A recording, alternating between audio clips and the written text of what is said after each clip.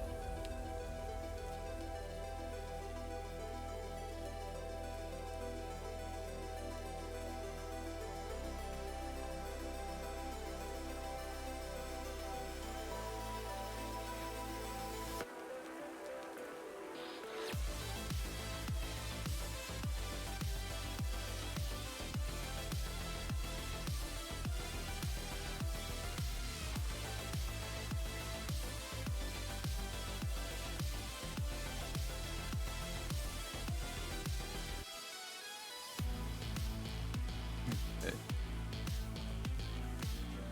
we're about ready to start. I thank you for lurking, Tracy.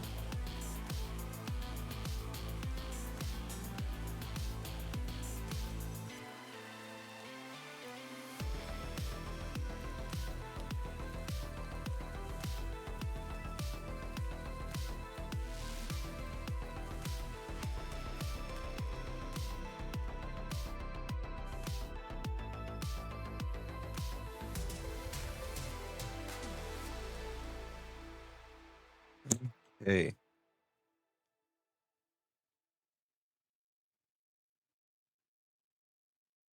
so we are going to be taking the Fiend Ancestry, which we've been writing. and putting it into Foundry. So I've done this a couple of times with some other ancestries I've made as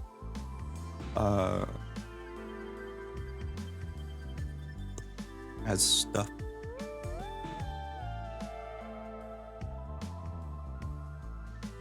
Or commissions. That's what stuff is here. Okay.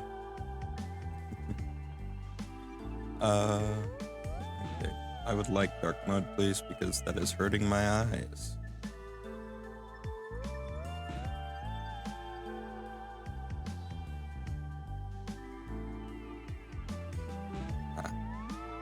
Thank you, plugin. You're very helpful, Dark Reader. Alright. So we've got our thing.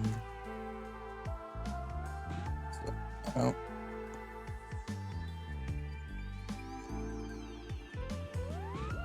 we need to create a folder. We're going to make it reddish. Hit Fiend.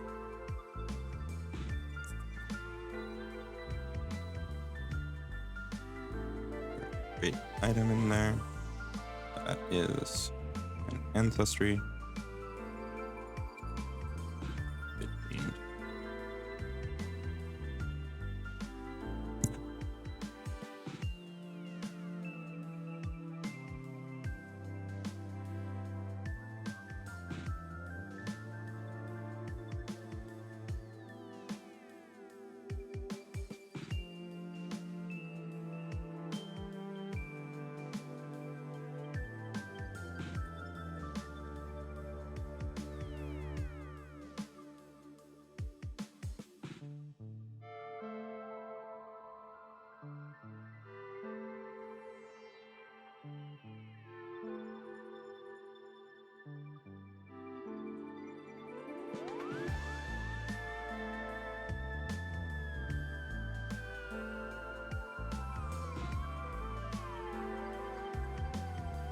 That one might work right there.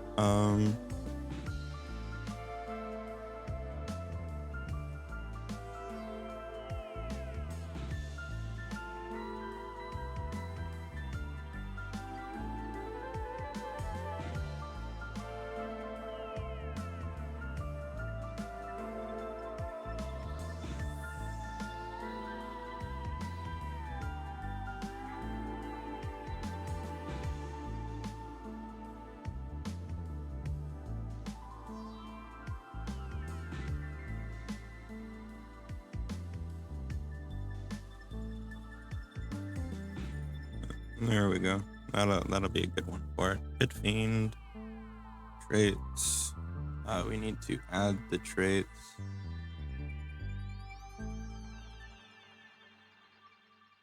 Number elements. Traits and categories. Hit Fiend. Hit Fiend.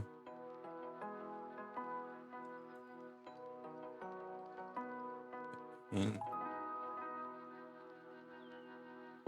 Root. Space weapon.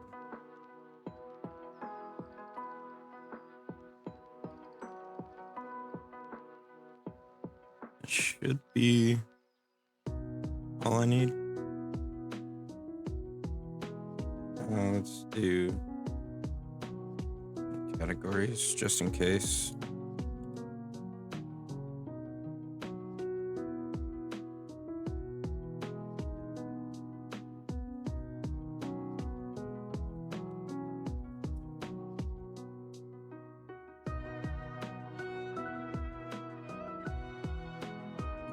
Save changes. Save changes.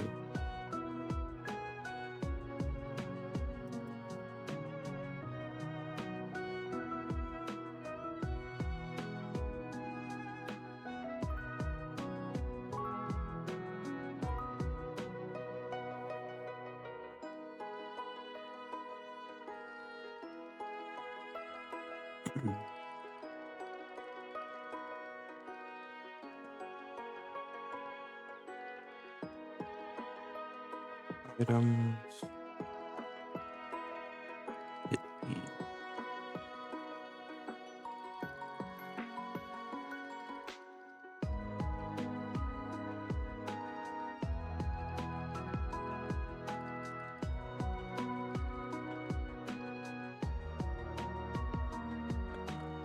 Rare, I believe. Yep. Rare. Pit Fiend. Devil.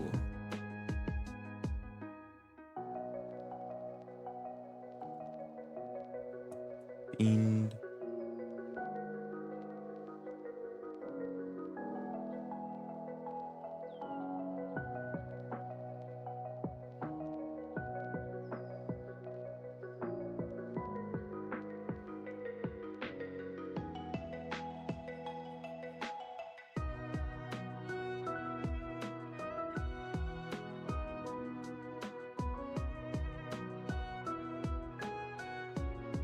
Yeah, I just made stuff straight in them.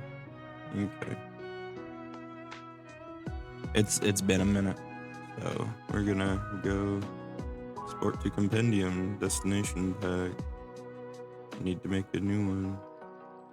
Create Compendium. And we have Fiend Ancestry.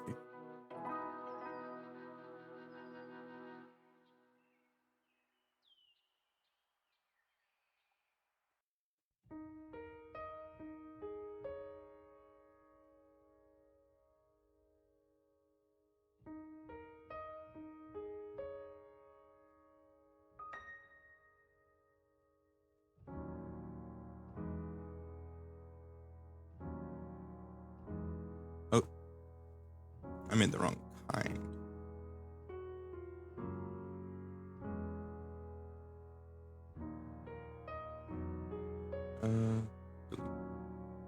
Yeah. Great Compendium. It's what item? Yeah. Fiend Ancestry.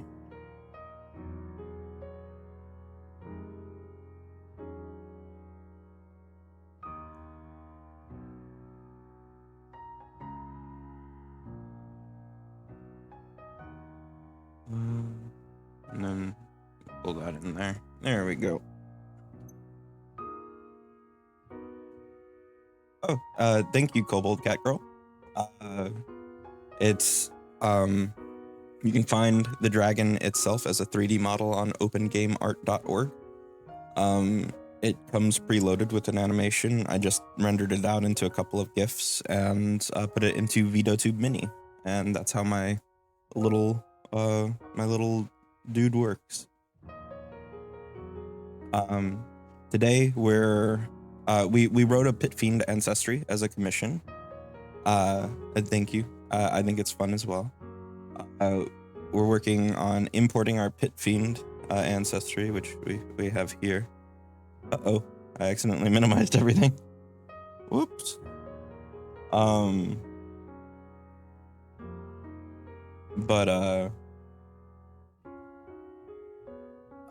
We have that, and we are putting it into Foundry today. Oh yeah, the same person that has commissioned me also made a Blood Brood from Warhammer Ancestry 4 and a Snowdraugr Ancestry, which is somewhat based on Wendigo's The Monster, while trying to slightly distance it from the incorrect association with Wendigo as a real-life mythological creature. But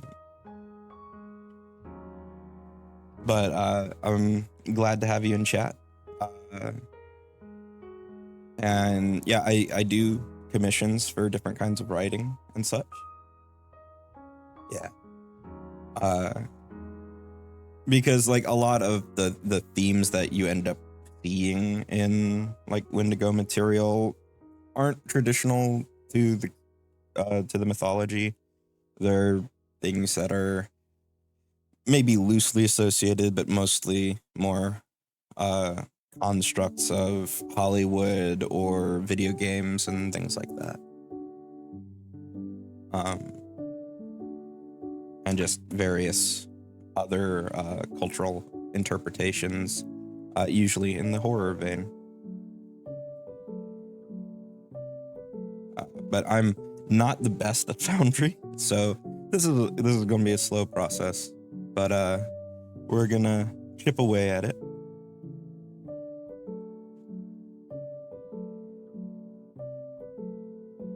Yeah.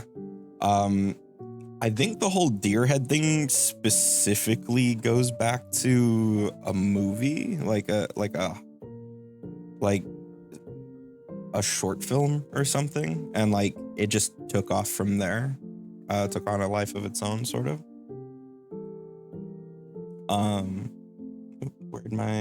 There to go. All right, so we are looking at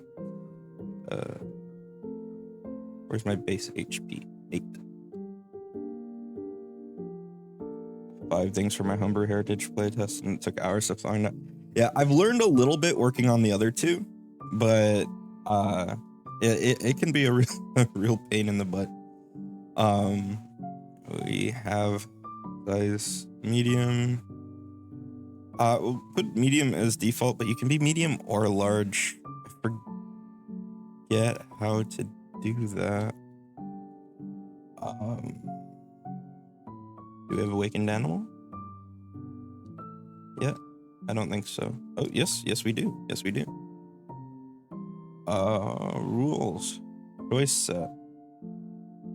Aha. This is the secret to Foundry, is finding where somebody else has already done it for you.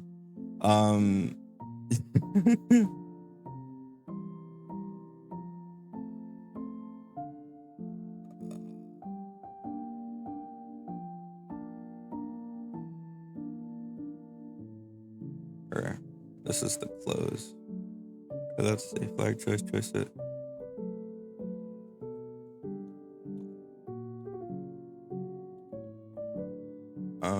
Rules, add new element.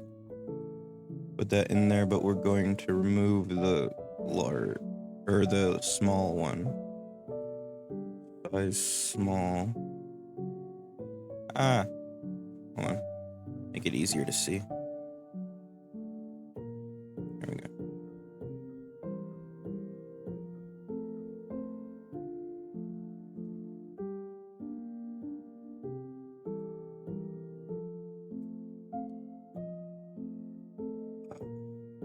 Let's not alter the hit points, as those will remain the same.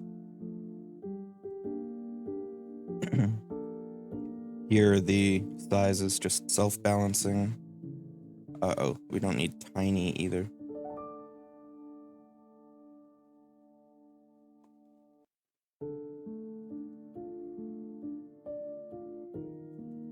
Okay. Apply. And let's get a character to test it on. Create actor. Pity.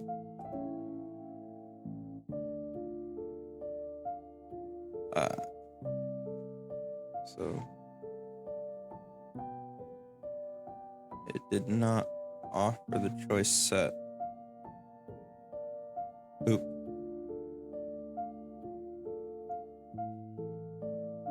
Oh, that would probably be because I didn't put it in the right one. I had the one in the items tab open. All right. Now,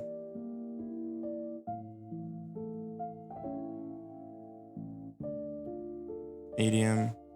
All right. Now let's drag it back on. Select large. It didn't actually change, but maybe that's because we already had Pit Fiend in. Trying to figure out what was going on with Marceline, and her exact response was, yeah, some of the stuff he makes fascinates me from an outside perspective in a complimentary way. I'm an enigma. I'm just a strange motherfucker that will you give me a prompt of some kind and I will do the thing. Especially if there's money because I'm a broke boy. So it's very much a I like to make the pieces fit, and so I will find a way to make the pieces fit. Large. Okay, so that's still not working. Yeah. I'm really glad to have found somebody who will pay me to do some of this stuff.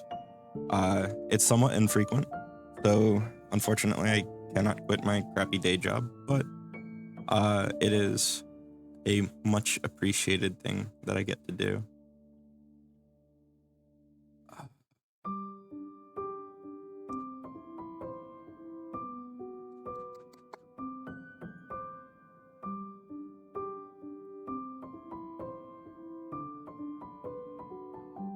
What if I set this to true? Does that change anything?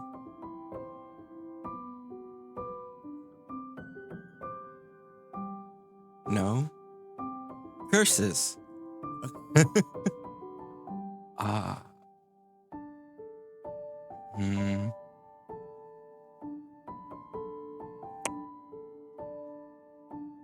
Let's try Awakened Animal. Maybe I broke something.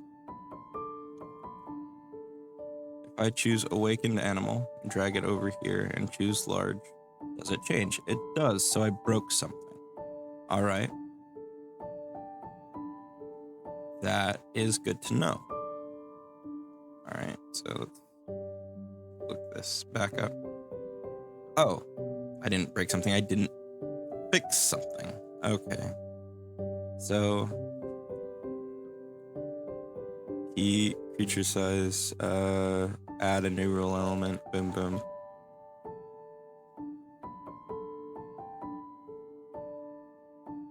Large. Cool beans, cool beans. Huzzah! We've done it.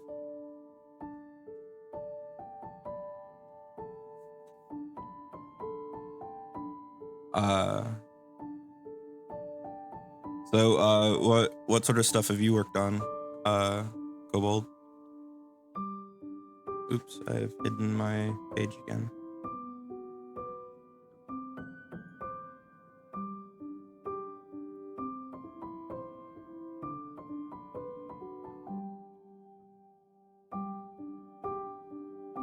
Medium or large, hit points 8.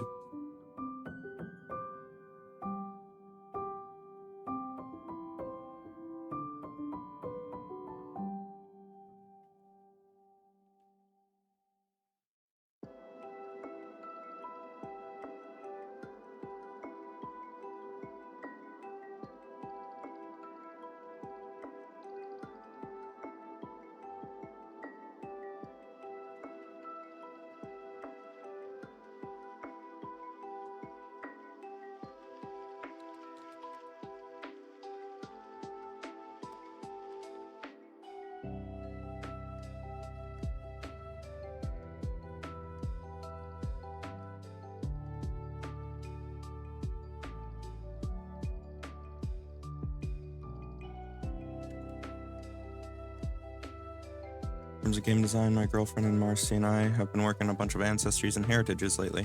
We actually just finished up the Melissae, who are basically the 3A from PF1, but are ideally a little more player friendly.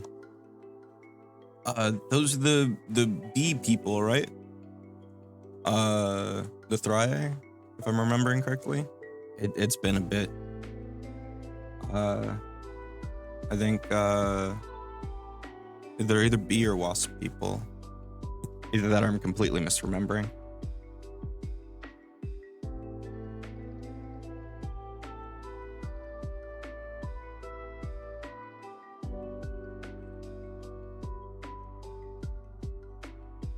Details. We get a Verizama boots. have no flaw. They. Oh, you know what I forgot? You know what I forgot? I forgot languages. I did forget languages. So we'll just go ahead and put that in right here, and we will have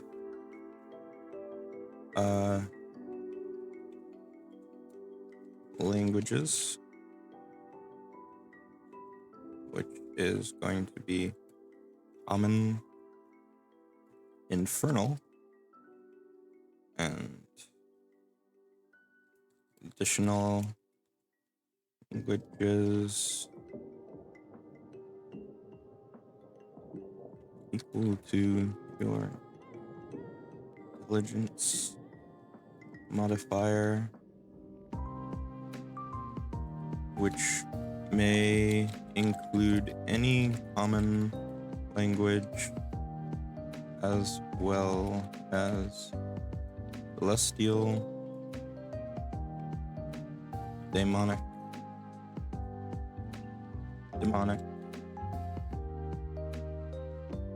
Protean, or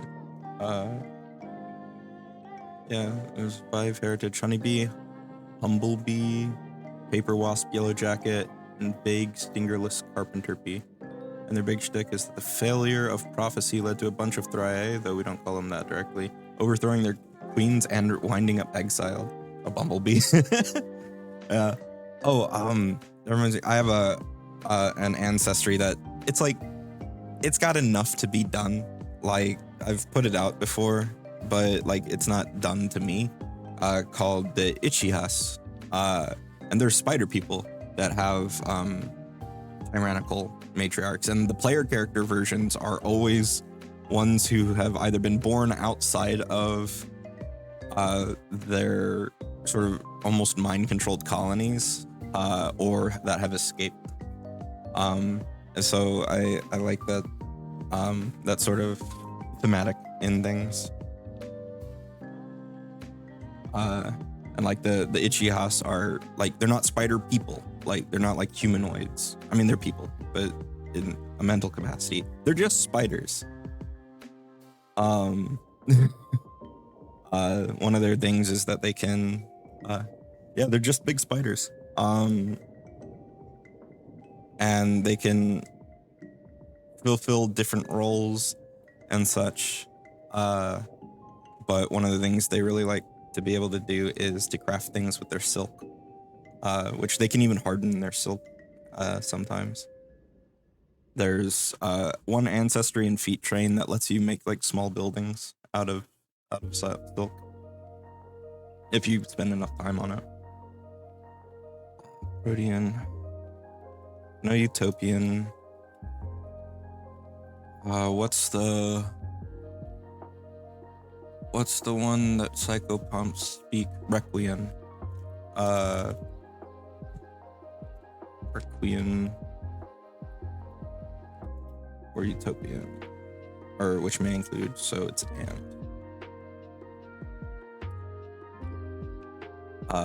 I'll probably show off the Ichihas. I need an excuse to finish them. But I think I have the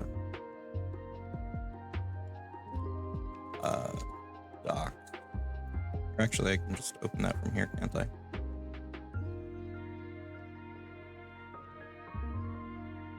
Yeah, Devil's general outsiders make it easy. It's just like all common languages, and then the list of outsider languages.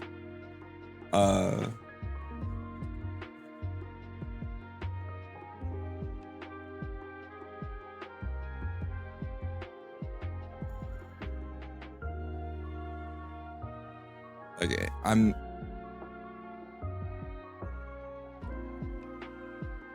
okay, this is definitely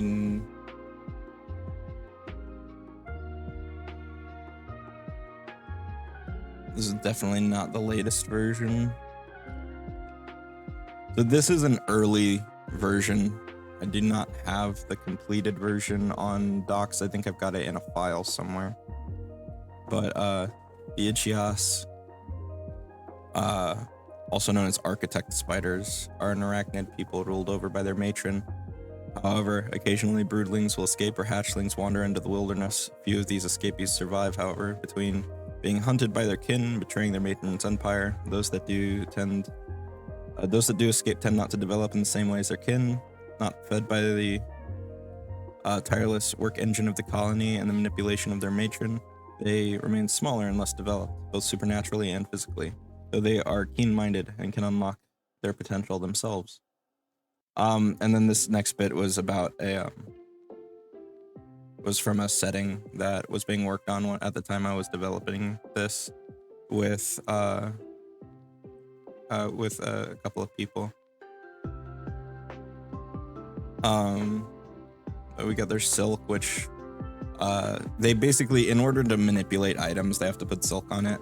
It's otherwise they take a penalty, but it's just an action. But they can also just passively give a buff to climb by spending a lot of time. And then these are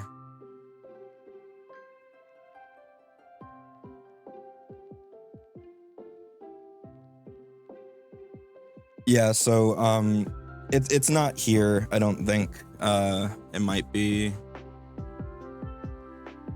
okay, yeah, the Fasishi here, their matron actually, they still have a matron, but they escaped from their previous matron, and their matron didn't want to be like the rest, so she lets her people do as they wish, but helps them with their transitions and stuff.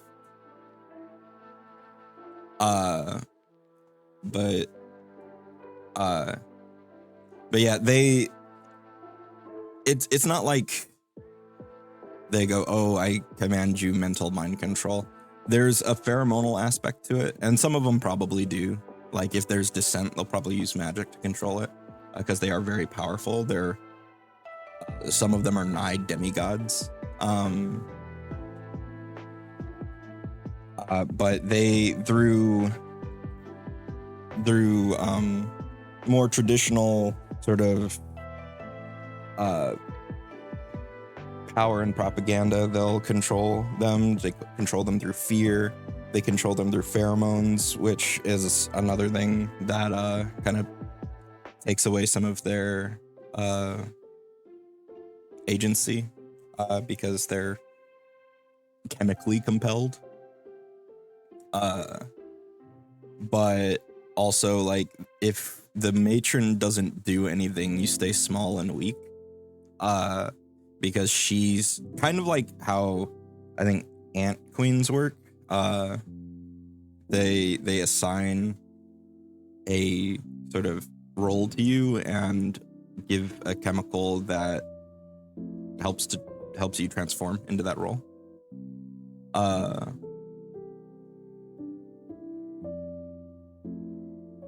Oops. Yeah.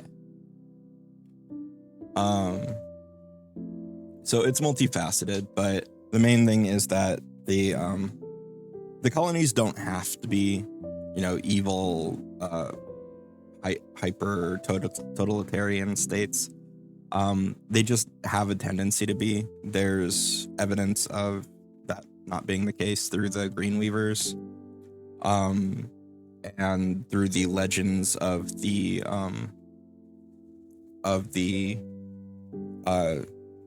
Star Weavers. Ichihas means weaver, or Ichi means weaver in their language.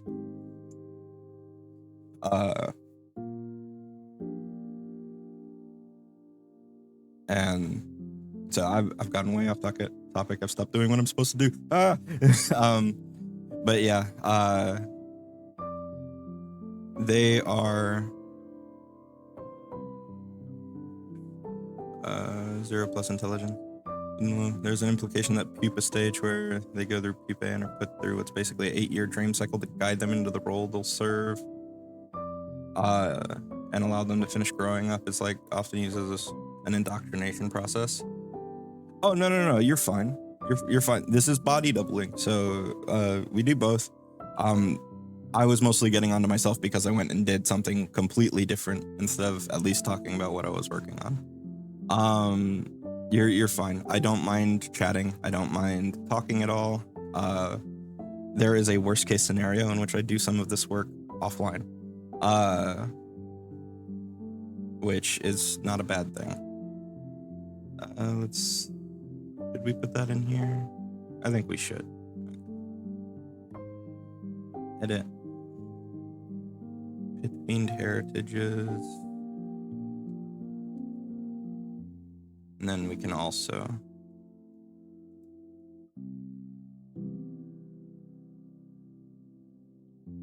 we have an extra space there. Okay, so we can also come in here and go create folder. Do Pit Fiend heritages.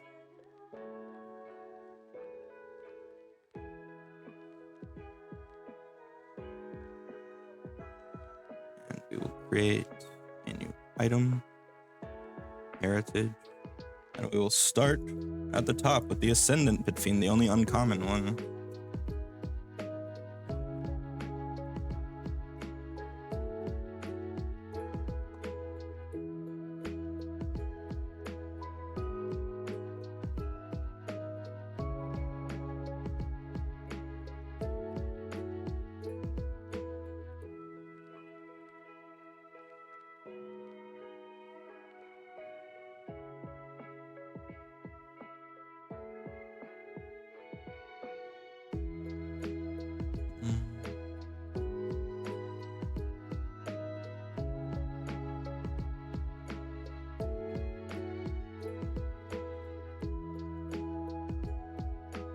Uncommon.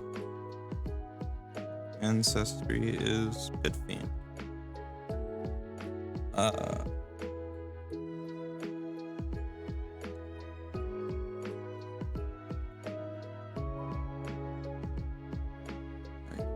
Trained in diplomacy and gained the bland hand, skill feat, rule, detail.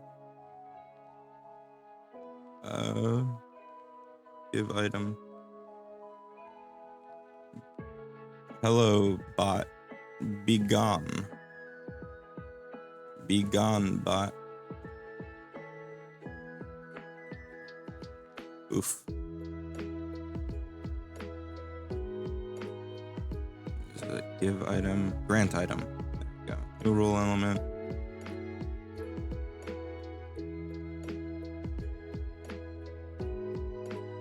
Whole arrogant fiend learns the meaning of humanity shtick. Which one is that? It's not the hunger seed, is it? No, because that's a heritage. It's the I know that feeling. It's the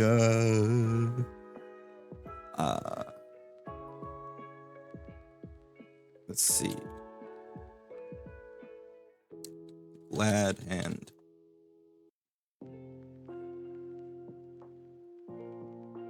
Give me that I whatever. Oop.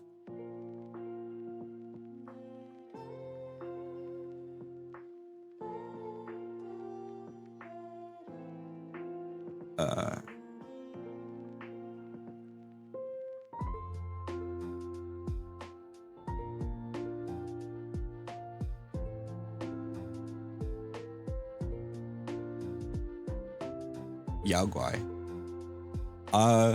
Yeah, that would have I would have to go read that because to me Yao Guai are radioactive bears, which of course is not fair to the origin of Yao Guai, but I've only ever heard the term in the context of Fallout.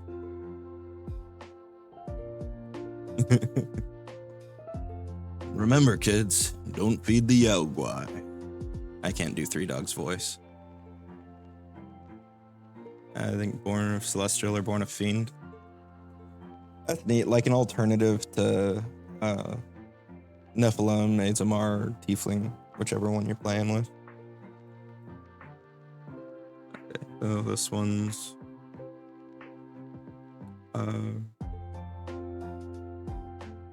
pretty simple. We could do little element or not grant item there. It's flat modifier, new rule element. Selector is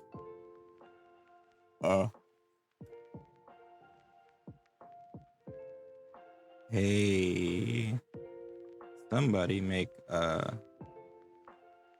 impression check. Make an impression.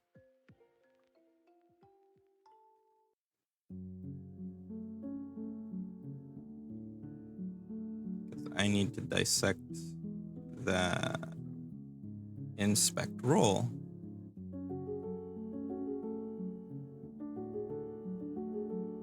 Search text, make action, make an impression. So selector. Or no, that's predicate. Action, make an impression. Yeah, like before, if you wanted to do, I used to be a Fiend thing, you could roll with Nephilim, but Fiend Ancestry and Yaogwai Heritage are both new alternatives, which is cool. Yeah. Like there's a lot of flexibility in possibility for making ancestries and stuff. I think a thing that a lot of people get hung up on with, like, say, the concept of making a Pit Fiend ancestry is like, well, Pit Fiends are a level 20 monster. How are you gonna make an ancestry out of that? And oh, like, devils, you know, transform over the course of their strength and stuff. And the very easy thing, the easy way to go about that is to say, there are unique devils. Plain and simple, there are unique devils, and all a descendant or cast down Pit Fiend has to do is be a unique devil in a way, or a rare type of devil that just kind of fucks the idea. Yeah. Yeah, 1E was a lot more concerned with the interlocking parts, which I did like, but I've grown to prefer the 2E version of some degree of arbitration and just do what it says, as opposed to the, well, this is the underlying crinkle crunkle rock and you have to use them.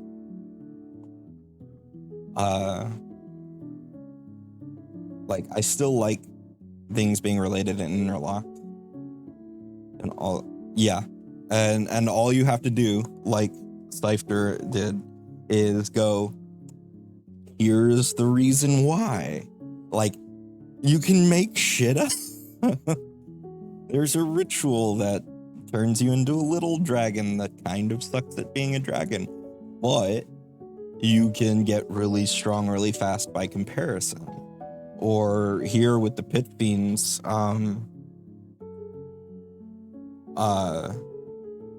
they believe that it's their right to be a Pit Fiend, basically, and just cling on to that and wrest away power where they can.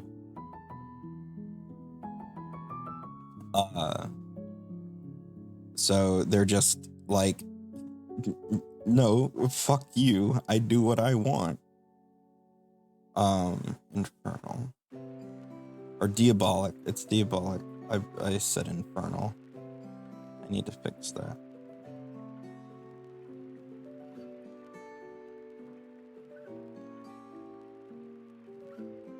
Pucks are basically small devils as Moses booted out of hell because they were goofing around too much. That sounds funny. No, I absolutely understand. Pinkertons are on their way. Fuck!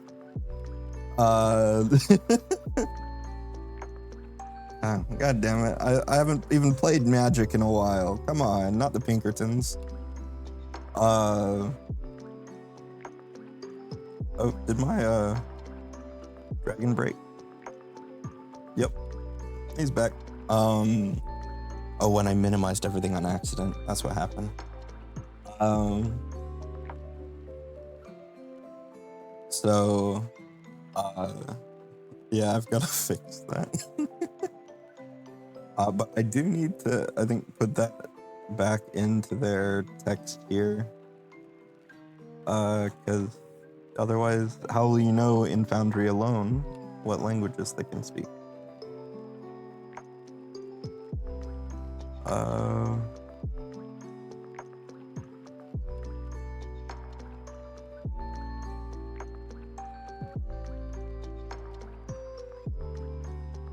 I wish this button would float along the top so I don't have to scroll up just to get it.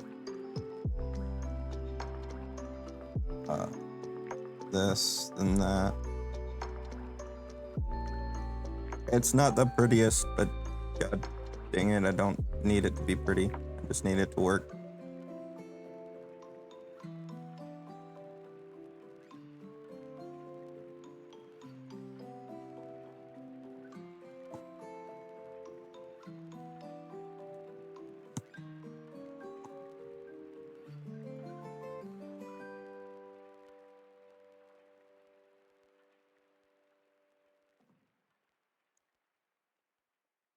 Save that.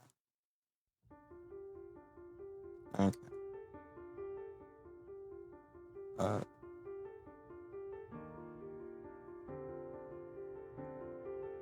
Did you account for the diabolic factor? I did. I made a feat for it.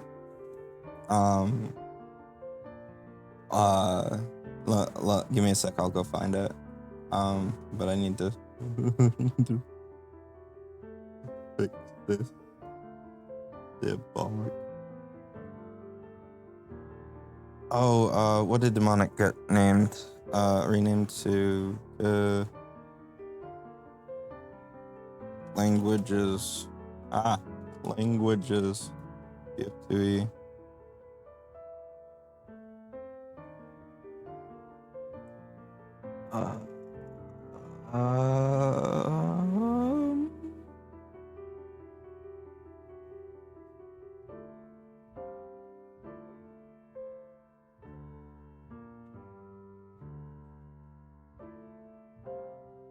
Oh, that's wrong.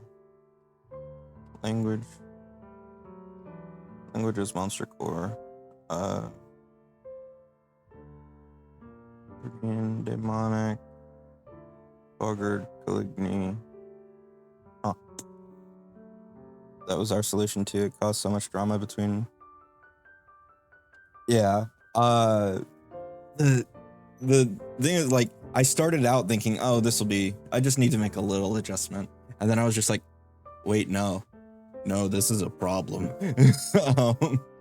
So I put a bunch of restrictions on it. I'll show you here in a second. I'm trying to find the freaking language of demons. And I would think that it was in language is player core. Okay, maybe it's in there. Yes, there it is. Chthonian. Okay. So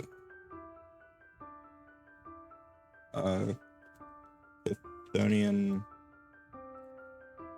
Monocrotian, Requiem, and Utopian. I keep calling it Chthonic instead of Chthonian. Because I think Chthonic is the old Greek word that refers to chthonic gods, and Chthonian would be the language. Let's save that. But let's go to the Fiend Ancestry. Boop. And let's just Pact of the Devil. Nope, wrong one. That's your pact. Pact favors. Okay, yeah. So here's an uncommon feat. Pact favors.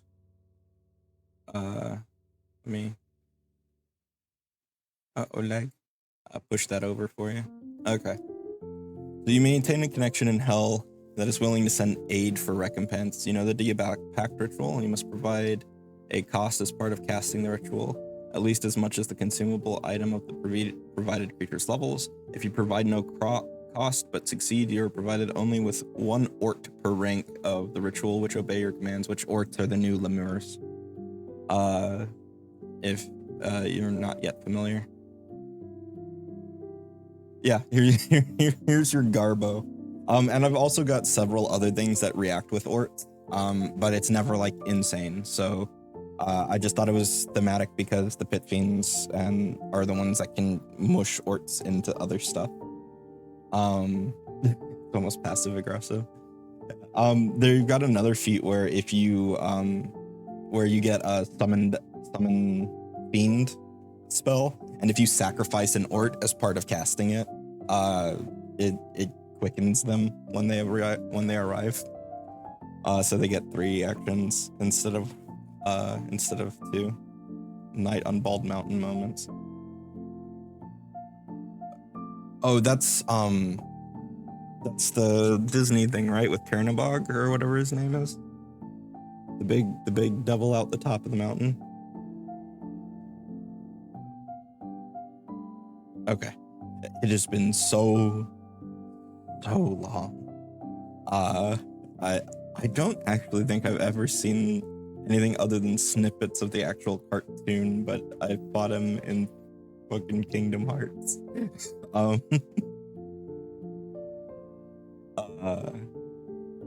Let's see. So you get your ort, which will obey you. If you critically fail, you're the person that you're like bargaining with is just like, this is mine now, fuck you.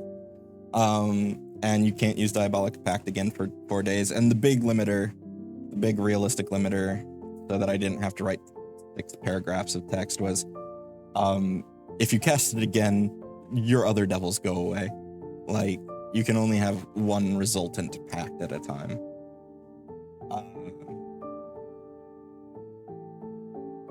And there's a bit in the animation where he like scoops up flames, turns them into hot women, and then turns them into prancing devils, and then into animals. Yeah. Yeah, that makes sense. Definitely, Kernabog's definitely a Pit Fiend. But yeah, those are the limiters, and it's level 13, so that you can't. Basically, there's a really sharp curve with the ritual where it's really strong at low levels, and then it falls off at higher levels. And around level 13 was when it's just like, okay, this is on par with other rituals you could have situation.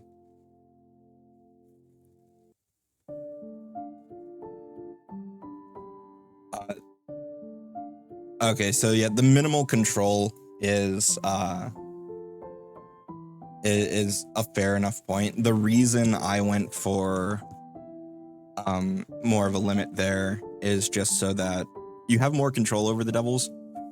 But if you go like, oh yeah, they serve you for 1d4 weeks because you critically succeeded, you don't you can't just stack up an army of devils, even if they're like 5 levels below you.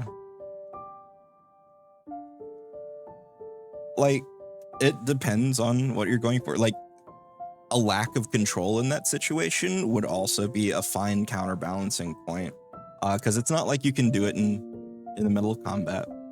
And if the devils do what they want instead of obeying you, like you're just acting as a portal for them, basically, then I can see that being something. It probably still needs to be uncommon or rare, but definitely something that the GM can control a lot more of. Whereas I specify that they do obey you.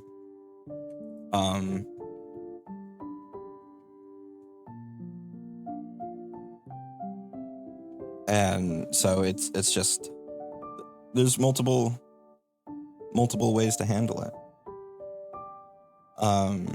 And I think that's fine.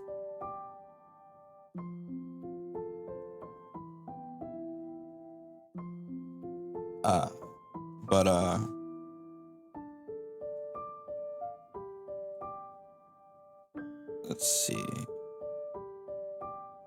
Close that. Close that. Ascendant Pit Fiend. Let me make sure I don't need to tweak anything else. Keep him trained in diplomacy. So,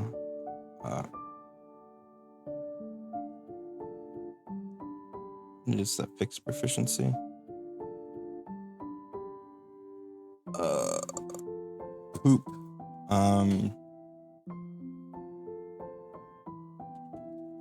Ancestries.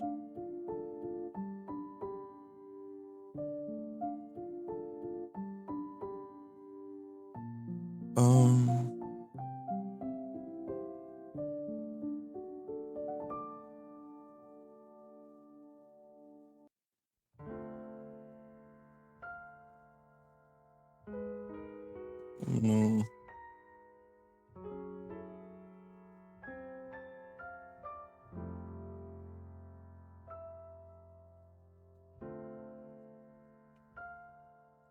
Trying to find if I can just find one that gets a skill.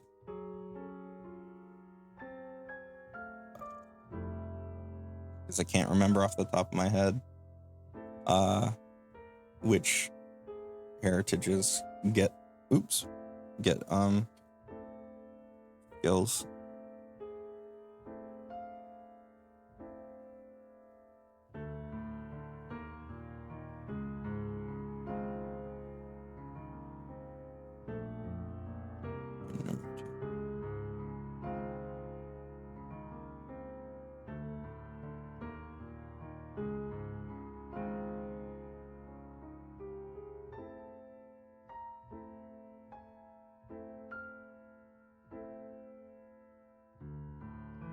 Wow. I will find one. I will find one.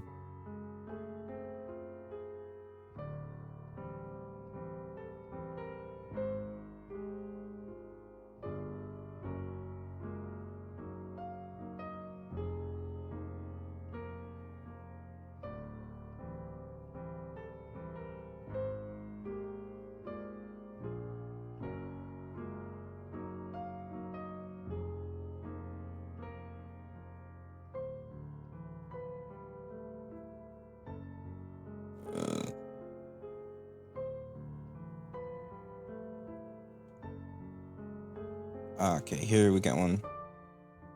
Active effect life upgrade path system skills intimidation rank value 1. Thank you. As always, best regards to the people who've already done it. New rule element. Except it is diplomacy.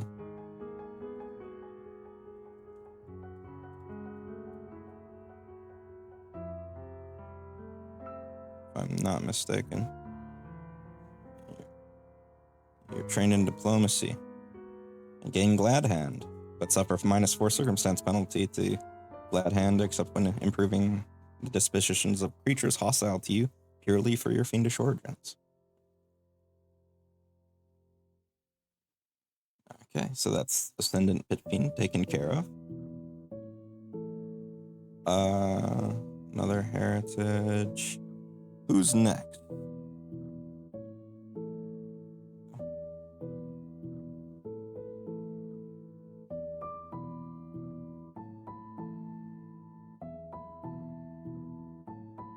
Scroll back up. Demoted. Demoted. Pit Fiend.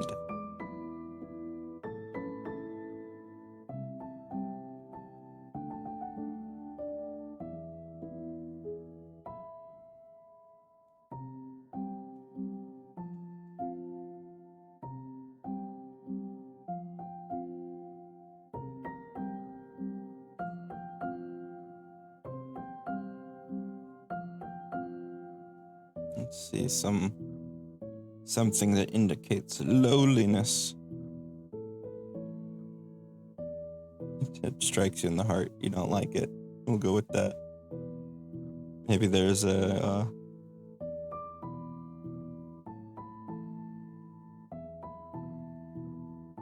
I tend to go through the spells icons for heritages, just because they oddly have. Oh, just downvote, just the thumbs down.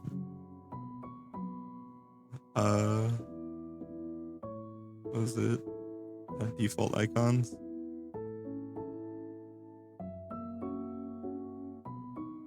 Is this down pointing finger? I'll stick with this one. But I still think it's funny.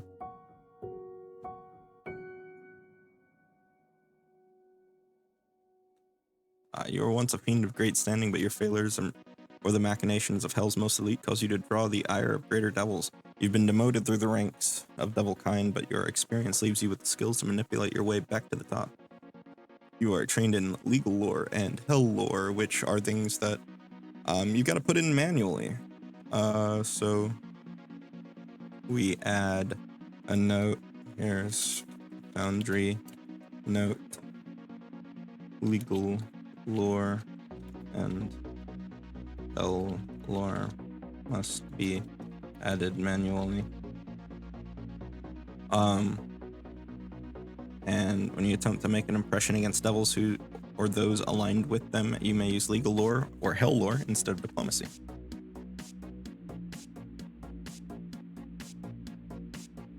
So that one was easy and straightforward, no special rule elements to integrate because you can't really do that with lores. Next we have the Incantor. Fiend.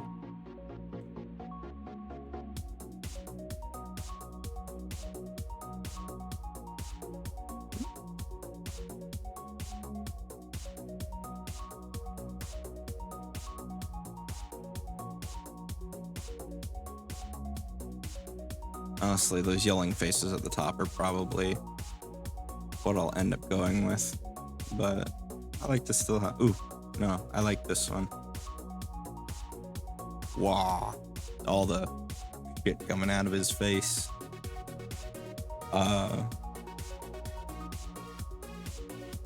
And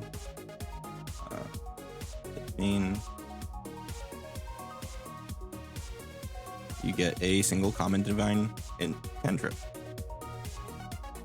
You can cast it as a divine innate spell, and it's heightened. I mean, redundant text technically, but it's pretty much always included in heritages at least.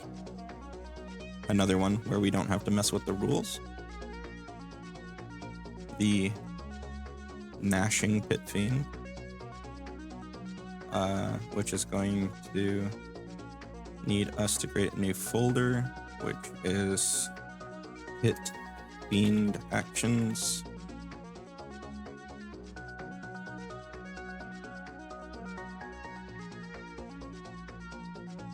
We're going to create an ability, I think is correct. Venom.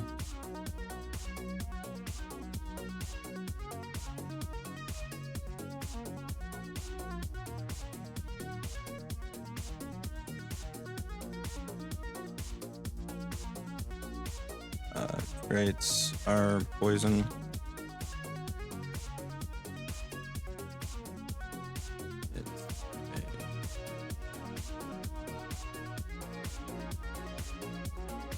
Reaction.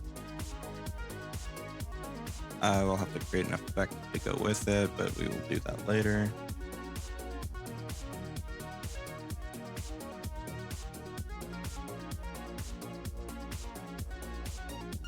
Take that.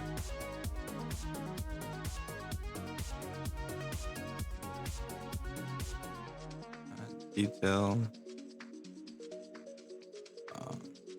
Let's do create folder. Folder is Pit Fiend effect.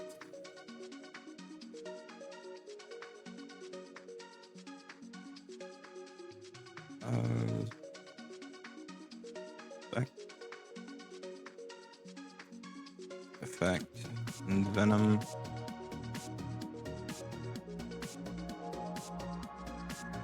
Same image.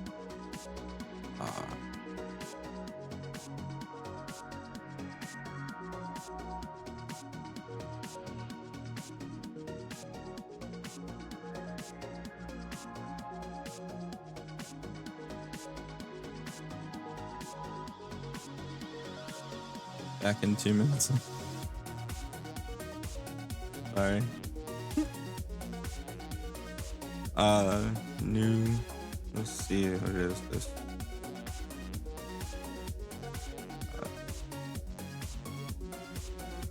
Adjust strike. No. Flat modifier. Predicate is Jaws.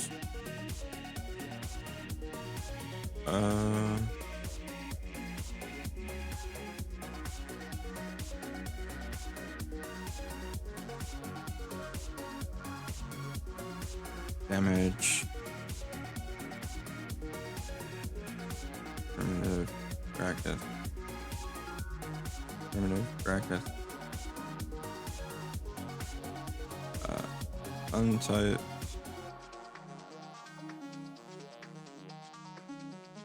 Damage type. Persistent. 1 per weapon damage type. I think I did something like this on Blood Brood. Let me features in the blood.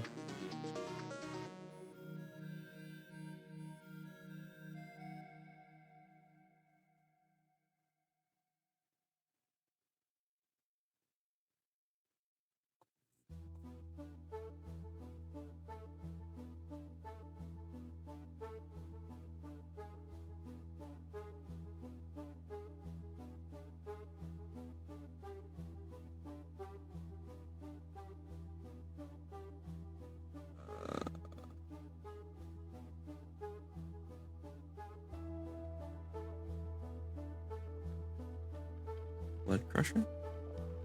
No. Missed that.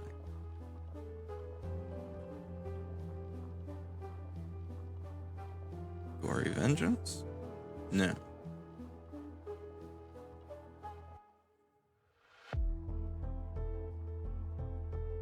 A Dinosaur Story. Oh, I used to watch that all the time growing up. I would have to go grab myself a drink. I end up having to do our own Foundry mods for our girls. Goodness, it's gonna take a bit. Yeah, Foundry takes a bit. And I will be right back with that drink.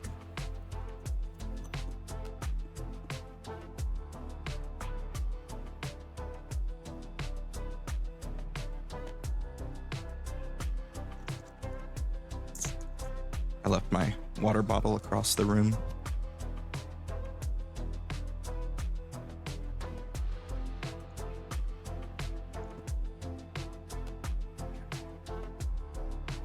All right, now about half a bottle of water down. Appreciate it. I did need the drink.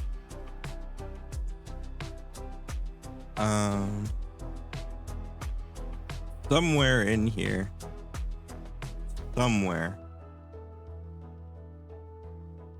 I have a thing that gives extra bleed damage. And I can't remember where. It's somewhere.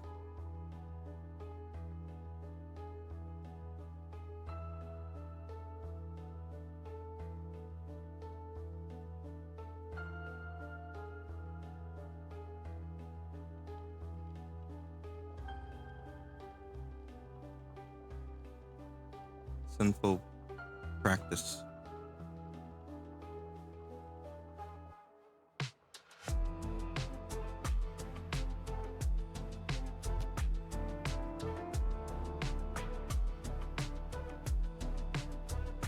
Not that.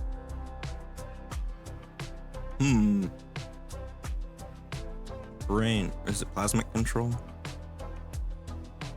No, that's the basic kinesis thing. Into their mystic, brood work.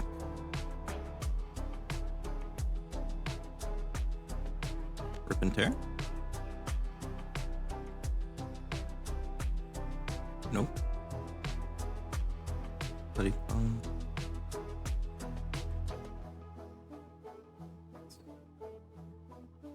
One of these damn things.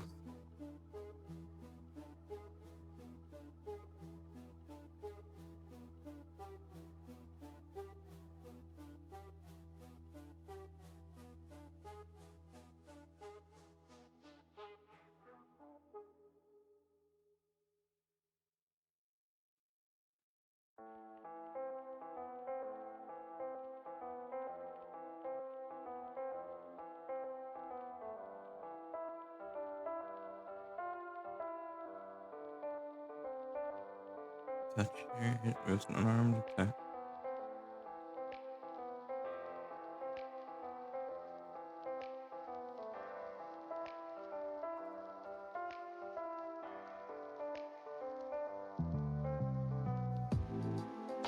Hold on. Close that.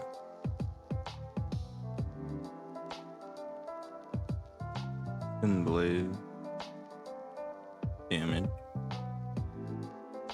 Has wounded. Maybe it was a snow drugger. I put something like this on. Features, actions, beats.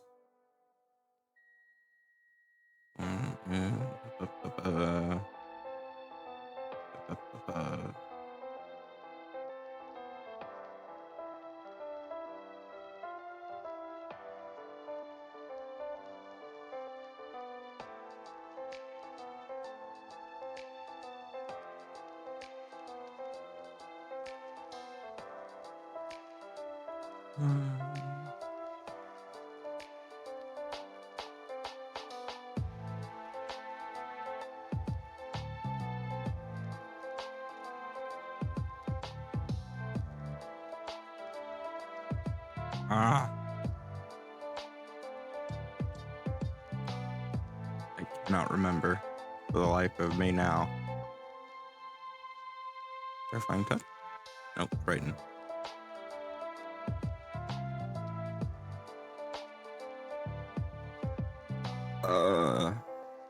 What else runs off of per weapon damage die? That's actually going to have something. Is it Thaumaturge maybe? No, I can't think. My brain. What is it that has?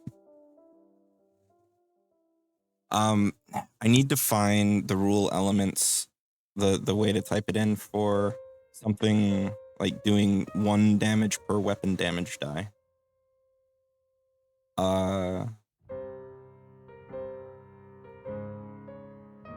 And I am. Oh, you know that? Okay, cool. Give me a second. Let me go get the thing I'm working on back. And Venom. Oh wait, no, I need the effect. And Venom details. Boost it for our thingy. Okay. If you could help me out with that, I would greatly appreciate it.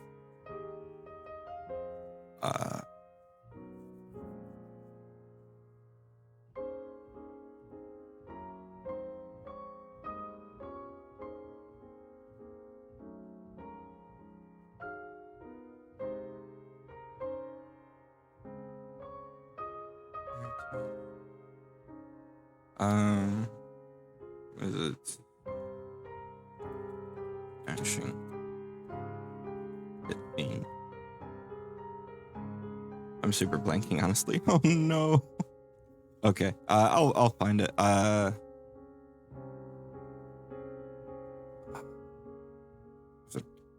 Vicious swing. No, Vicious Swing just adds dice, doesn't it? Yeah.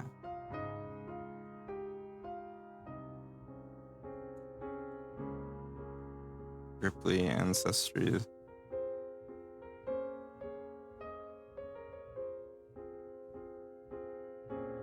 Poison Hide. Toxic Skin. No, that's blood amount. Wait, did you need the rules language or the actual code? The code. I know the rules language.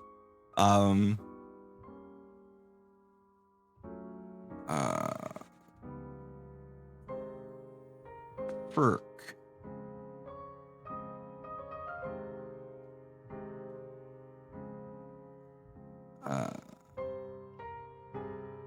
Indian browser.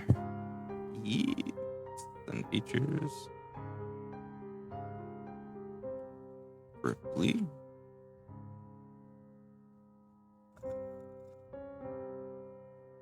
Envenomed head, perhaps? Nope. That is just a flat before.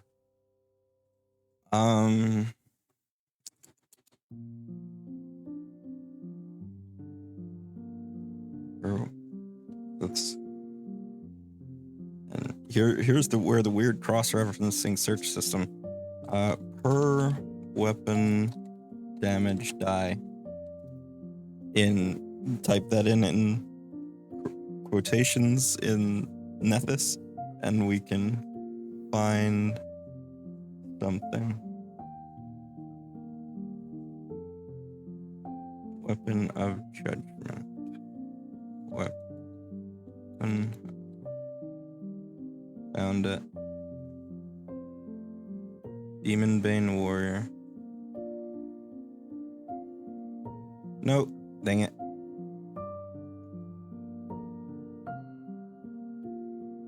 Okay.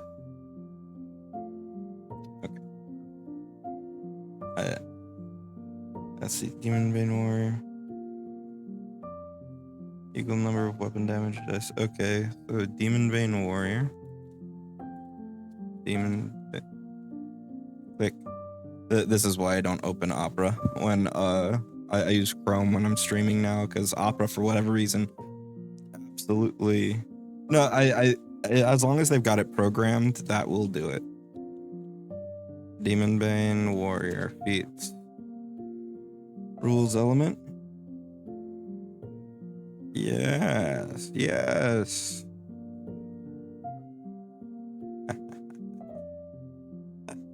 It gives me what I need.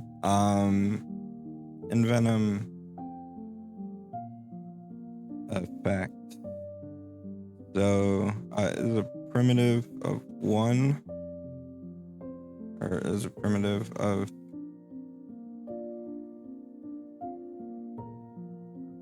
at weapon dot system dot damage dot dice.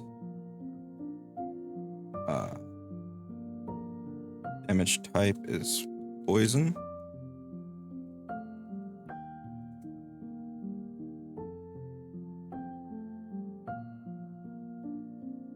No, that's absolutely what I was looking for. That's perfect. I appreciate it.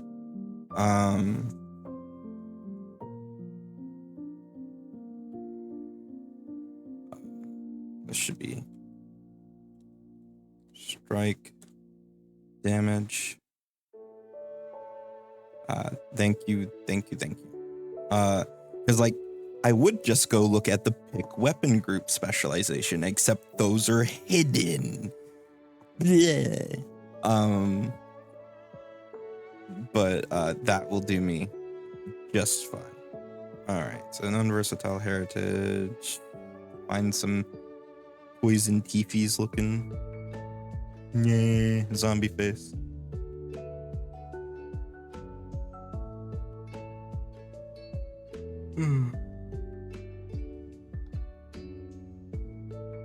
It's the big mouth. Might find a better one, but we might go with big mouth.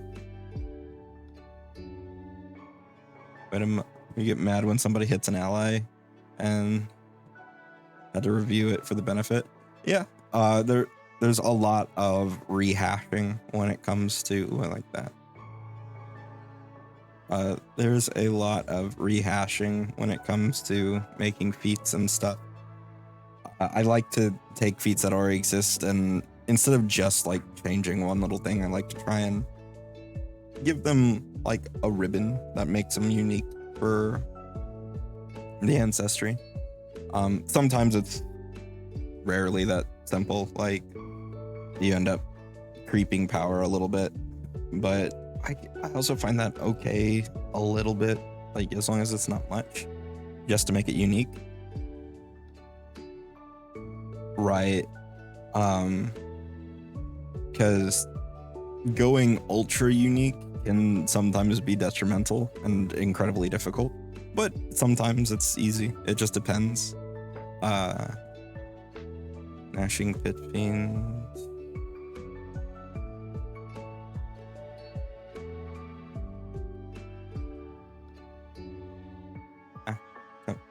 Let me select.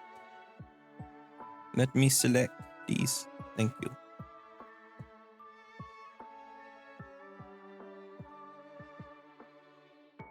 Your physicality evolves or retains the venomous bite of a true Pit Fiend. In a Jaws unarmed attack deals 1d4 piercing damage and is in the brawling group. You can envenom your Jaws, poisoning your foe.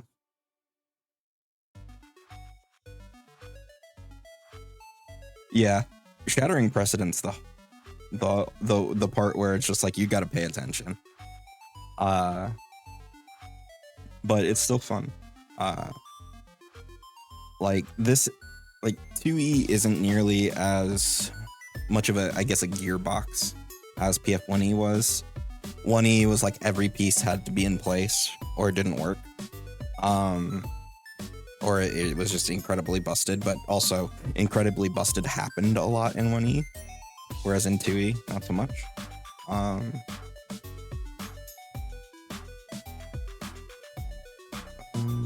Put it back. Envenom. Put that in there.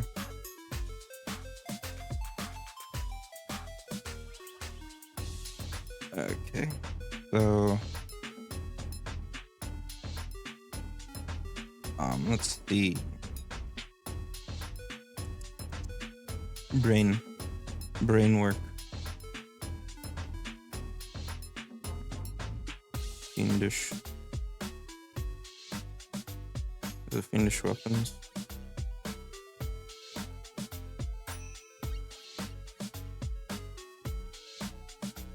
Fiendish form?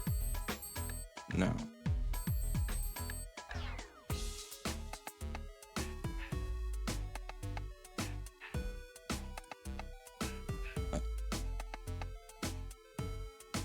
Quad catapult. Ought to do me good here.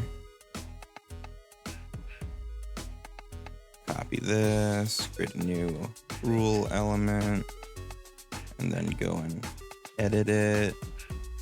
Base type Jaws, unarmed, damage type.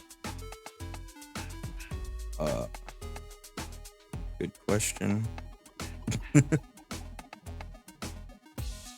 What did I put it at? Oh, I'm the piercing.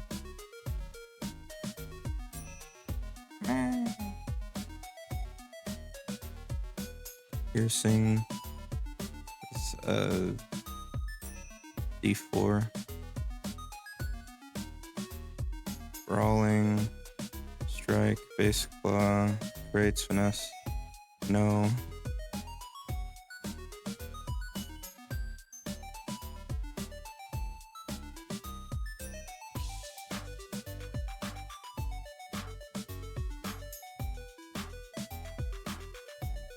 Okay, so rates are unarmed.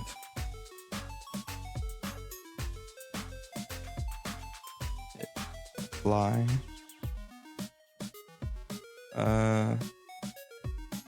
Unarmed.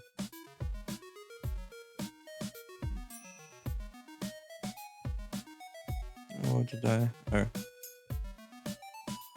Jaws. Why? And it's not a valid JSON. I've done something wrong. Oh, it was a comma, I bet. Apply. Yep, there we go. Okay, so now let's put this on pity.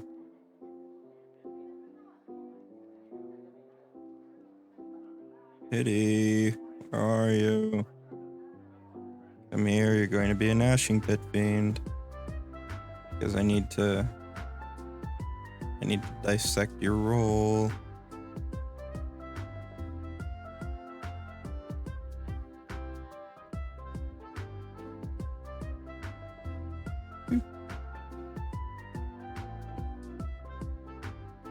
Alright. Inspect role. Attack damage, jaws base damage.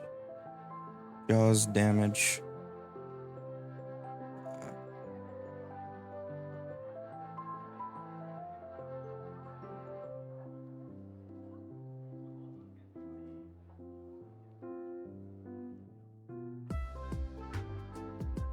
Item jaws. Okay. That's what I needed for this. To make it work properly. Item jaws. Alright, so now if we give the envenom effect to you, we should have... Nope. Curses.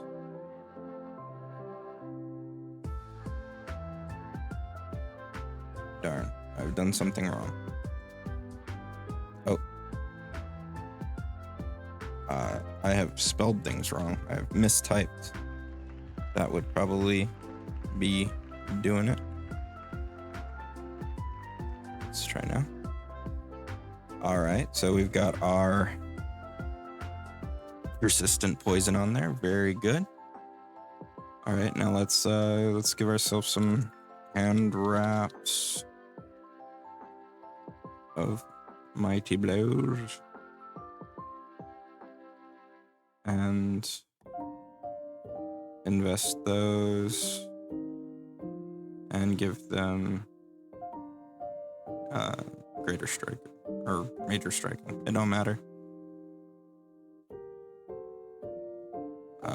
Yep, we've got our scaling. Yeah. Okay, cool. So the envenom effect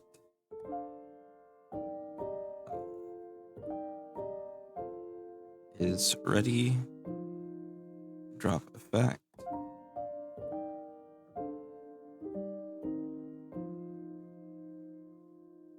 Duration is expires on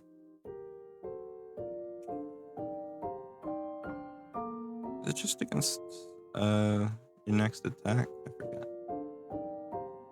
Yours.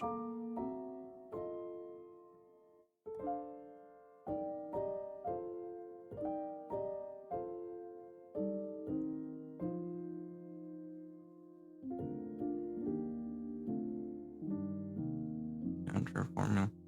Okay, so it only affects the one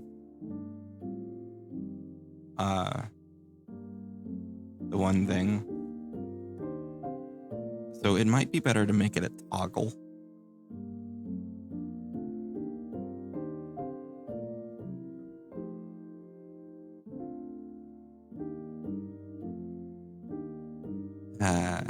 Now I think of this.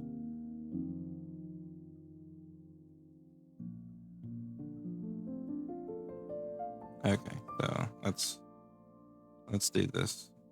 Type that in, punch it in like that. And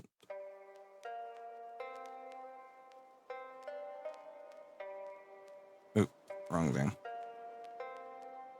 Envenom effect.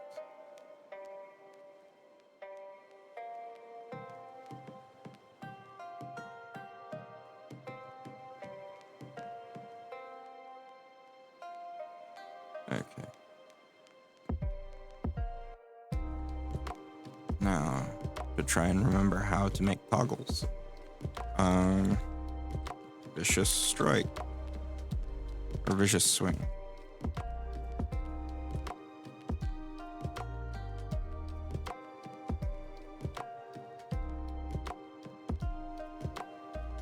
You probably do if you've ever watched Avatar.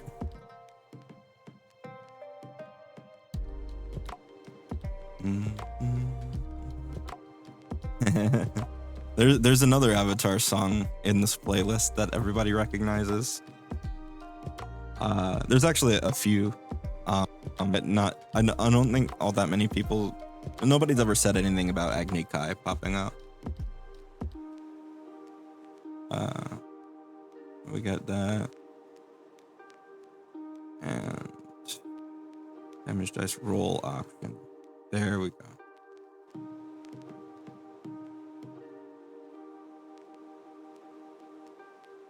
Okay, so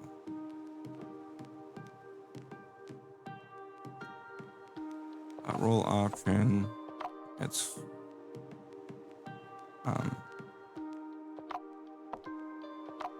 venom.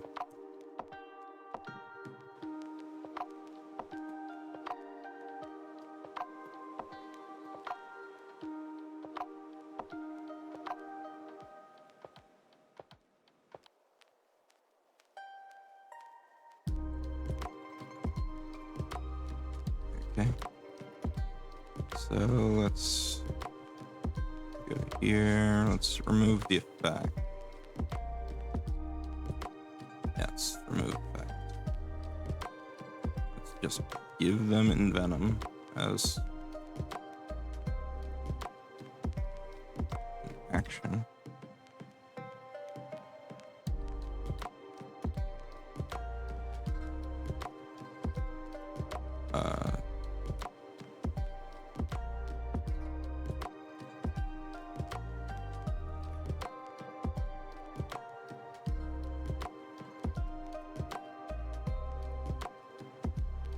Oops. Done something I had not intended to do.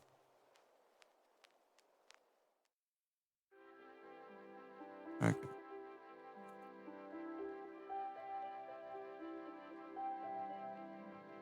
The last technique I slapped? Yeah. Vicious swing. Selector strike damage. Right.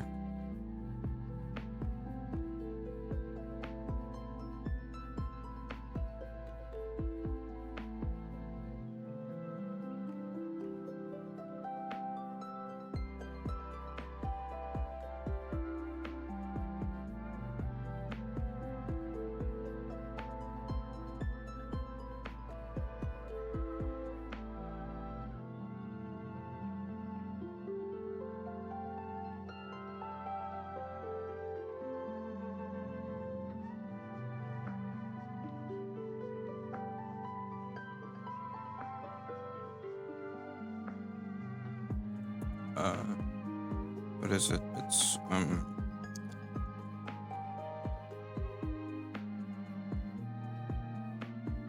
what's the investigator thing where they add their intelligence to damage? Devise a stratagem.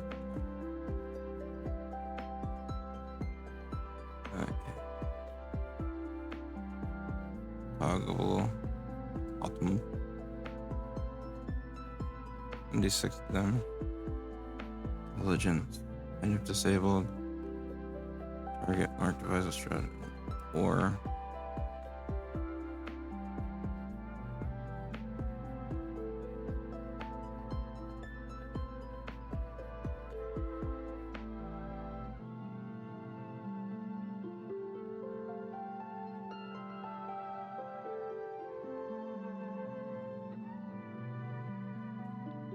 because right now, for whatever reason, Envenom is just working constantly.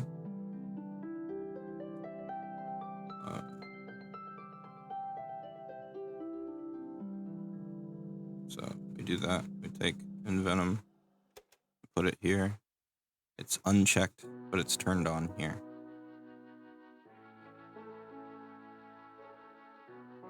And if it's checked, it's still turned on. So, device, where did you go?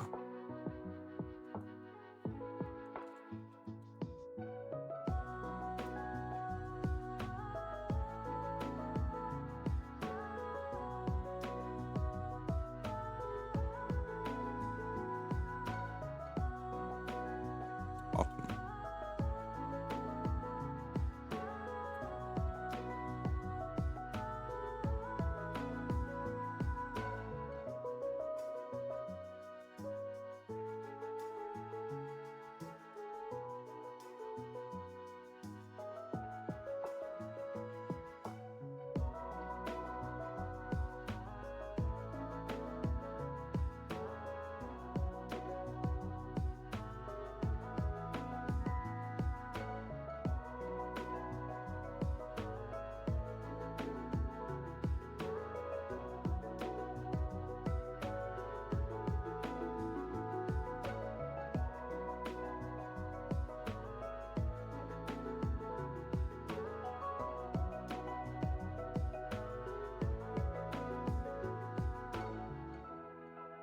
Welcome back.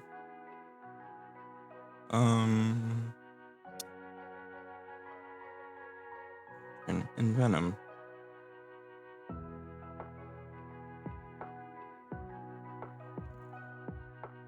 You return. Welcome back. Class investigator. Target marked by stratagem. Okay. Might be able to figure this out. Jaws damage. Dissect this for me. Venom.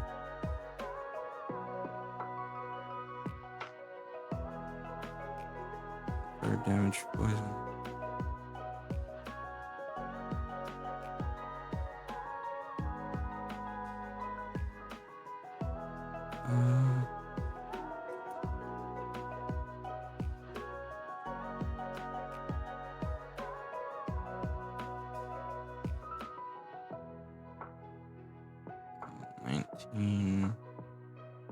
Slug jaws.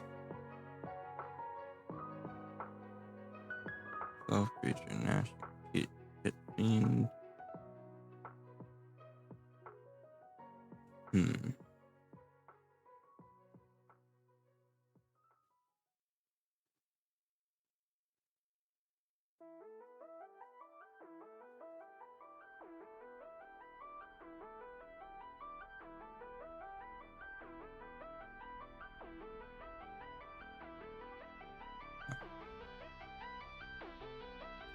Why is it always on?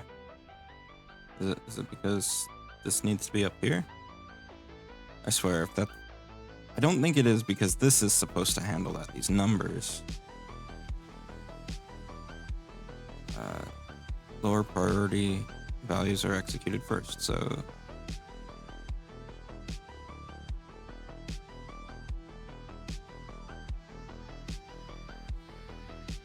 Venom. No, it's still turned on by default. Check it, and it's still turned on.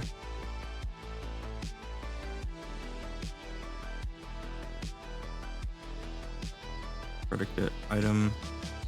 Jaws. Vicious swing, where'd you go? You're around here somewhere.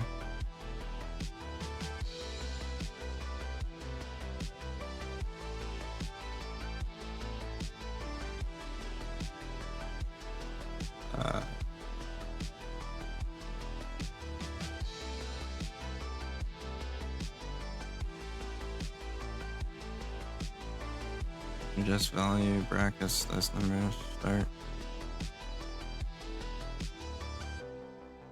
Why do you not go automatically? You roll out.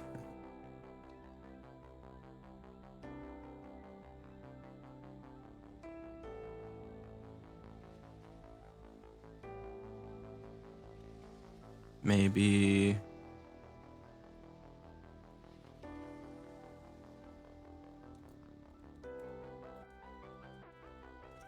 Venom. I've made my life complicated, and this is my suffering for that.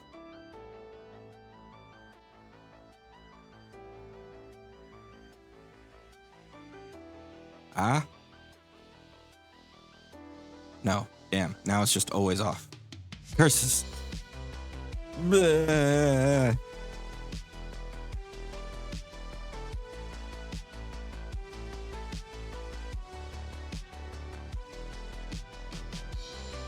Option.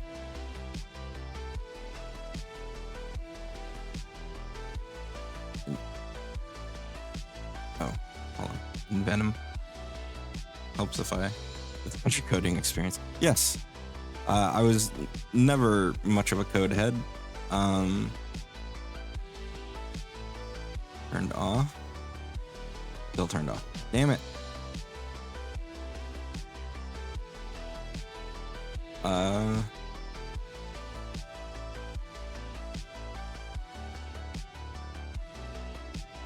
Eh.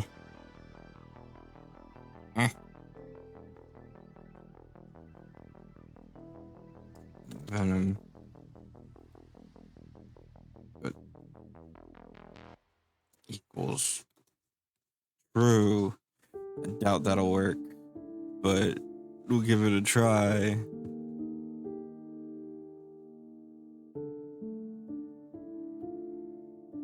I don't know which one was which, so we'll try this again.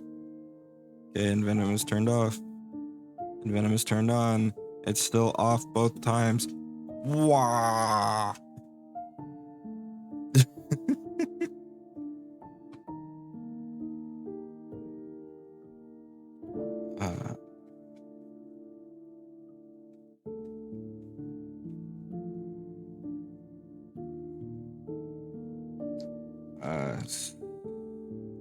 Sneak attack. Let's look at you.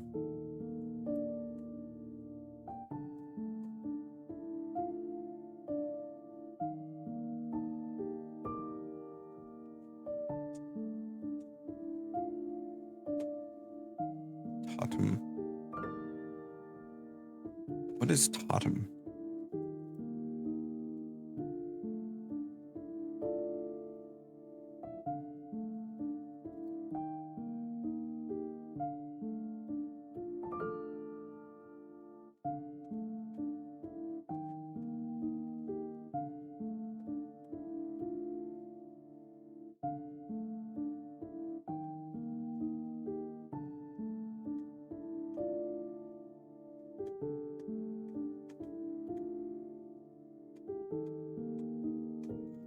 Global. True.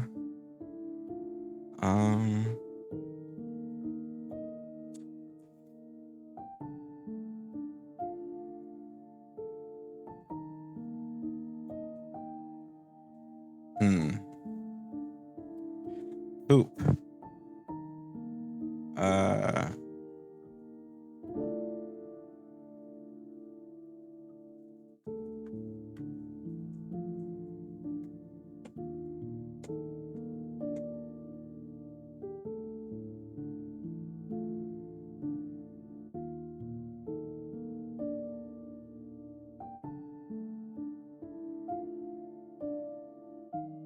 Set strike.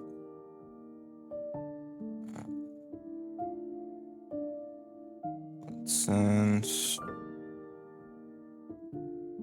Glory vengeance.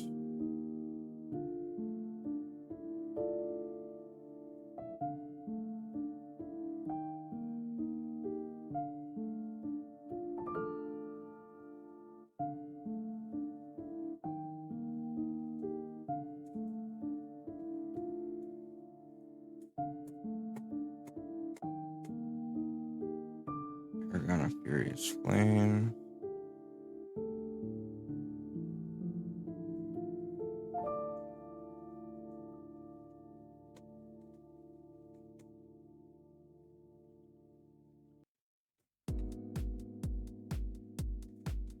Lurk.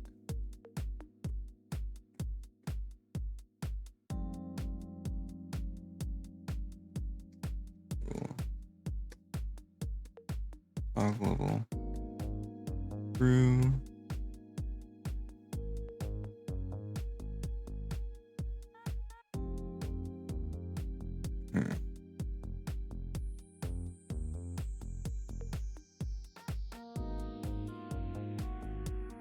Let's do Reaper's Frenzy.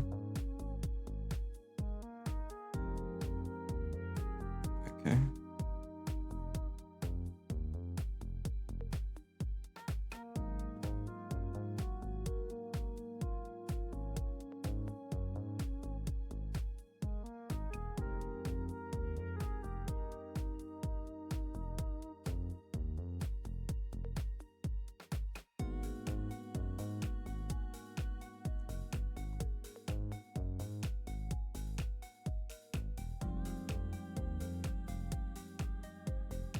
I'm so stumped.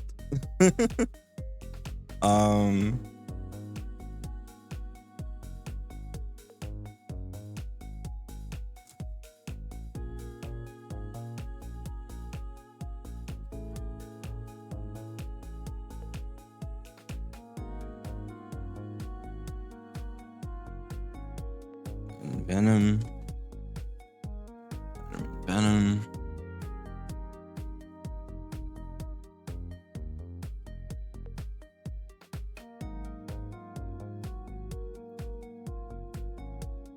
Okay, let's try this.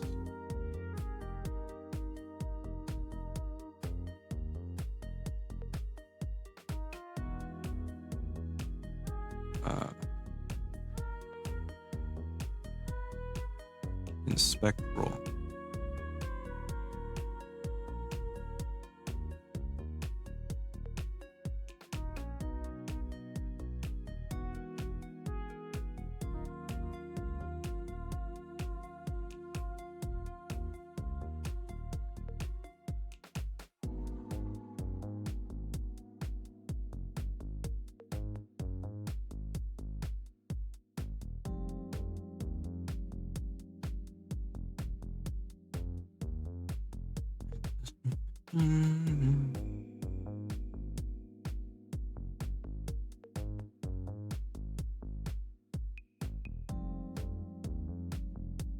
How can I get this to work? Predicates. Let's look up the predicates.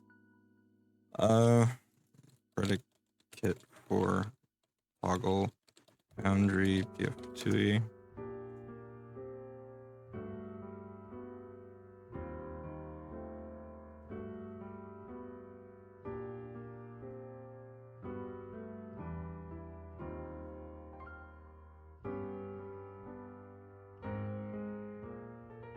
Okay. Roll options.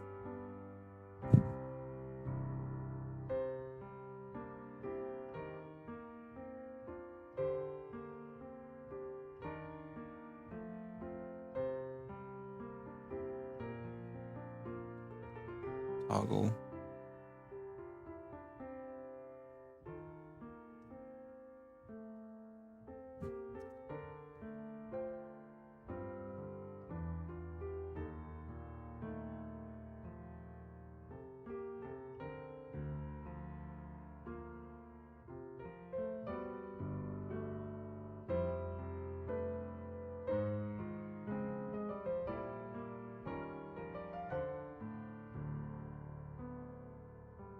Toggles can be set to always active.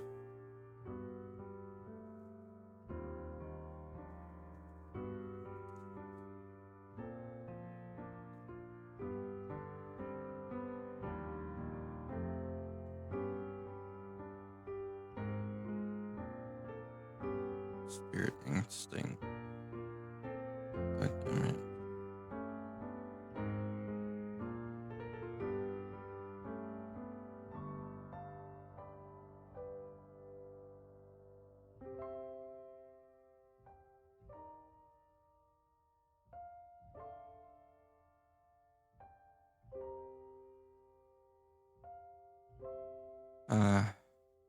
Domain damage key. Domain. Right.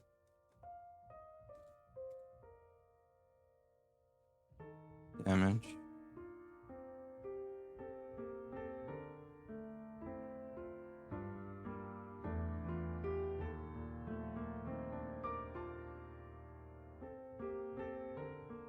No.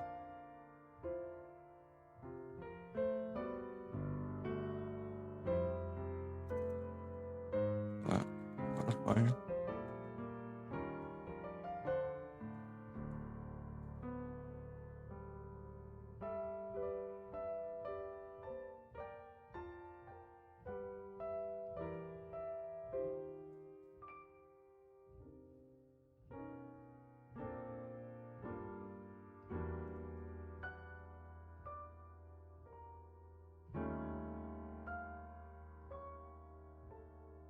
Disable.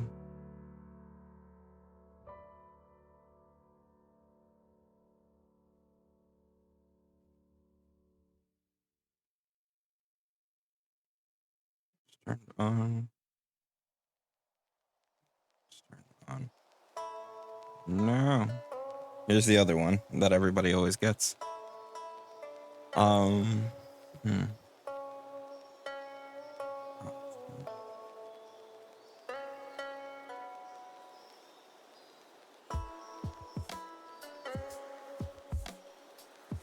Name of the item, it is on its label, but one can be provided. Not secret tunnel. Oh no, this is the sad song.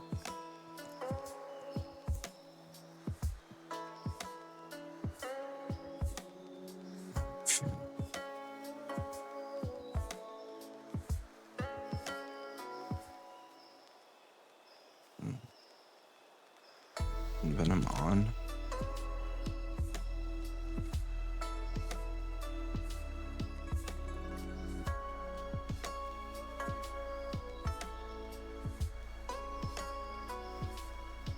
Wait.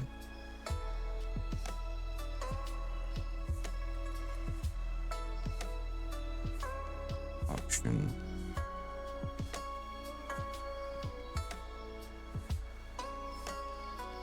Venom on.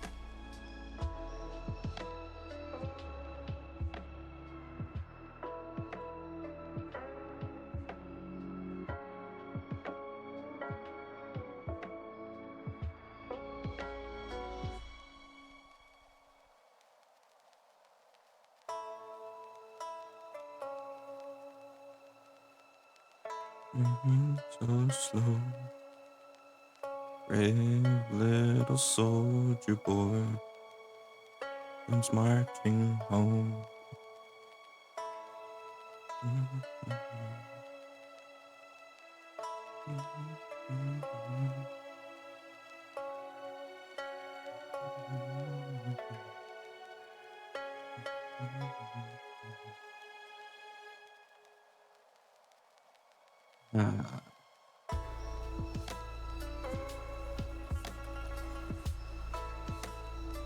Domain and option. The flags roll options are set.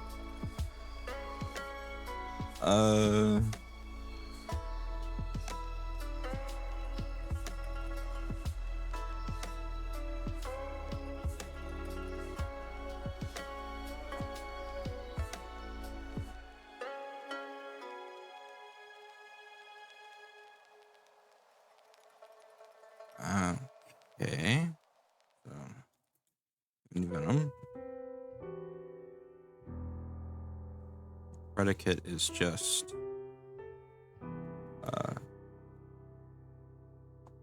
Venom.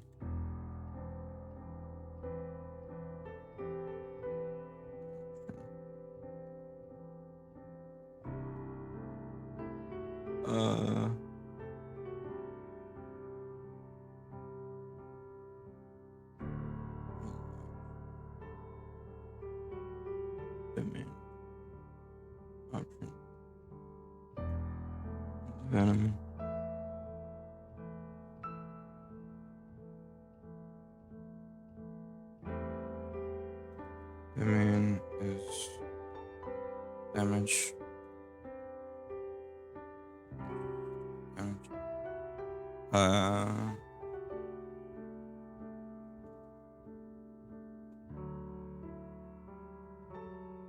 Huzzah! It works.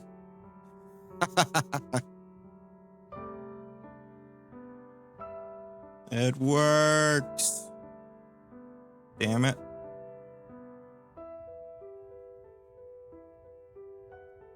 Okay. Oh, it's touchy. It's so touchy. That's what it is. God. Okay. Okay.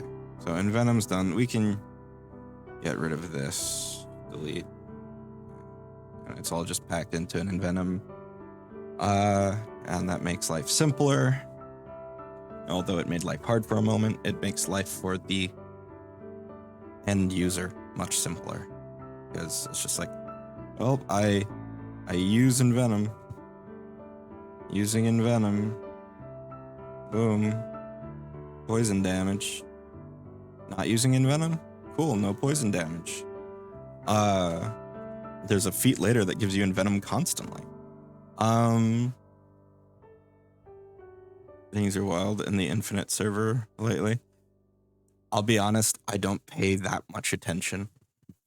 My brain is already spread out as much as it can handle most of the time just with day-to-day life. So I'm not embroiled in a lot of what goes on social media and in Discord and stuff.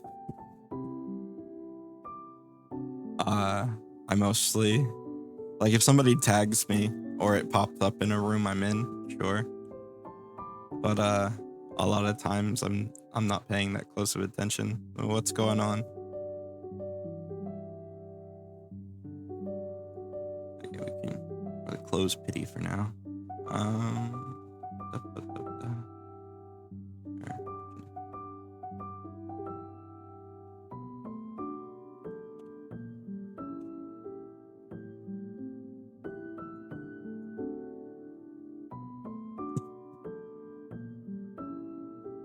And now it's neat to see what people are working on, like the stream. I like to keep my friends posted on things like this. Yeah, I really appreciate people coming by and chatting.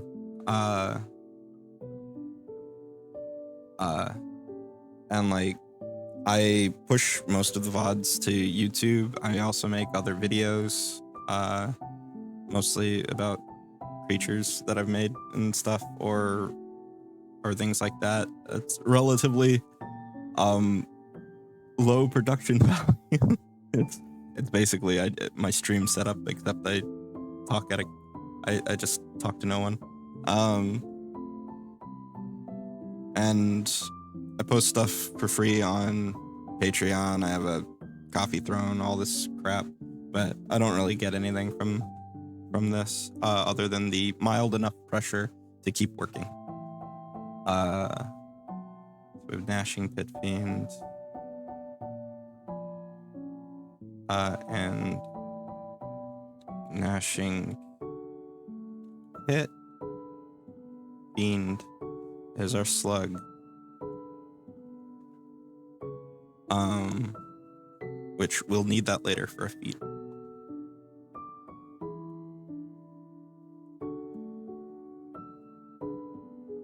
And we move on to our final heritage, the Upstart Pit Fiend.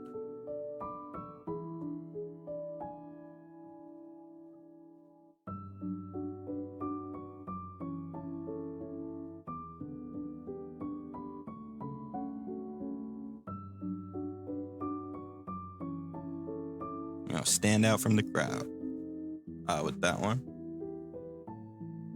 So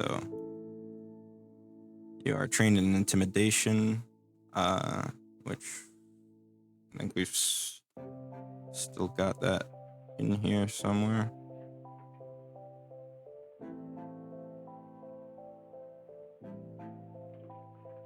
Right there.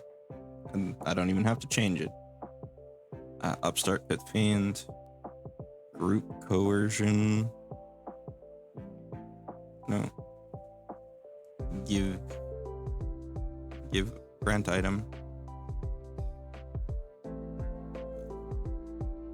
Group coercion. Oh, that's right. Have to do this. Copy the UUID and put it there.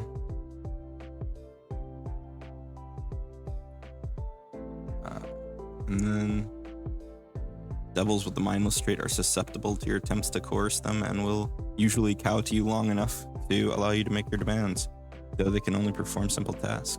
And that pretty much only applies to orcs, but still.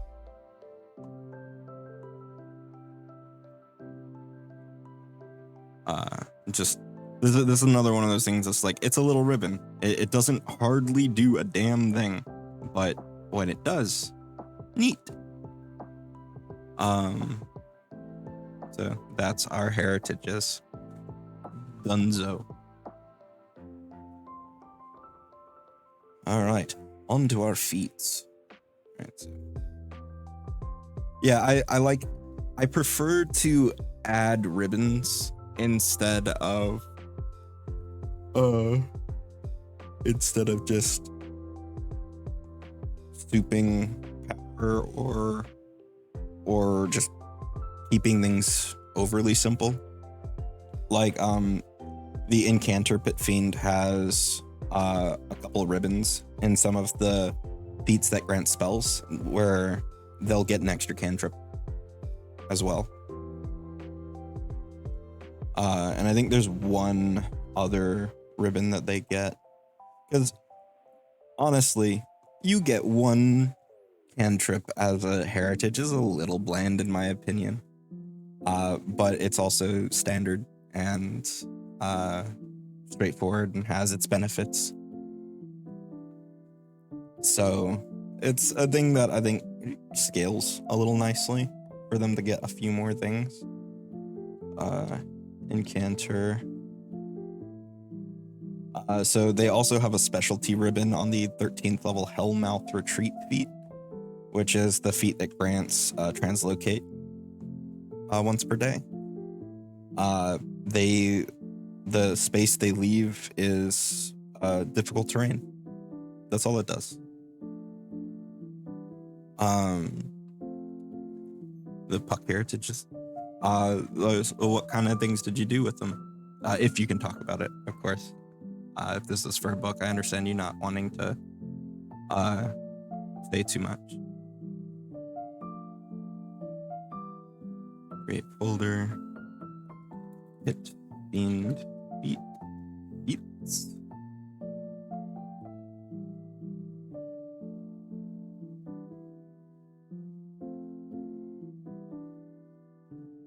Okay. And so we are going to put a folder in our folder. No, come out of there.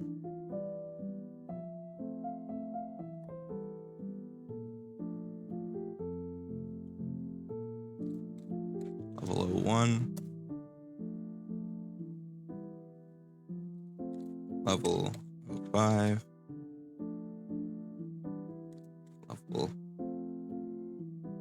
09. Level 13. Level 17. We're kind of a risk. An indulgence in my guilty pleasure ancestry is giving flaws and weak points. Oh yeah, the counterbalancing thing is something I like having fun with, where you take away and you give some extra. It's a really tough tightrope to walk because like PlayStation. I don't know what's wrong with my brain. Pathfinder 1E did that a lot. Oh, more ads. Sorry.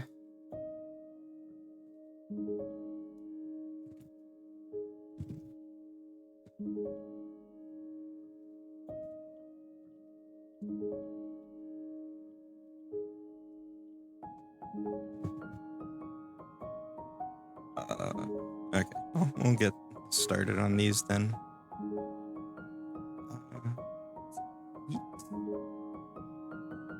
Oh, I need to go back to Pit Fiend actually and add some of its basic thingies. It's got dark vision. Ancestry feature. We also need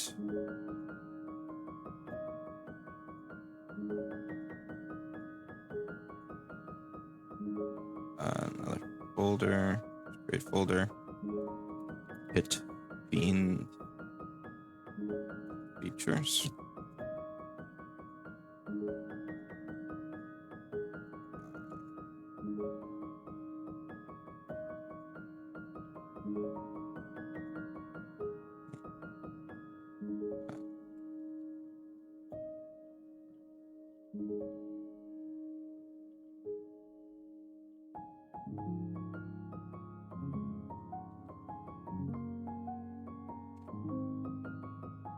I can't remember what they're called. Character building. Heritages.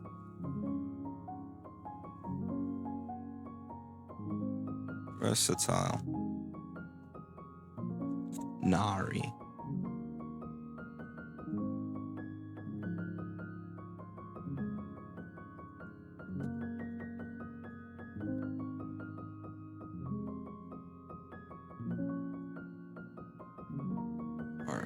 Features plus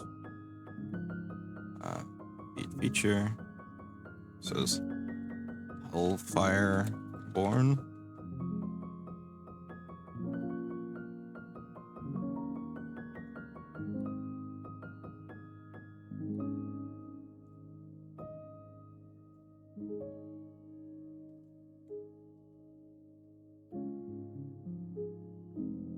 Pretty straightforward.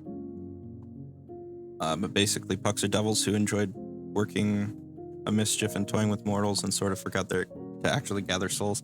They're the old Scratch type characters, so Asmodeus kicked them out. He gave them all minor curses like binding them to keep their word, preventing them from speaking his name, etc. We spin it as like you've managed to mostly circumvent the worst of the curse, but still get a little downside, and you've developed new talents and abilities for doing so. Yeah, I like that. 2E,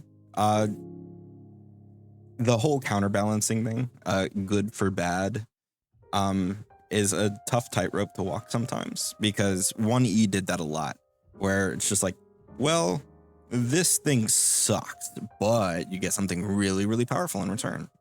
And in 2E, there's a lot less of that, because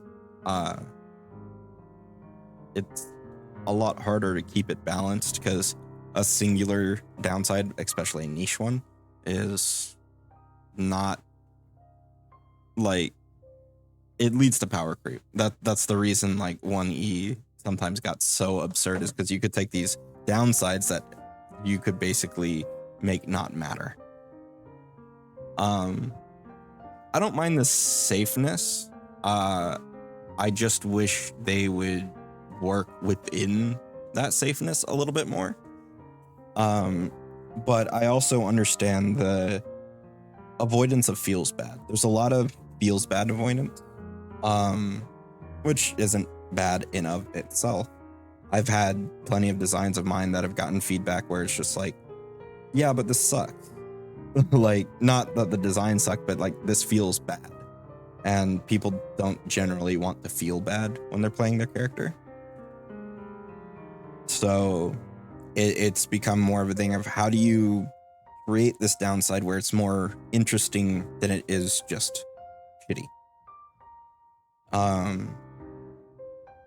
And that's a difficult tightrope to walk. You're better at doing X, but if you crit fail, you get a minor debuff. Yeah. Shit, I think I've got something like that in here somewhere. Where if you crit fail, things go worse. Oh yeah, it was on the ritual thing. If you crit failed, whoever you were making the deal with just takes your item and doesn't give you anything. And it's just like, fuck off. Yeah. Like, this is mine now. Thanks for tax. This is tax. This is tax for wasting my time.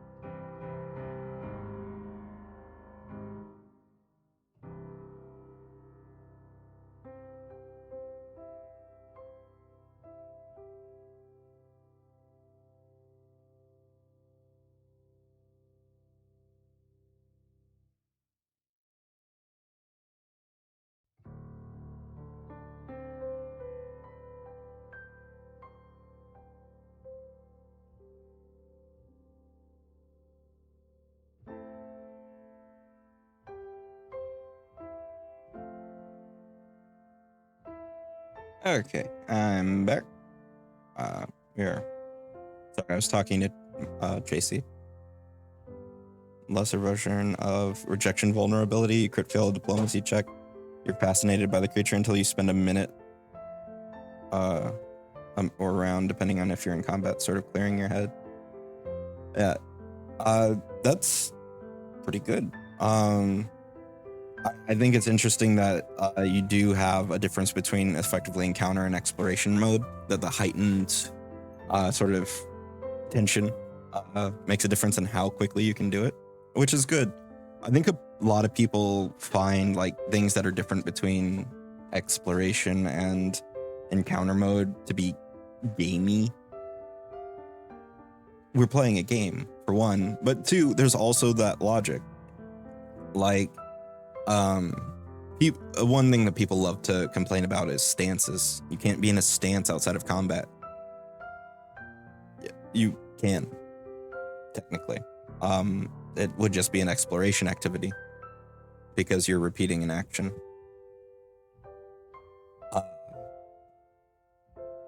It'd be like raising a shield constantly outside of combat. And like, I think that's fine. I think it's fine that there is a distinction between the two modes, because in practice they flow between each other seamlessly. While some GMs will go, oh yes, we're entering encounter mode, or oh yes, we're entering exploration mode. You don't have to. You can flow between them very seamlessly. It just depends on your group and if they prefer to be like, okay, this lets me know sort of what my options are, how the time scale's working, sort of situation. Because that's the main thing. It's just like, okay, we're going around at a time, or we're going a minute at a time, basically. Rush.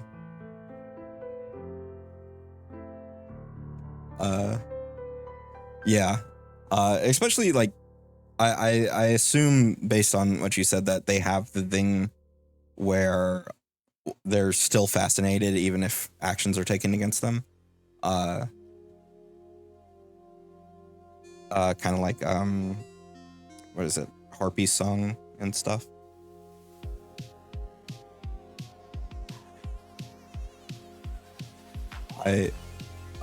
When I was doing when I was writing for Sinclair's Almanac, I made a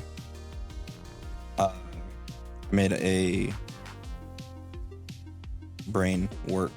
I made a Oracle subclass. You don't have to pay me editor fees. I do appreciate the the sentiment though. But yeah, Fascinate's really weak in combat because of that. Like, any hostile action taken against you breaks it. But there are several instances of it where it says it doesn't break, and that's fine. In that case, it's extremely powerful because you can't take actions that don't include the target of your fascination in them. Like, you want to throw a fireball? They better be in it. You want to cast was it Force Barrage? They're the only target. That sort of thing. Like, you can still do stuff, it's just it has to include them. And I made a Oracle subclass that was constantly fascinated, but they could spend an action to change the source of their fascination. So it was a concerted effort that they had to do it.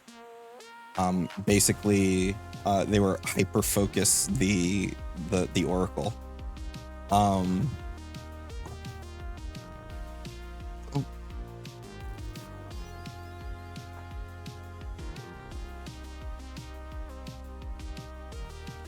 sorry. I backed up and my cat hissed. I think I rolled over his tail or something.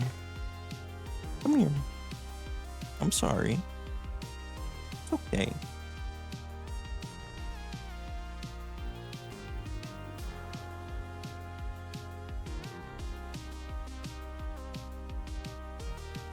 That's true. Like, if it's happening on your turn, it can still mess with you if you had plans to like diversify what you were doing or who you were affecting.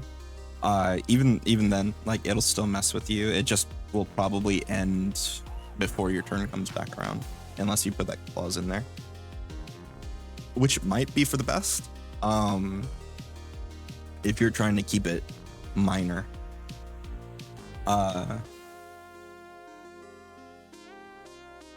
But as long as you give them a way to get out, you bond mot to target that creature. Yeah. Yeah, as long as you give them a way out, like you said, that they can spend something to clear their head, you're fine. Generally, either you give that way out through the normal way that Fascination is broken, or you give them like an action or activity to do to break it, which is usually like one action with a save or multiple actions with no save, sort of situation.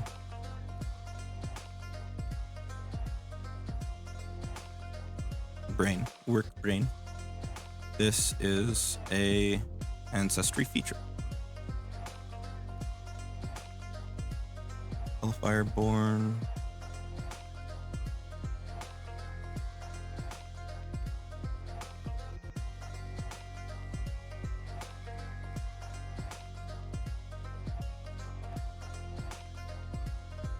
Nice. Your acclimation to hell allows you to survive its more hostile environment. You gain resistance to fire equal to half your level, and the basic environmental effects do not harm you. Plain, simple, straightforward. Baked in.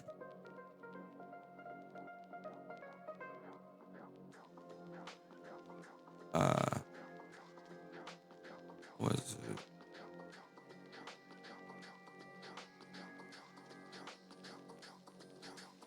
Celestial, Chthonian,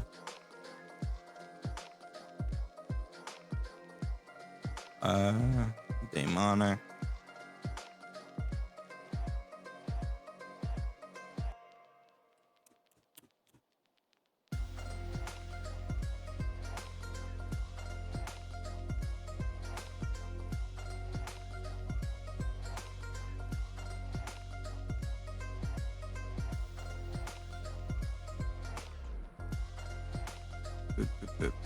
Protean, Requiem, and Utopian.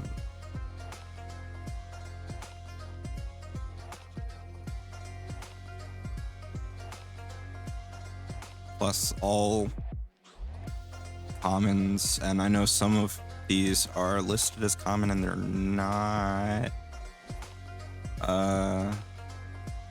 anymore.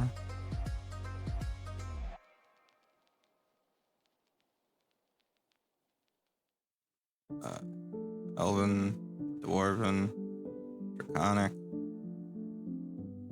Fae, Null, Gnome, Gobble, Halfling,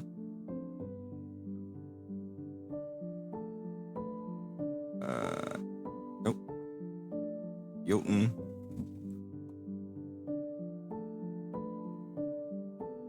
Lashunta. Why is Lashunta common?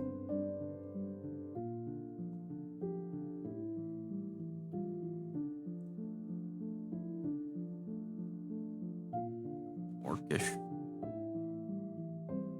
Sakroth,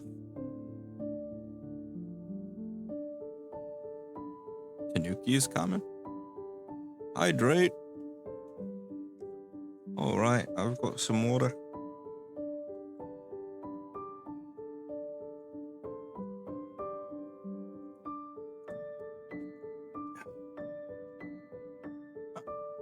About half a water bottle.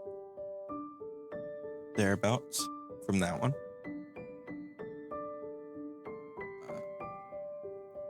Yeah, like Thalassic is uncommon. Terran's the old one.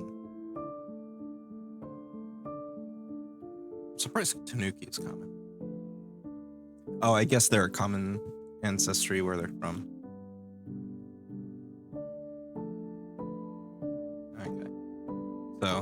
That's all the languages they have access to out of the gate, I think.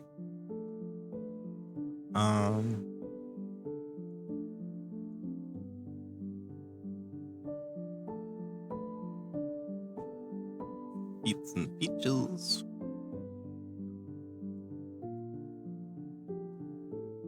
And we go to our first level feat, Commanding Presence.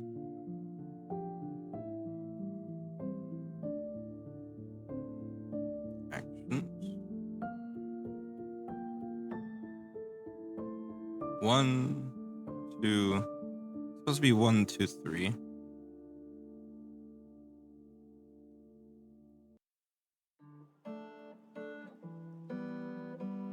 Let's see. Actions. 1 to 3. Give it that one. Or wait, no. That's supposed to be the feat. Default icon. Feat. And we'll put it in here. Let's do 2E icons. A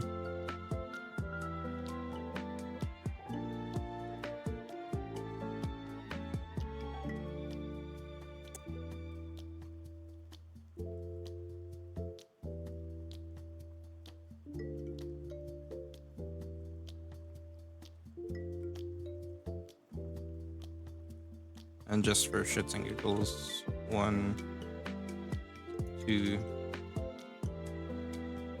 3 actions. Just so that it's extra clear. It cannot be confused.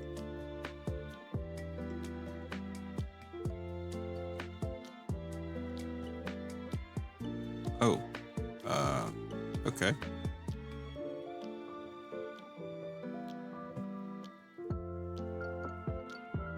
Exude this.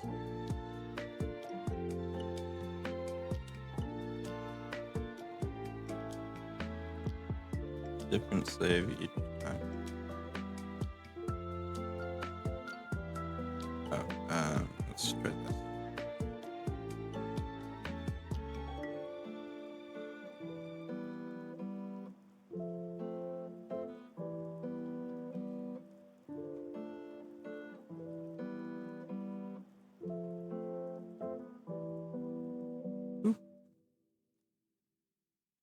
Alright, so this feat is Commanding Presence, 1 to 3 action. Level 1 feat, it has the aura,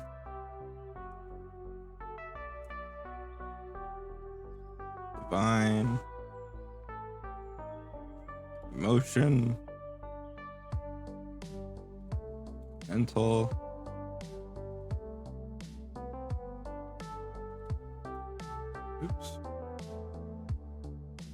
hit fiend, and visual traits. You exude a confidence of a fully realized general of fiendish legions inspiring your troops. Choose one of the options below for each action spent on Commanding Presence. Until the beginning of your next turn, allies within a 10-foot emanation gain the chosen effect. This affects mindless devils as though it did not have the mental or emotional traits. Or motion traits.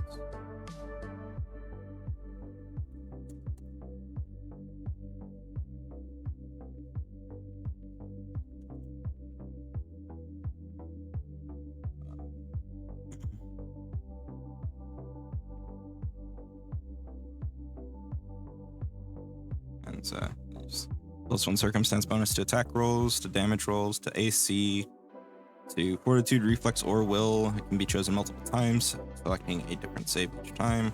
Or a bonus to skill checks with a skill chosen when Commanding Presence is used. This can be chosen multiple times with it selecting a different skill each time. And so basically they just have a small buff to their allies for an action or 3. Its power coming from its versatility rather than its numerical oomph.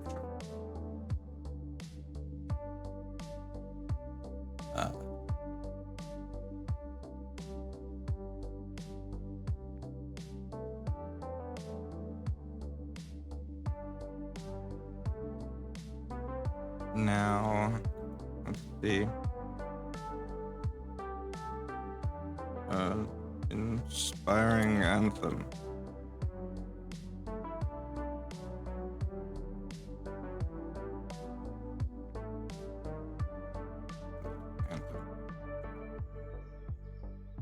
Rally, courageous anthem. That's what I'm thinking of. Oop, I didn't mean to type it. Courageous anthem.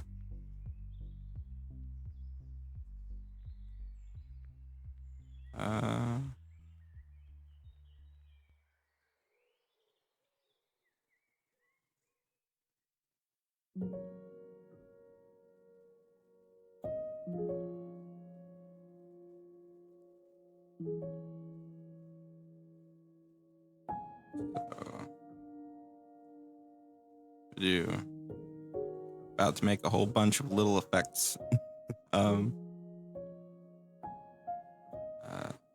Back.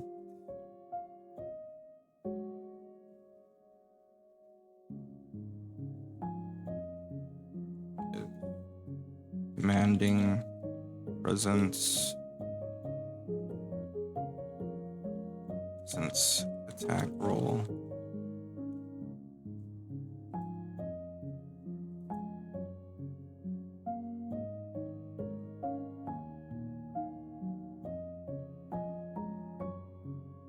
Presence attack roll.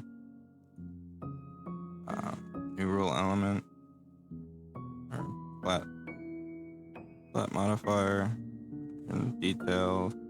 Duration is 1 round until the beginning of your next turn, start of turn.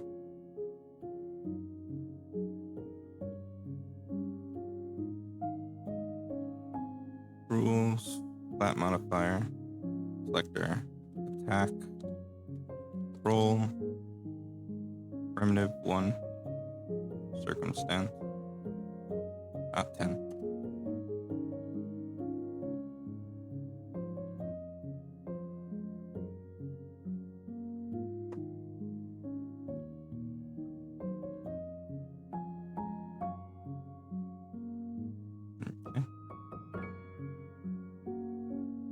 We're going to. Can we duplicate it? No? Okay. So, create another one.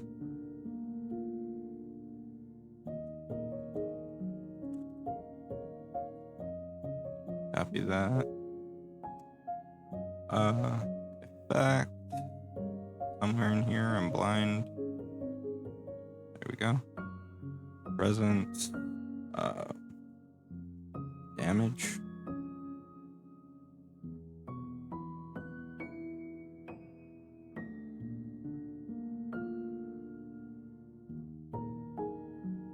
Oops, I did it again. That modifier. Damage. Roll.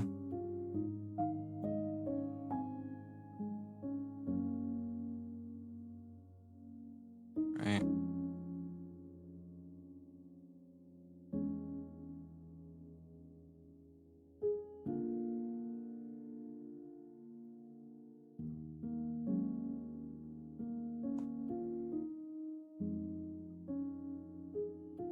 Just damage.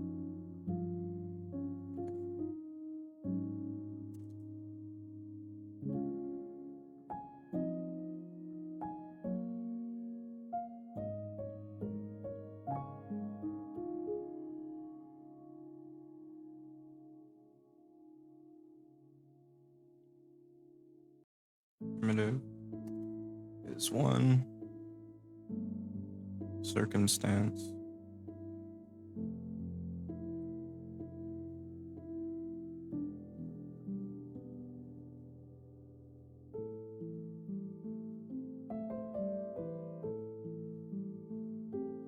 Do effect. Next one is AC. Round, start of turn. don't think I did that for this one. Start of turn. Okay. Cool.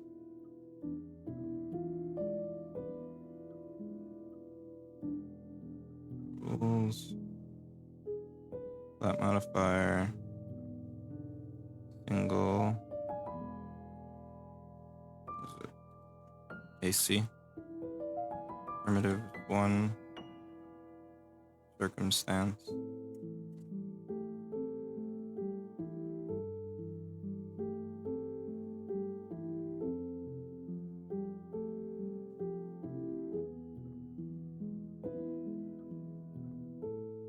One did not do anything.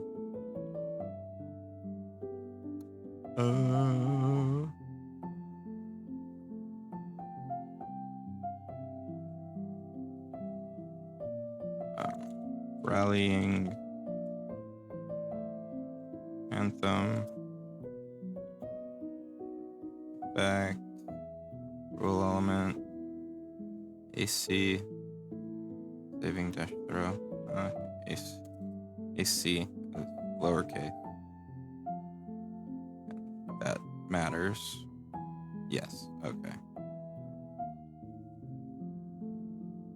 Okay. So, commanding presence AC is done.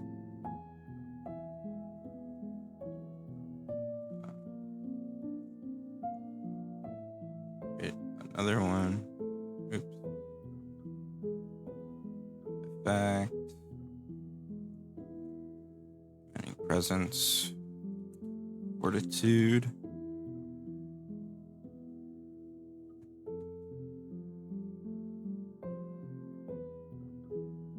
I'm just gonna make one for skills and put an editor note. There's just like turn it off for the skills you're not using. View rule element. Flat modifier. Single is saving throw.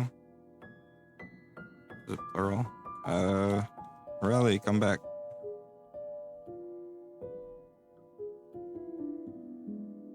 Saving throw, non-throw.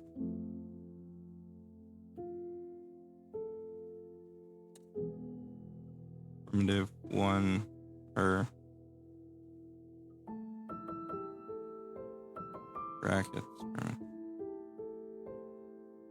Single saving throw. Predicate.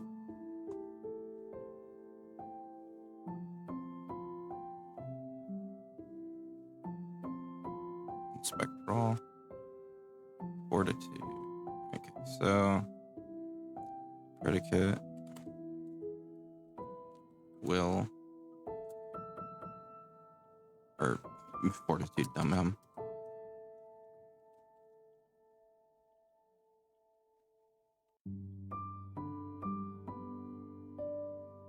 Circumstance.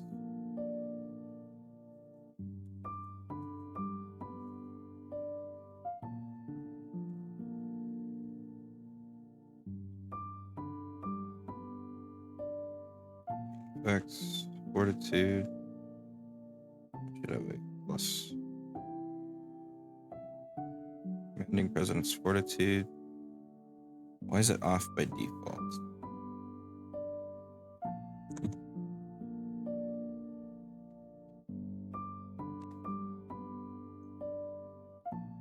Okay, let's inspect roll. Fortitude. Check.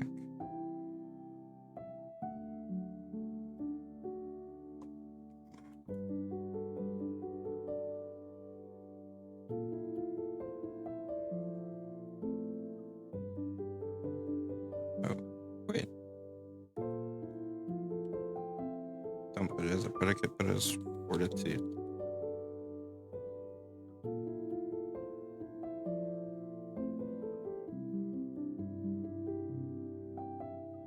There we go.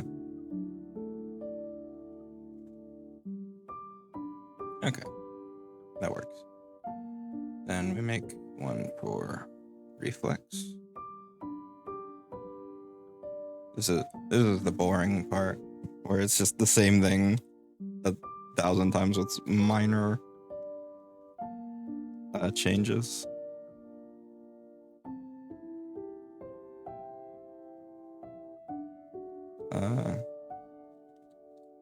Reflex, the primitive is one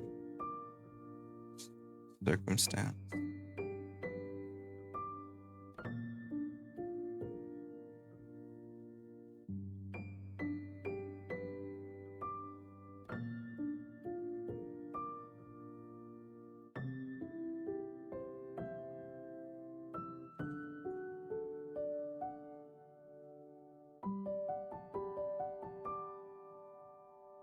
Brain work.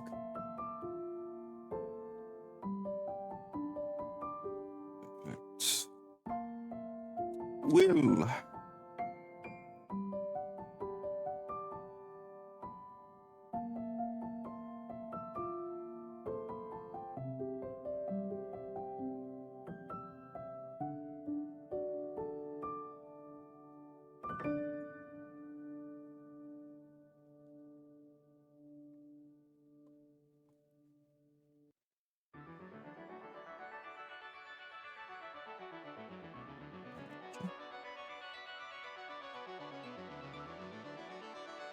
Now we've got a buff to all the will saves, to all the saves.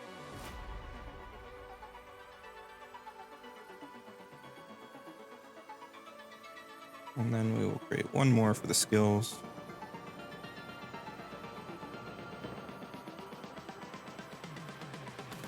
A new item. And then Foundry note. Please toggle on for the appropriate skill.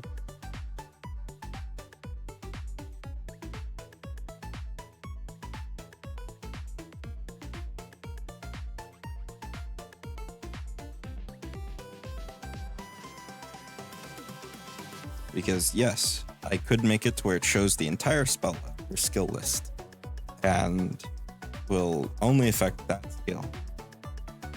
But I would be here for hours. So we are not going to do that. We are going to put a mild onus on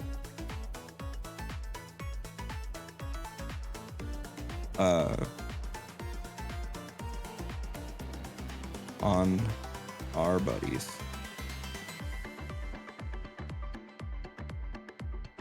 Circumstance. Predicate is going to be toggle. Just so that it's always turned off by default. Oh no.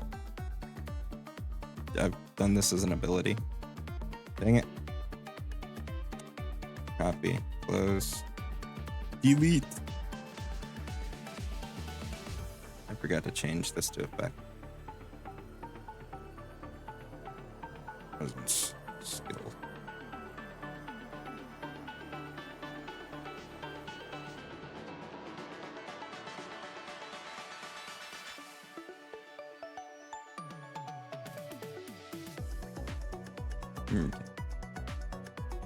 Okie dokie. So that's that one, and we'll pull this over here. Now, if we try to make a skill check, it does not appear. Versus not hide if disabled. Skill check.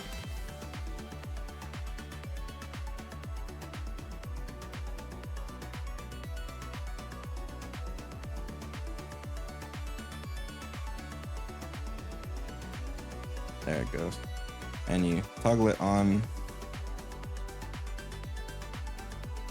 for the correct skill.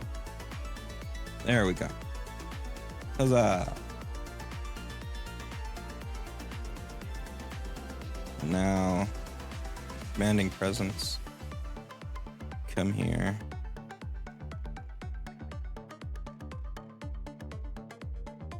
attack rolls.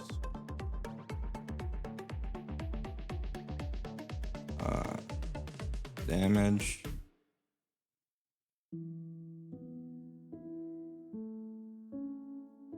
Oh, I see.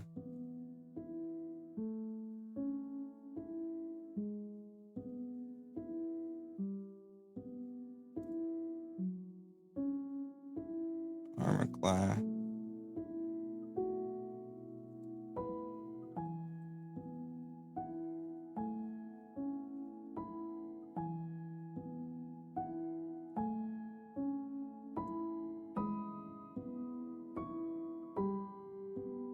Fortitude.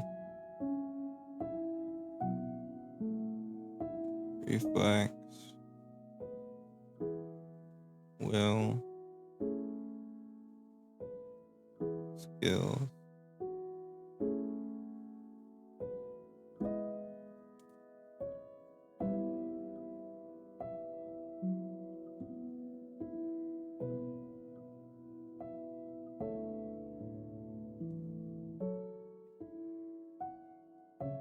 Note. Must be toggled on when the skill is used.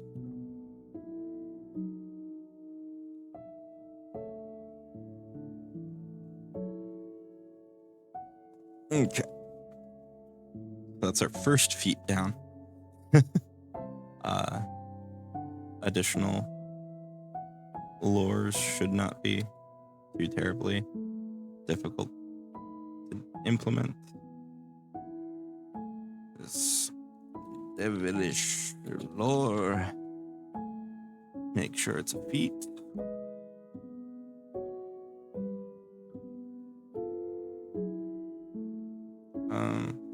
Ancestry feat. An ancestry feat.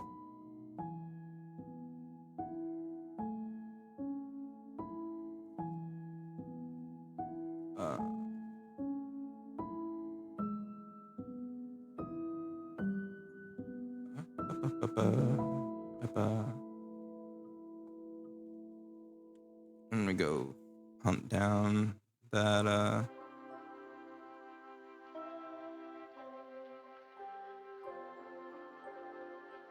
upgrade path, intimidation, and then we had a new one. Let's replace intimidation with religion.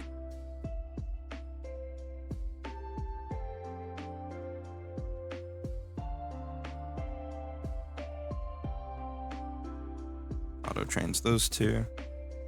Cool beans, cool beans.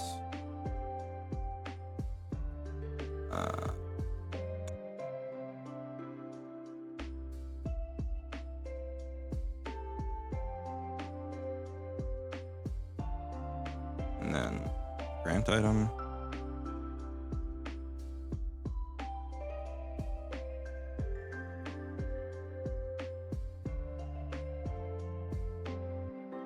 Do is it additional lore?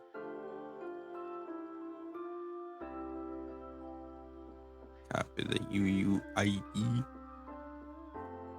Stick it in there. And that's that one done. Next is Fiendish Flight. Oh, no. We forgot our Pit Fiend trick. Pit Fiend. There we go. Feet. Devilish or Fiendish Flight.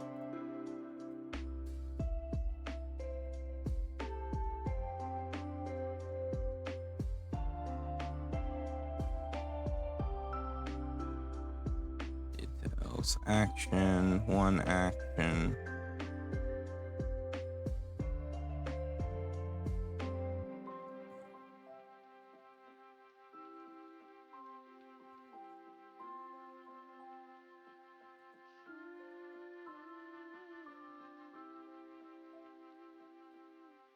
Come on now. Stop being silly. Frequency once per round.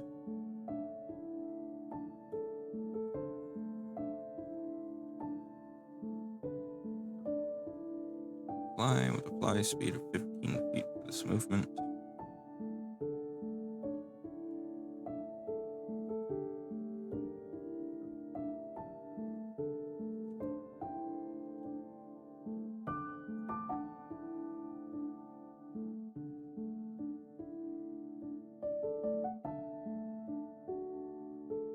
Let's see. They don't do any specialty stuff for that, so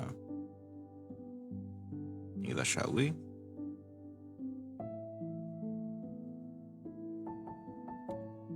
Pit Fiend.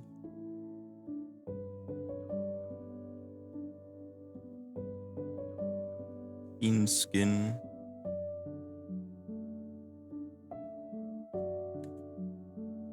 Oh, did I make sure that was a Ancestry feed?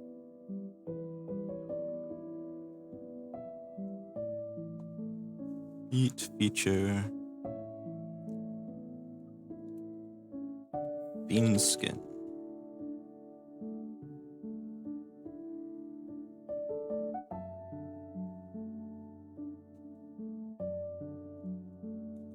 Your hide turns away the meager blades of mortals. You gain resistance equal to half your level minimum to physical damage except silver. But the suffusion of hell's energies in your flesh cause you to suffer equal weakness to holy damage, even if you do not have the unholy trait. Broken resilience should have the stuff. No. Okay. Resilience should have the information I need in it.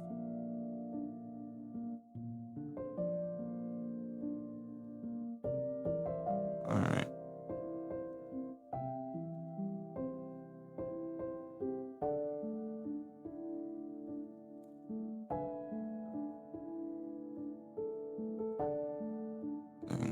Bludgeoning.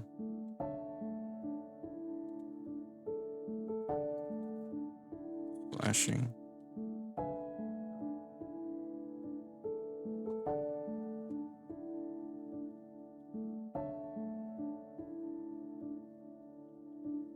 You suffer equal weakness to holy damage, and this is going to have the Fiend Skin slug, because we'll need that later.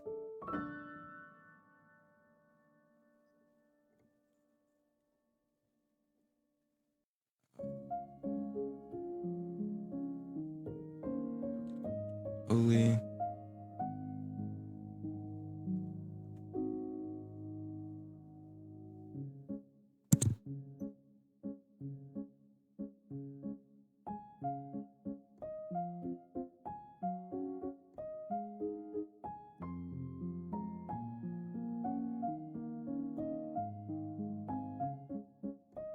I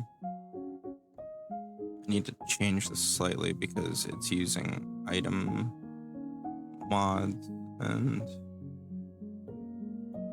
I need, where'd Hellfireborn go? There we go.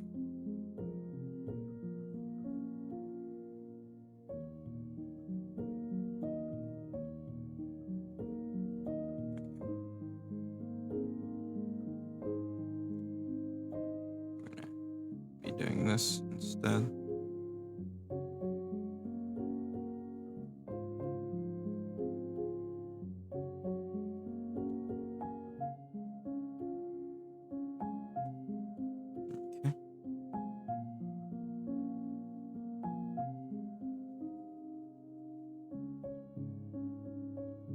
Ancestry feet.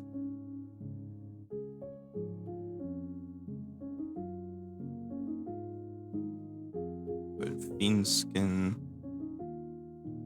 over here. Bludgeoning, piercing, slashing. No, we're not supposed to be resistant to it.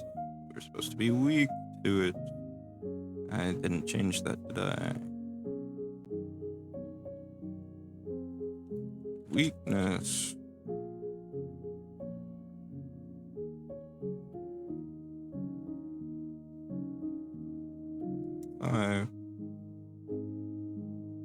Or that was 15. 5.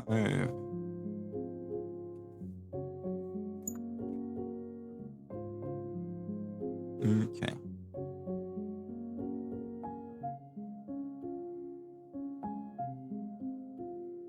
How do you do accept silver? Frenzy? Frenzy.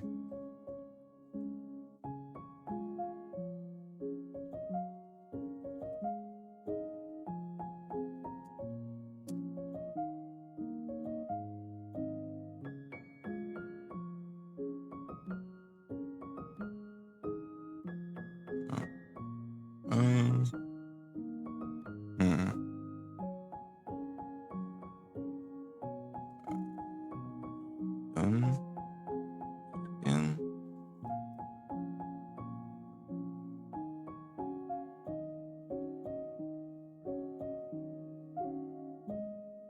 Into physical.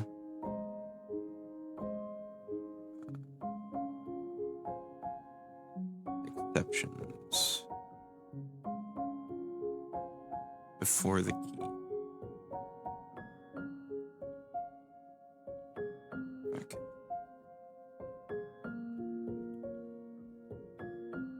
Silver. Type. And we can just go physical.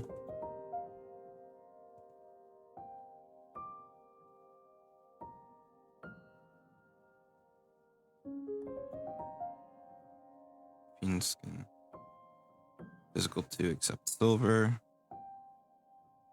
So now let's give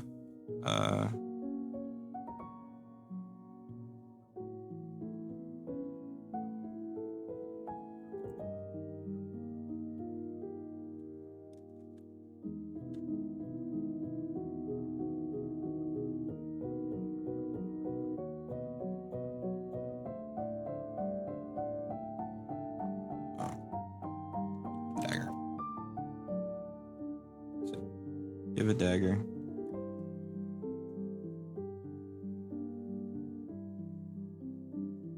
And make it silver.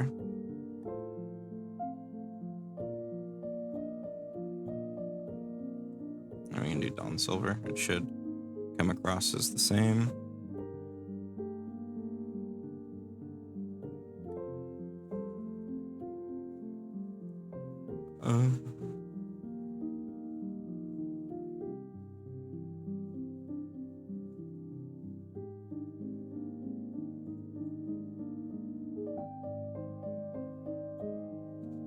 Pity took 1 damage, which was not reduced. But let's roll that. And he will only take 7 damage from that. So yes, it is working. To edit item.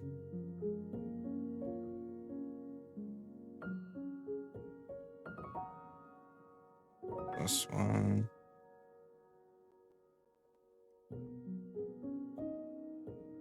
Holy.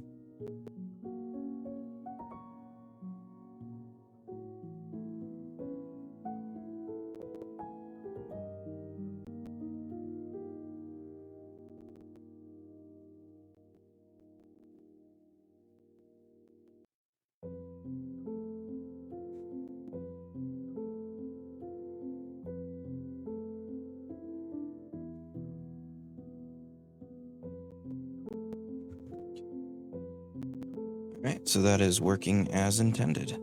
Cool beans.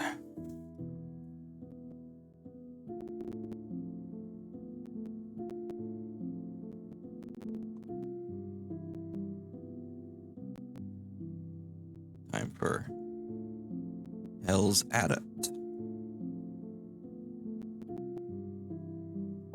Say feature. Hell's Adept. Ancestry feat.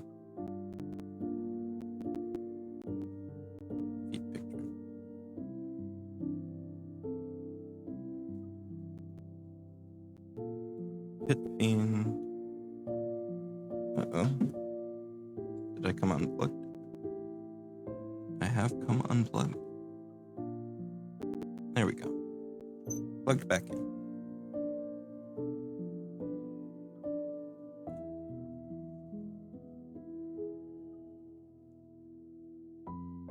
This one is select a common divine cantrip or one which you have access to. You may cast this cantrip as a divine innate spell, and if you're an incanter, you select 2 instead.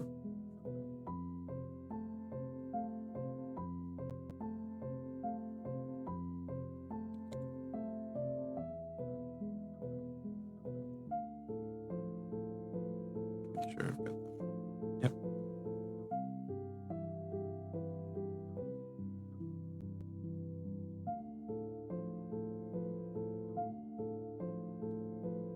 It's starting to get a bit cluttered. I'm gonna close all windows.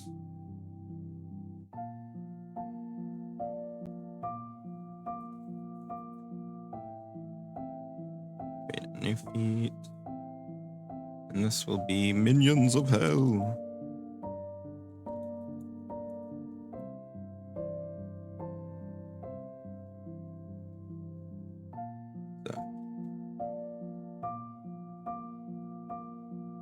You command the least of Hell's devils to perform tasks for you. Once per day, you can cast Phantasmal Minion.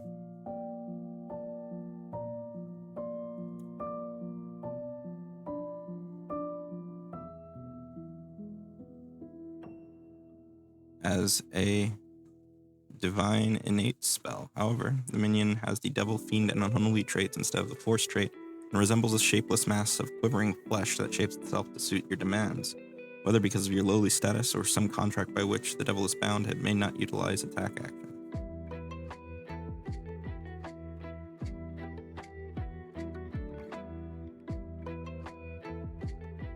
I know normally level 1 spells tend to be restricted to level 5 feats, but Phantasmal Minion does so little. I think it's fine to have it at level 1. I'm actually a big fan of the spell.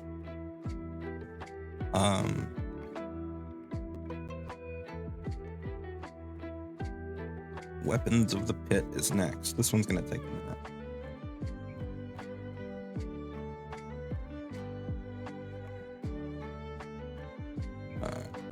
Feature. Weapons of the Pit.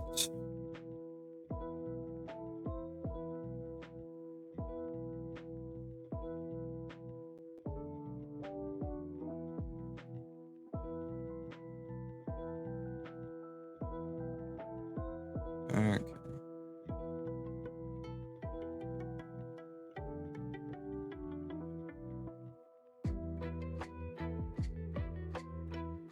You need to state the minion can't attack when they can't do that anyway. It's mostly so that people don't go, well, the flavor says it's a devil. It's just to prevent that, basically.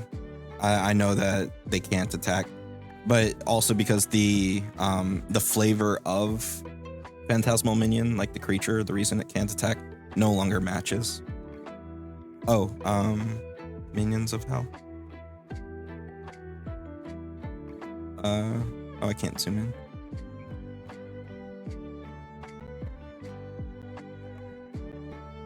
Minions of Hell.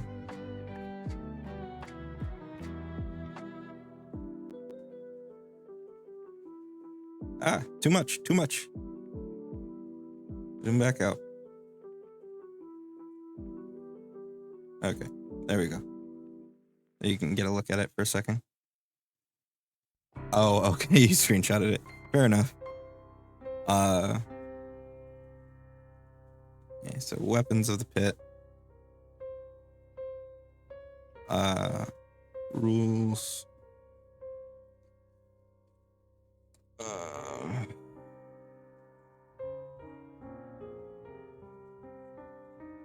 Let's see. I have worked on a similar one of these before. For the Blood Brood, they had Rip and Tear.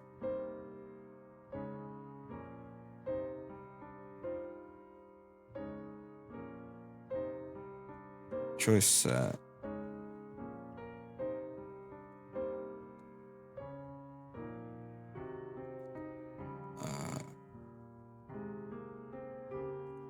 Claw 1d4. Claw. Jaws. Tail.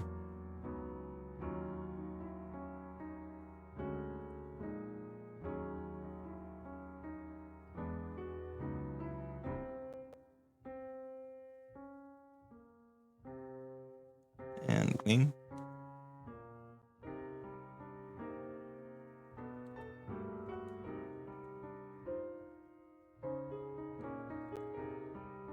Wing flag is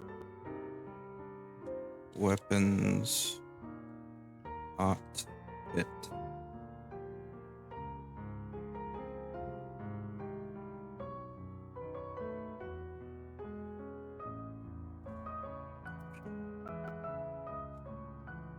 Web pit.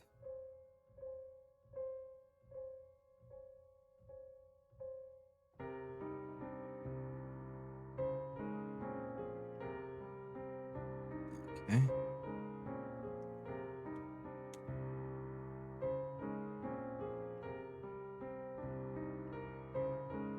Wing.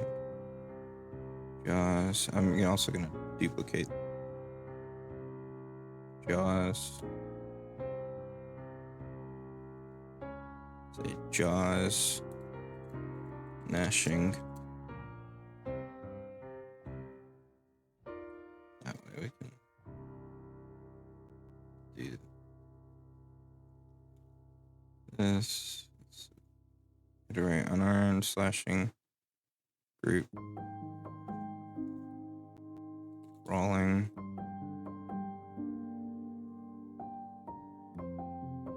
battle form, attack, claw, get,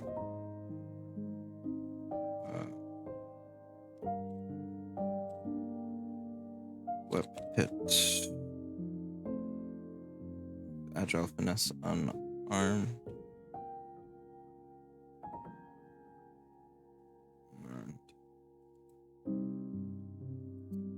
Versatile.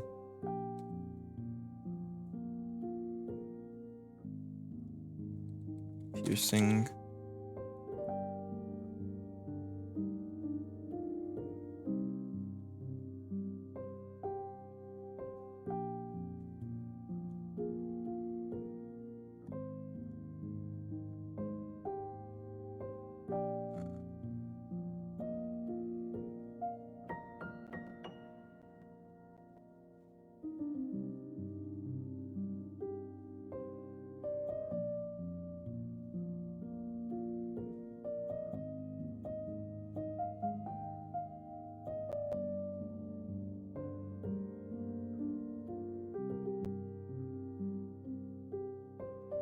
Was not given.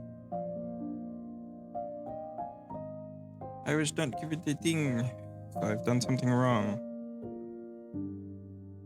Form attack, claw, predicate, weapon, claw traits.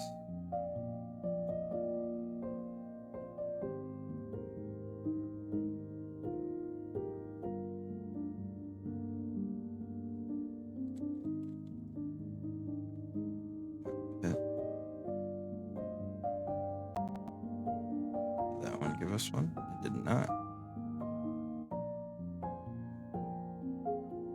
Unarmed base damage type. Or group brawling image. Strike. Battle from club. Predicate. Web pit. Blah.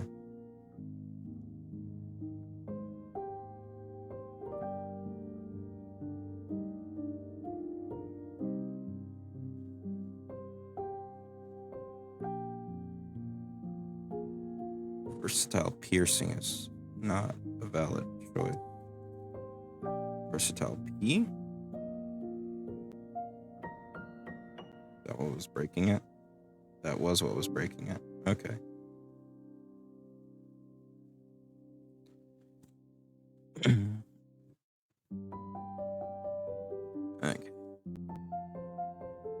New rule element. Where we've got our jaws.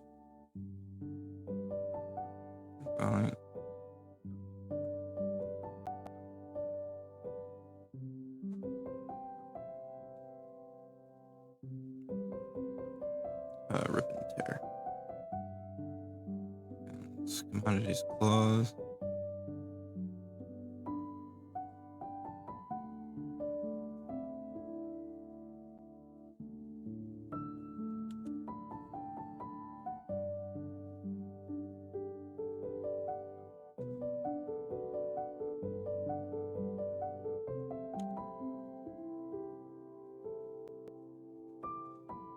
Key strike. Finesse. Unarmed.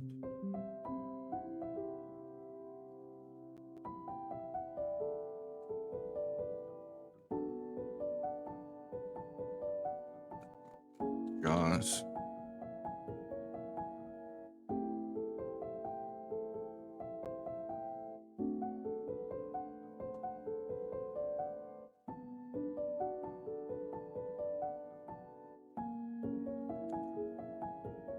New rule element. Paste that. So this is jaws. Gnashing.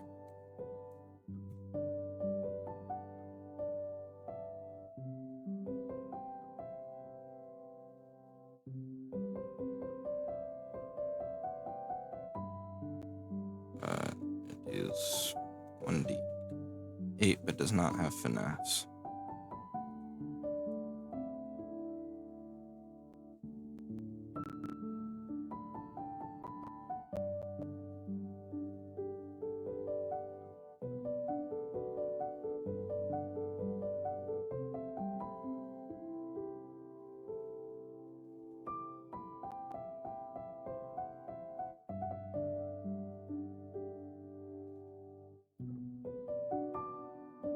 Second Fang's option.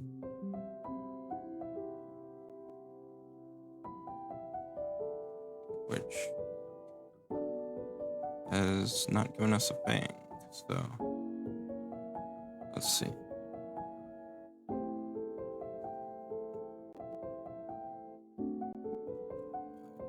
Piercing.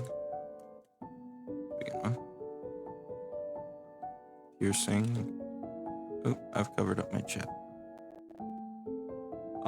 Phantasmal Minion, and I think it's fine. Not that you ask, it's interesting because it is a weak spell, but it's like, still feel like it's clearer if it has a tiny downside, just for the sake of technically not breaking balance. But I realize it kind of does since you can't make it invisible. So yeah, yep, it is a meaty boy. It cannot be invisible.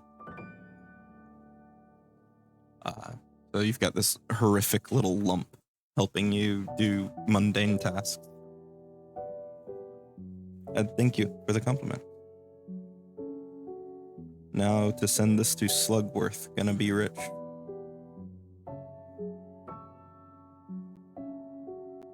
I don't get the reference, I'm sorry.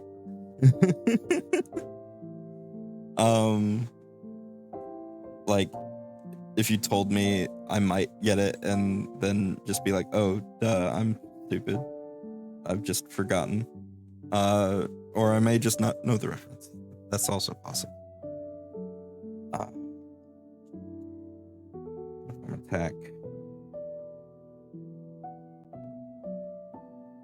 Jaws.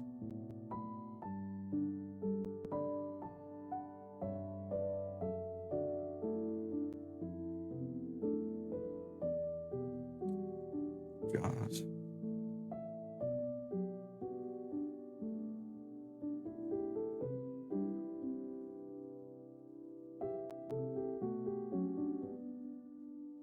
Wet pit. Jaws.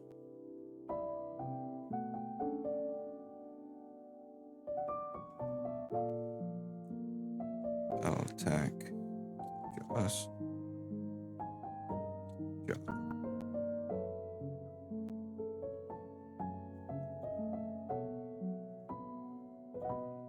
Action.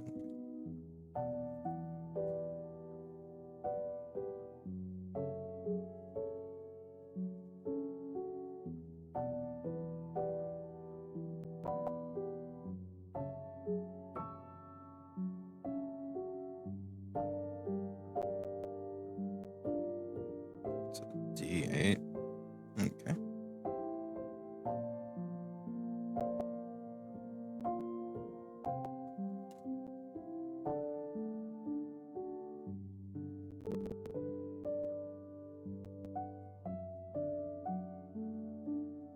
I need to clear them out.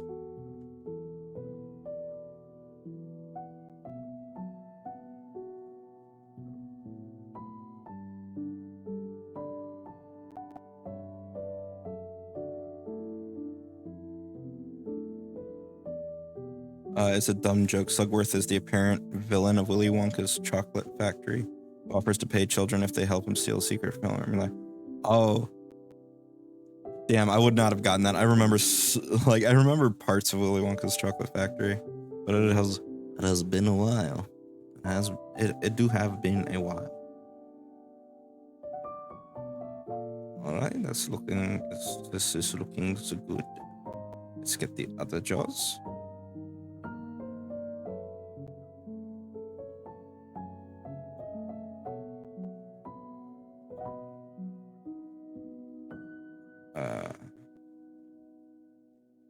Let us see here. Let's remove the gnashing jaws and see if we still have jaws. We do not. So that one's broken. Still. Oh, this is probably not supposed to be capitalized. It's probably the thing.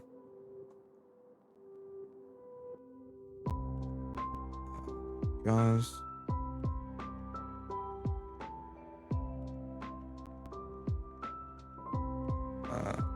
Yep. Okie dokie. And let's see.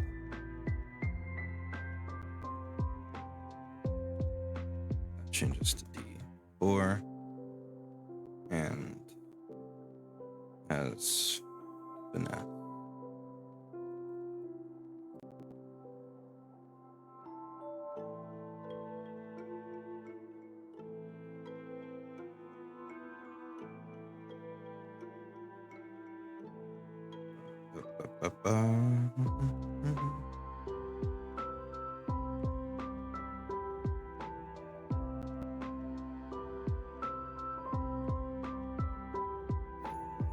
Normal jaws. And we've broken it again. Huzzah.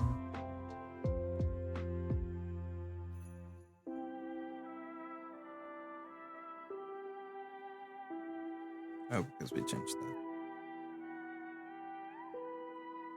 Normal jaws. There we go. And we've got those in there.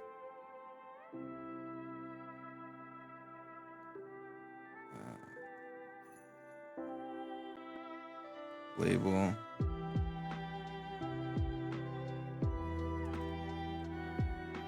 Jaws. Gnashing.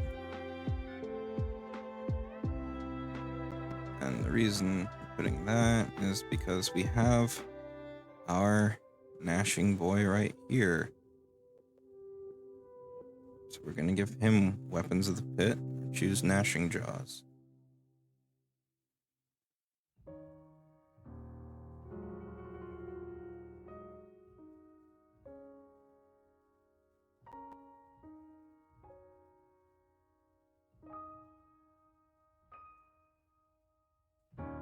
I don't know how to make it replace this one.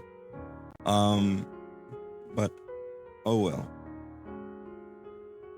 It deals D8s instead of D4s. If we envenom.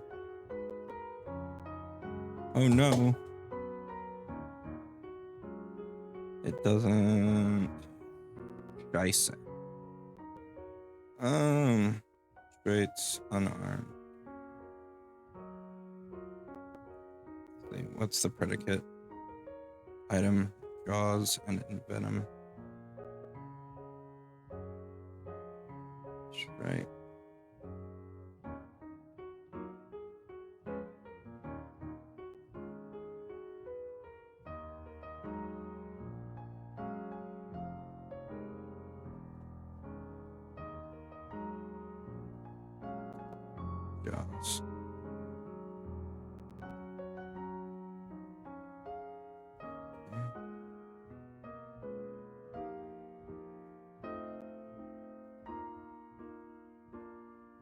Weapons of the pit, jaws gnashing.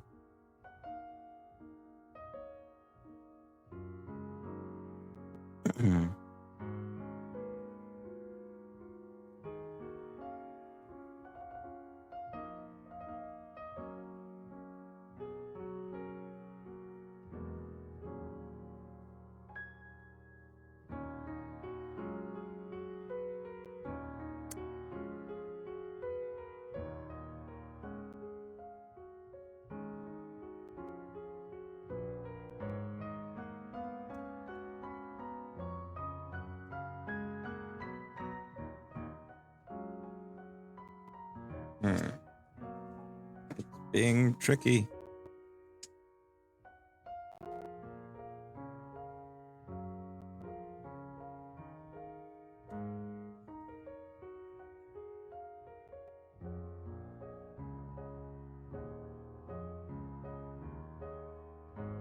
Oh wait, no. I know what we do here.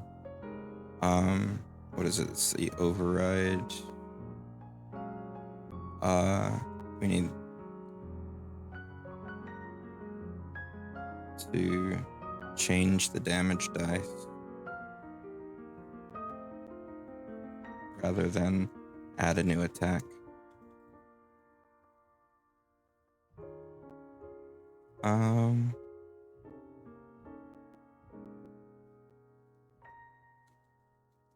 Change damage dice PF2e rule elements.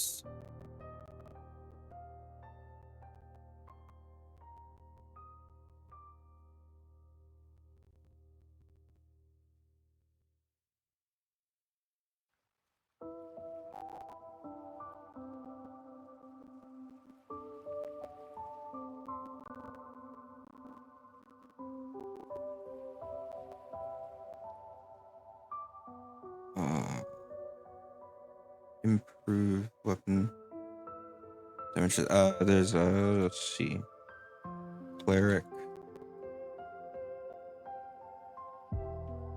or weapons.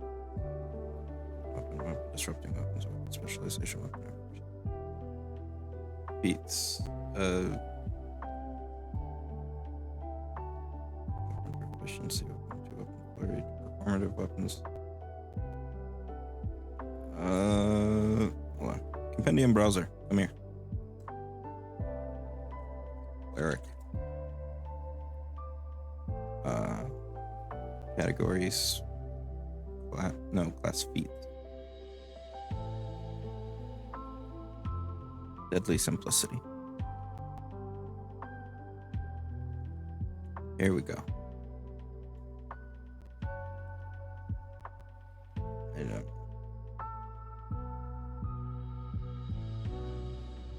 Jaws.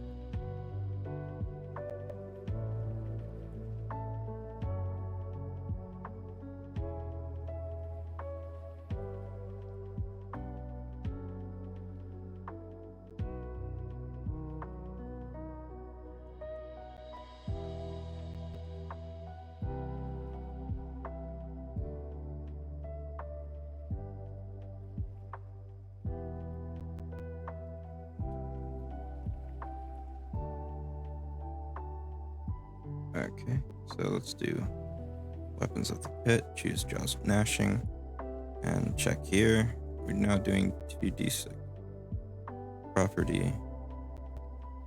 Alright, we're not doing d6s, but I need it to do it twice.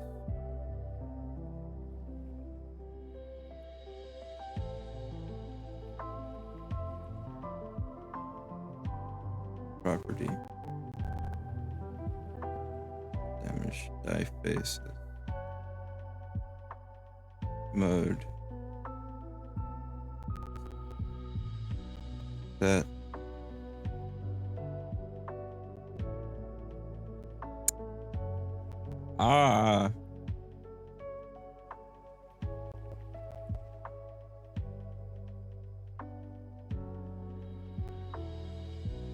This is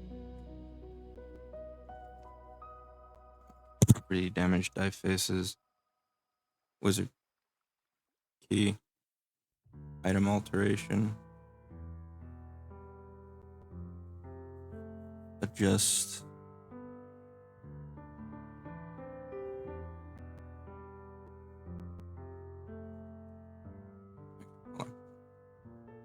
Let's leave this to upgrade so it works again.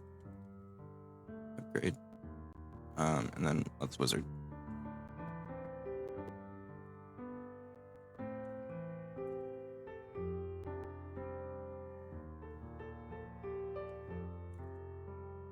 Update.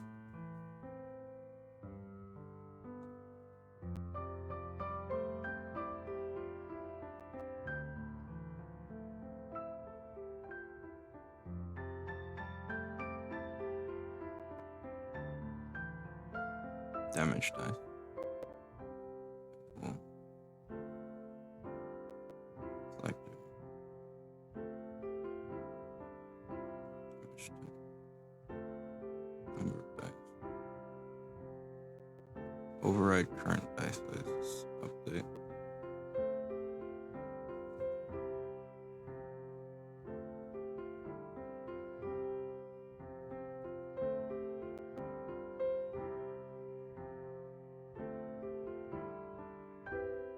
Rolling. Predicates. Item. Jaws.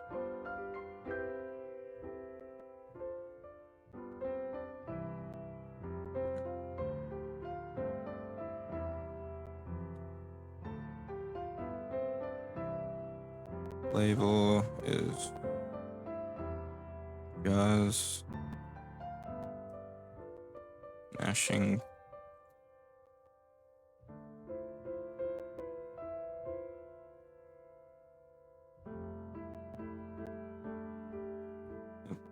The wizard's not working.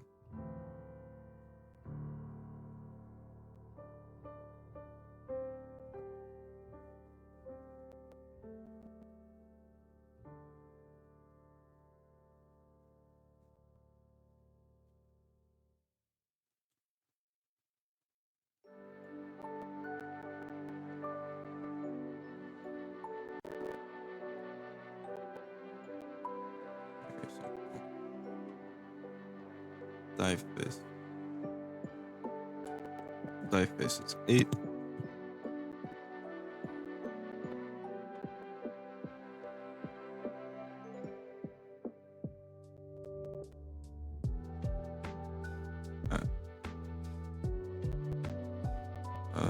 Property. Mode.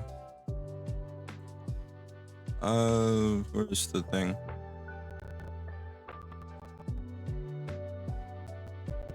I need the intro page thing. Quick start guide. That's the one. Look up mode.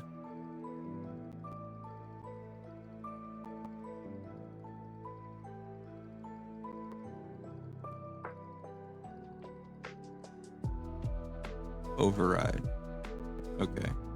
So, override. Property. Okay. So let's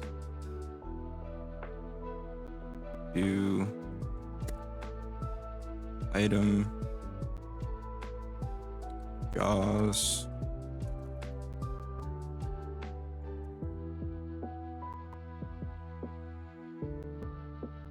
Damage die faces.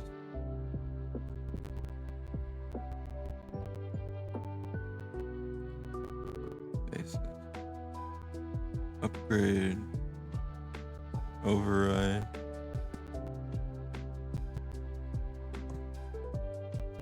The item alteration is damage dice.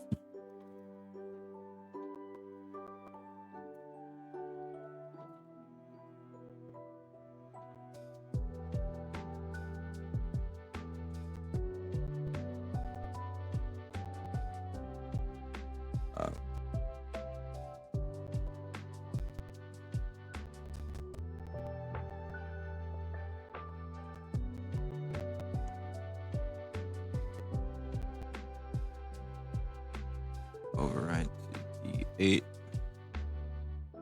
Predicate item draws. Selector.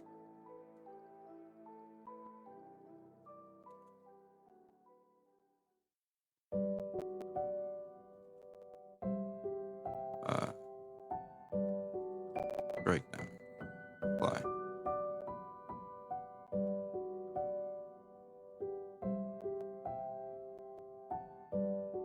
Something broken.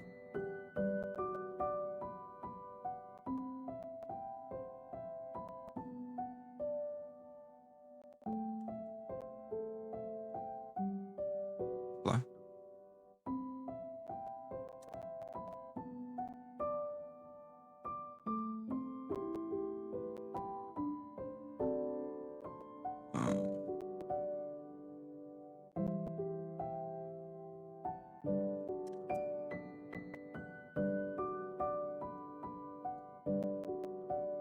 Okay. Apply. Predicate.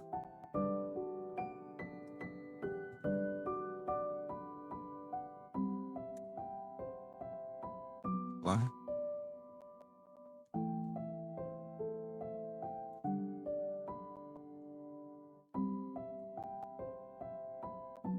This is being strange. Alright, so we have an issue here. Perhaps it is lack of a comma. Now we have an issue here.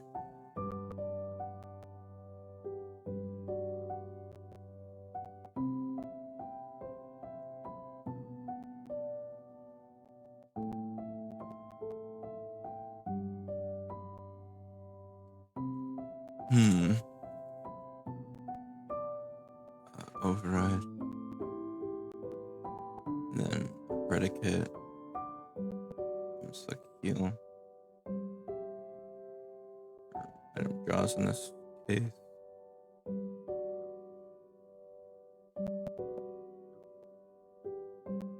Let's see what the issue is. Fuck.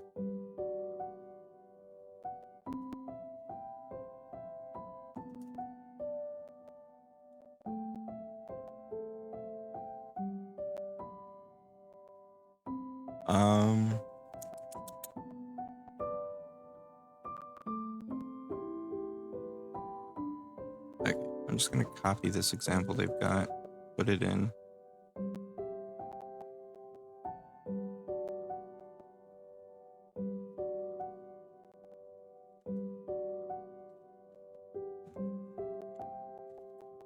Item, jaws, selector, strike damage, set it to D8.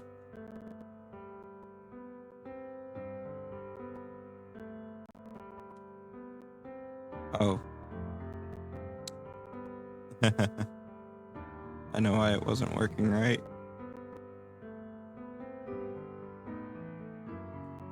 I wasn't in my item.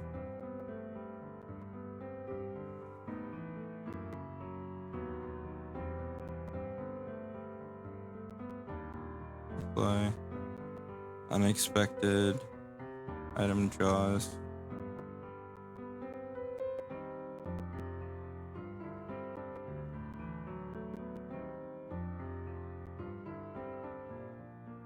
Oh, there's a comma that shouldn't be there. All right. Now let's try it. Weapons of the pit. Jaws gnashing. Damage is oh, hold on, I gotta get rid of the old one.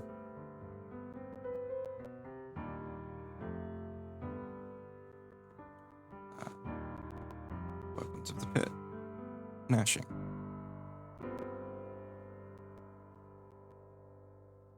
$48 piercing. Yes, it worked. Haha. Wait, no. Or yeah, override D8. Yes.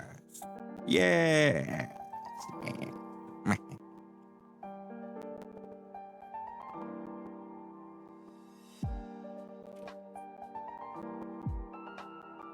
Okay, so get rip and tear back.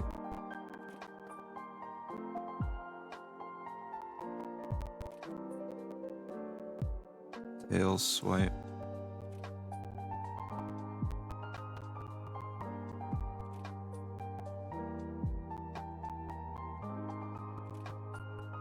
Let's add a new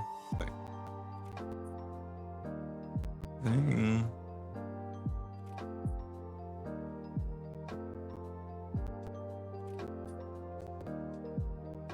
For this. And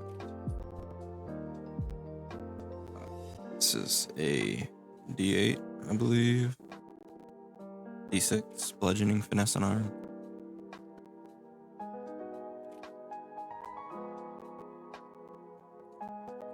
Bludgeoning.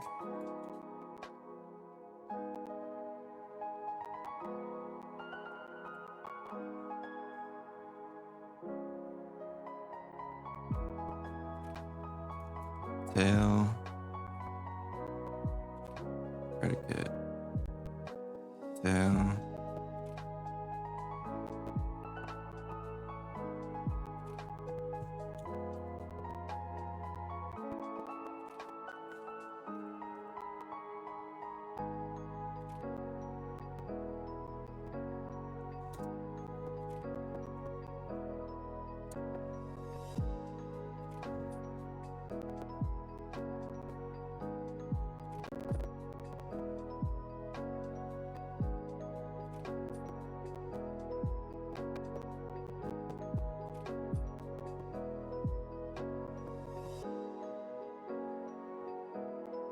Kitty. Weapons of the pit. Tail. I need to fix the selector because it still says horns.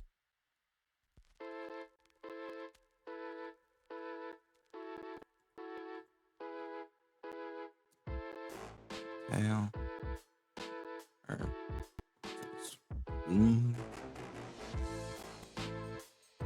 Tail.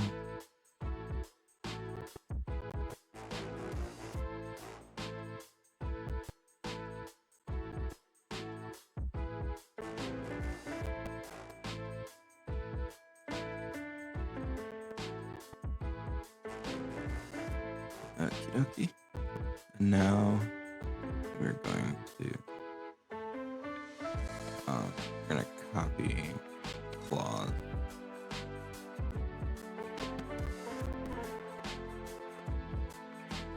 For the last one.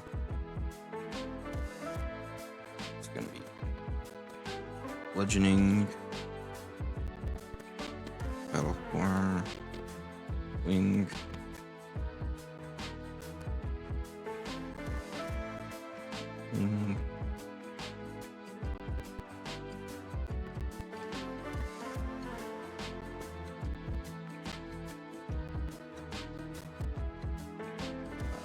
I need to find this other thing. Commodities.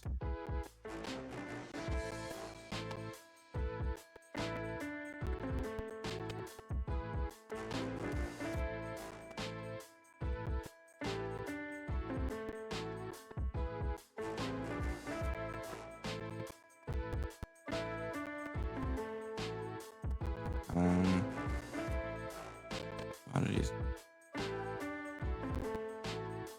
Core data. Icons. Commodities.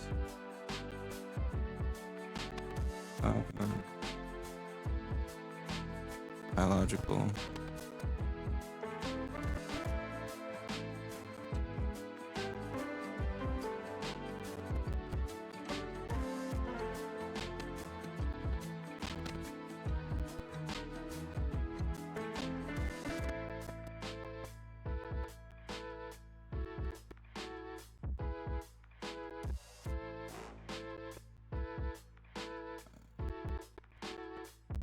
Weapons of the pit.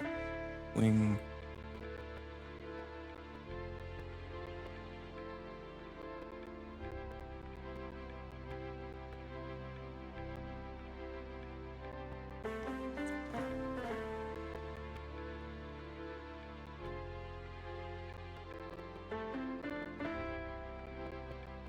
Need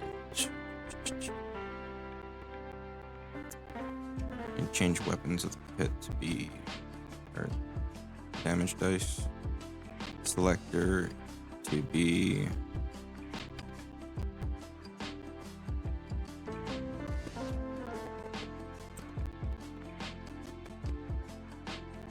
actually let's look at Envenom right quick. Show me the actual way this one looks. Hide if disabled, true.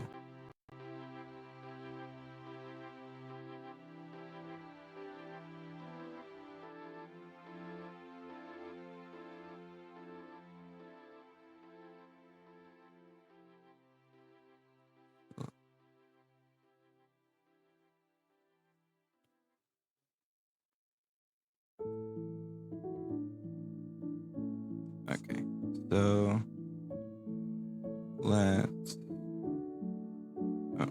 not those. Get rid of all of these.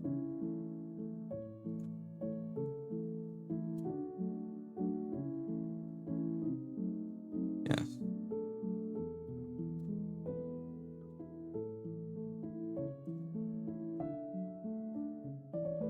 Okay, so weapons of the pit.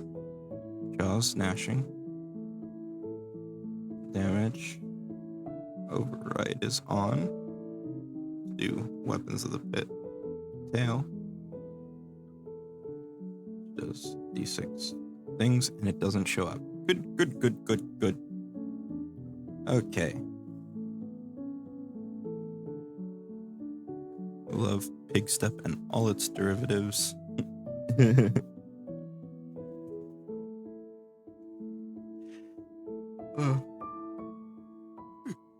Excuse me.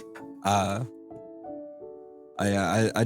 get a lot of music from game chops because you can use them on stream and on YouTube and stuff. Although sometimes the auto thing still claims them on YouTube just because it's wrong, but it's fine. All right, that's our level 1 feats donezo. Dunzini.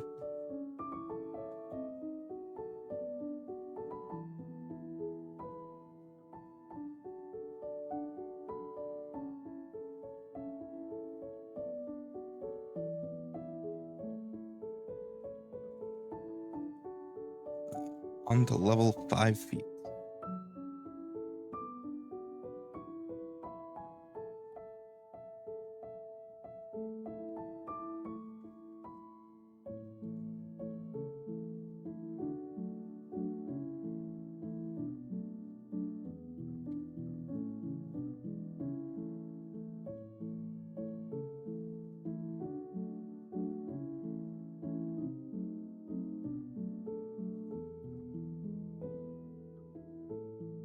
Channel Hell's Might.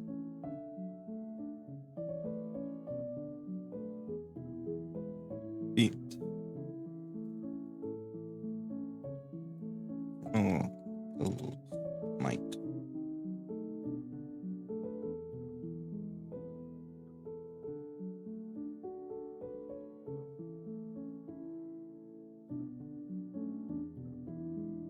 Systems.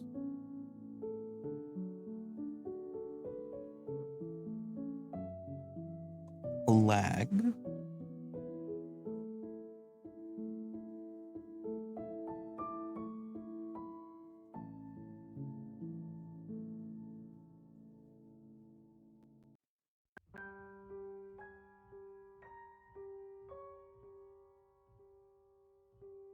PF2e.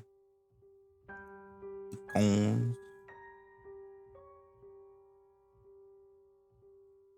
Default icon.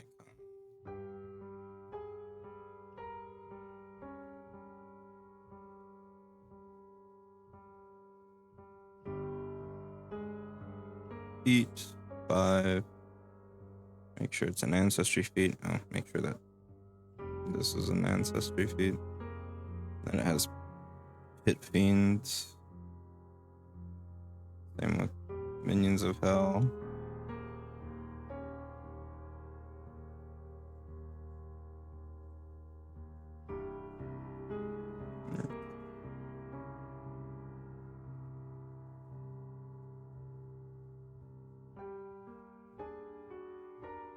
Alright, so fiendish nature flows out of you. Your unarmed strikes gain the unholy trait. Additionally, during your daily preparations, you may choose a single weapon to bind to your soul. Strikes made with this weapon deal 1 additional spirit damage. Gain the unholy trait. If you do not select a weapon or renew your bond during your daily preparation, the bond fades from the previous weapon. So we're gonna need an effect.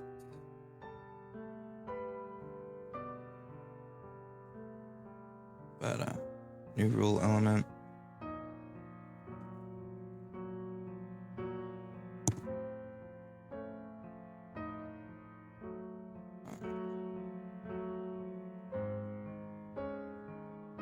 Just battlefield choice set.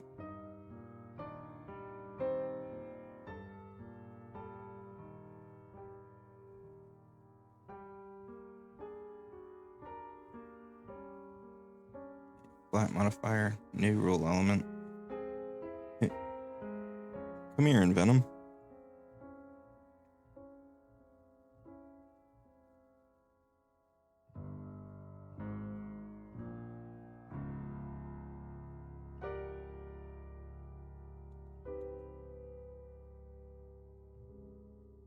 Option is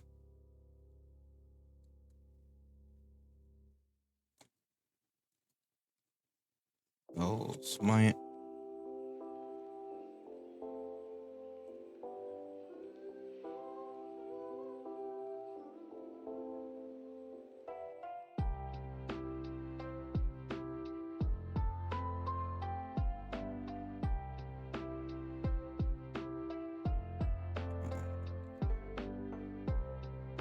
Item unarmed.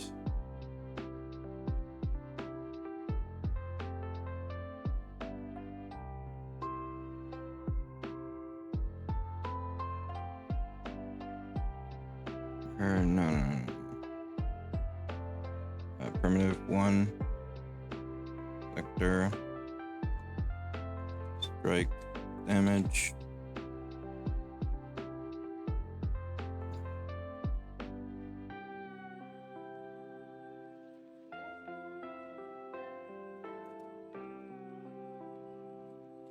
Hell's Might.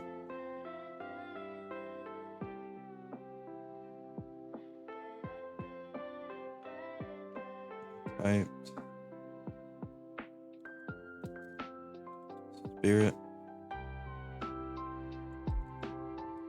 Unholy.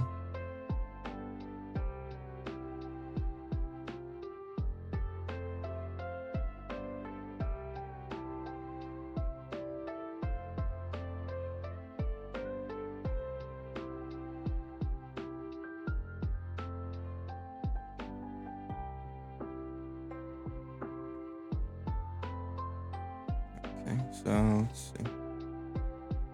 Hell's Might.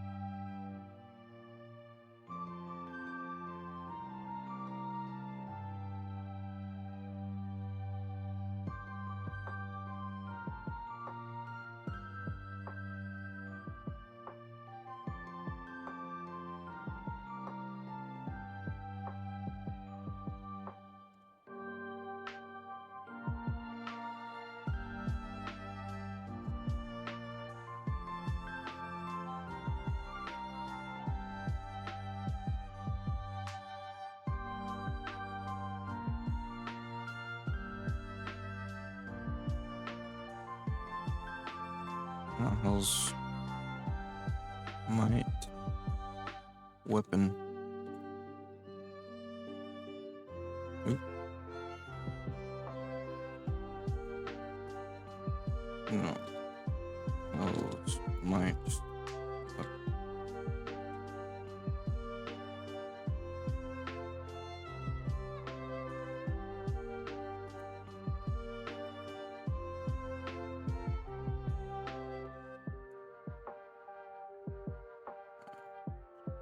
No, it's not mine.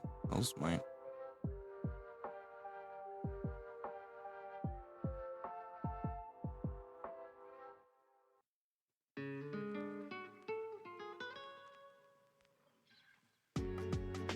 Hide if disabled.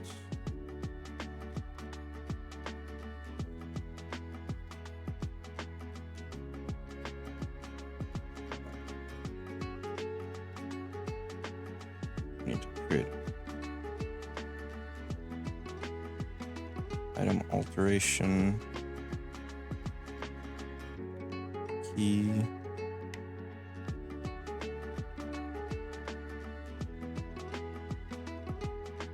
Just strike. Add.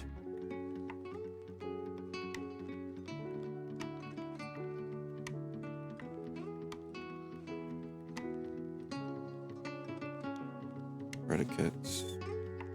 Oh. Unarmed. And traits. Holy.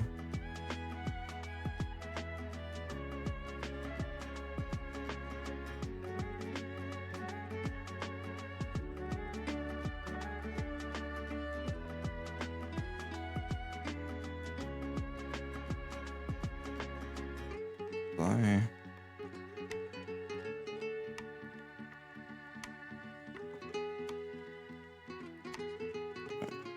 Cassian.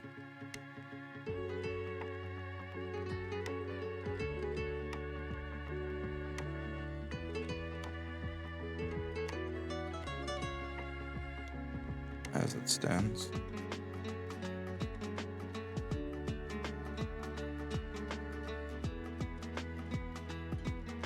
Cassian takes hit damage and 4 persistent poison.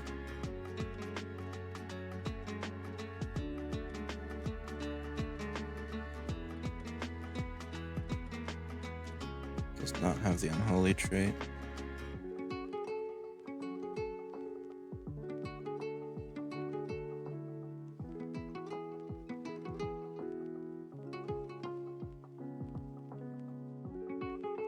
Didn't give it unholy. Predicate must be an array.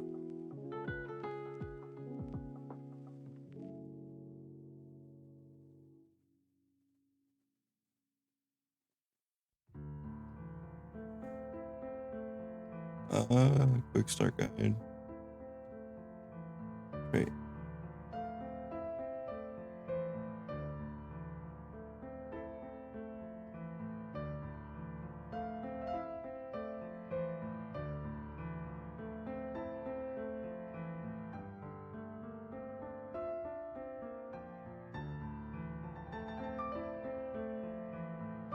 Adjust strength. Property weapon traits.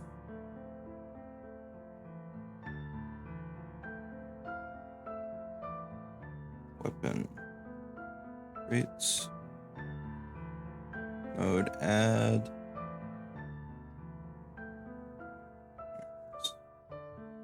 Just add predicate.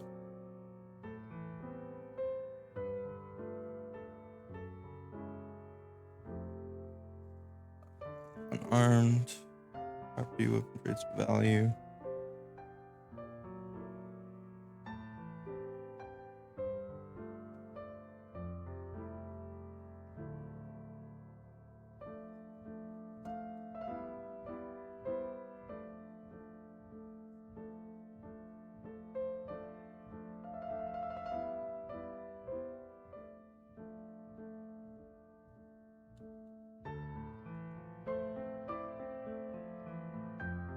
Key, adjust strike mode, add predicate.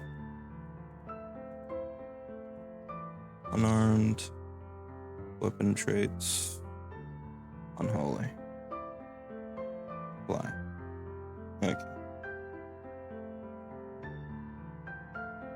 Damage is unholy now. And should deal extra damage. It does. Cool beans.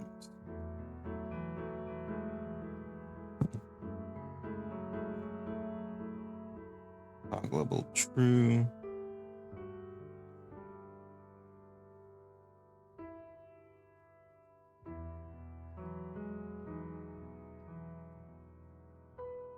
And then we'll also create a new version of this, which its predicate is instead Hell's Might. Damage here, and it does not have Unholy. Turn on channels Hell's Might. And it still does. Oh, it's still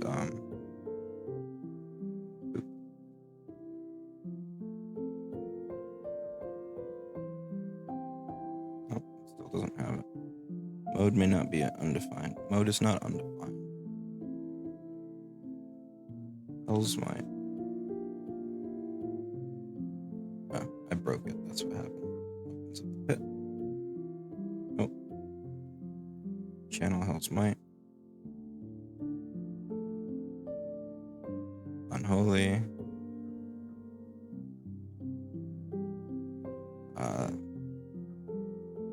Smite.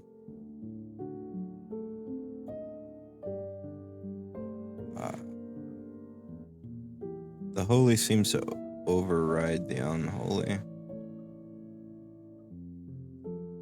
on there. But if I do this one, oh no, it goes away. It's gone. What, did I use my fist before on accident?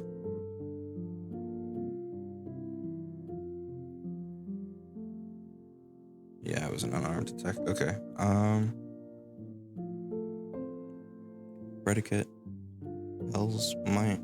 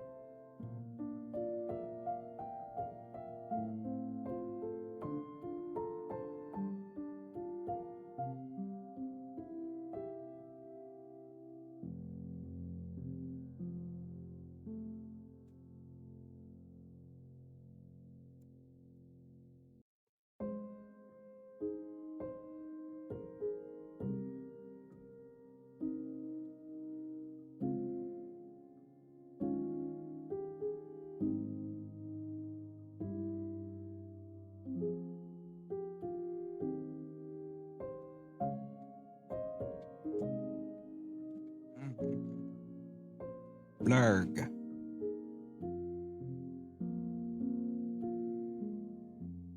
Okay. Predicate was armed.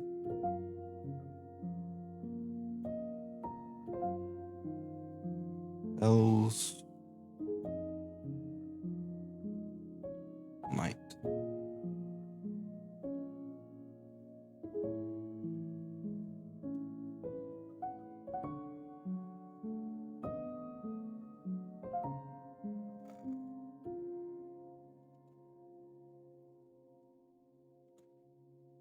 Let's see if multiple versions are just clashing with it, perhaps.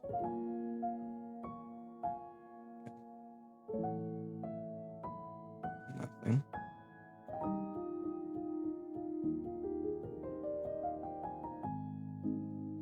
Does not add unholy.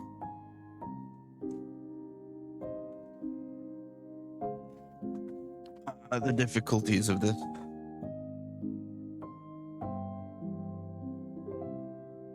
There's probably going to be somebody see this and just like, it's so simple, just do this. Yeah, I'm not good at this part. Predicate unarmed was on that one. So this one only appears on Hell's Might.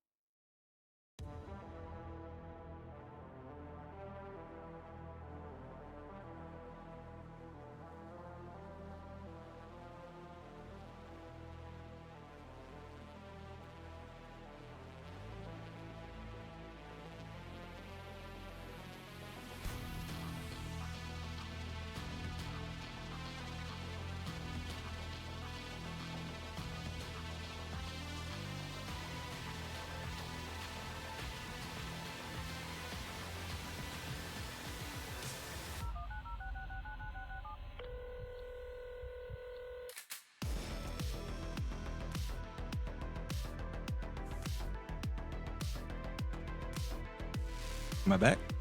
Ah. Ah ha ha ha. Bonjour. I return. So I stretched and I got up and I stretched my legs some because I had to get Tracy some milk and cheese. But you can save up to 1,000 points, and you do that, and I'll talk in different voices for extended periods of time, depending on their difficulty. So you could do that if you want.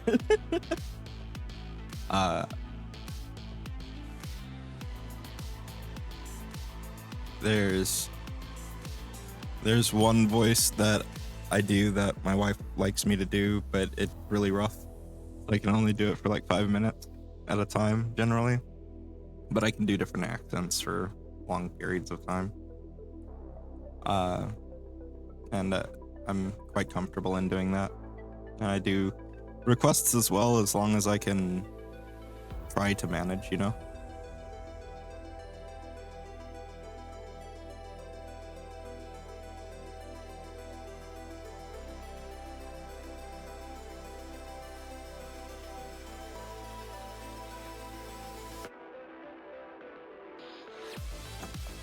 What is it?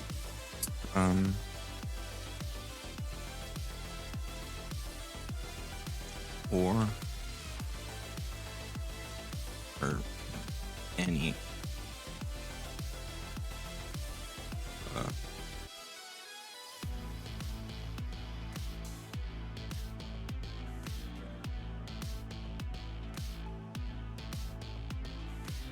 predicate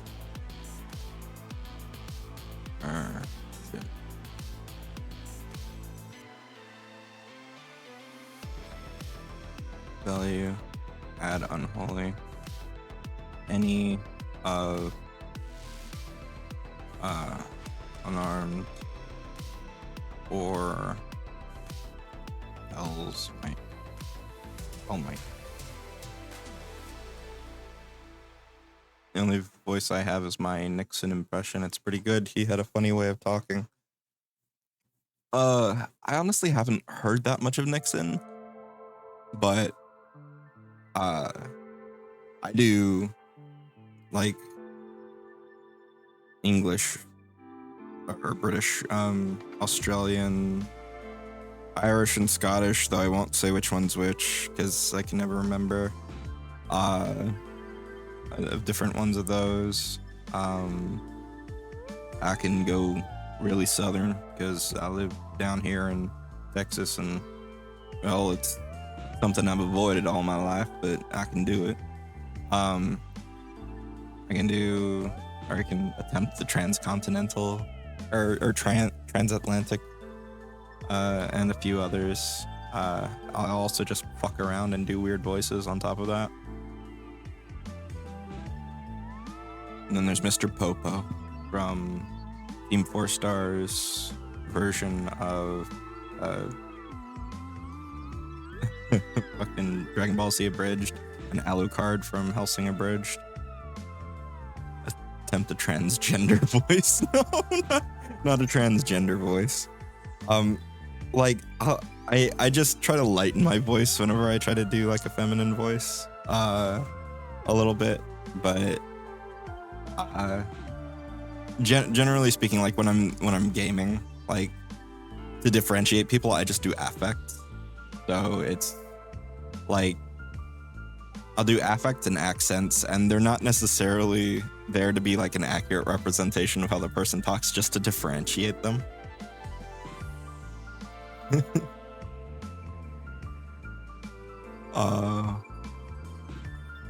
Mode add update apply.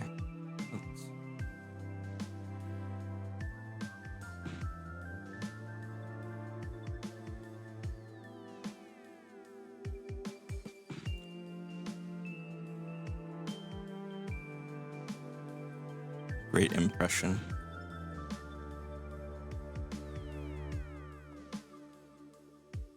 What was I impressing?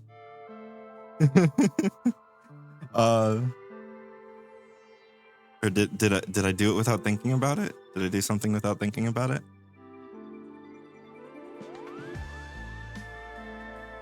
Technically, with he/they pronouns, every voice you do is a trans. Oh, okay. Yeah, that's true, I guess. I think of myself more in non-binary. But yeah, I get that's a good point.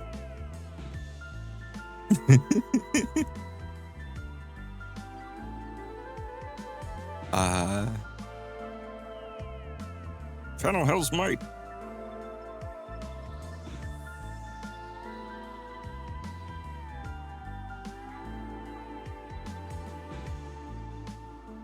Ah.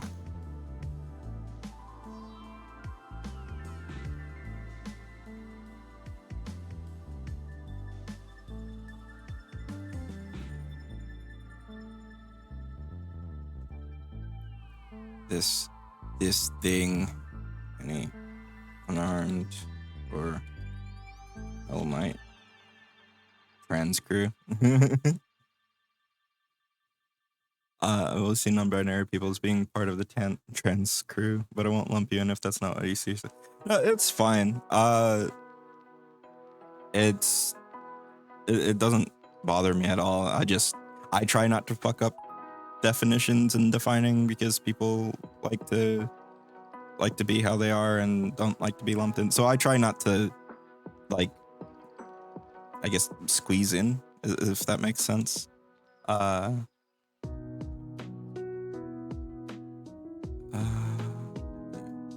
Unholy definition must be an array, but there's no definition. Or this is the definition. Oh, I see what I've done. I see what I've done wrong. Crap! I didn't mean to do that. No! Come here. Channel Hell's Might. This is supposed to be predicates. Any predicates, unarmed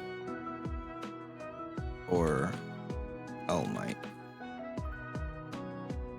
Update.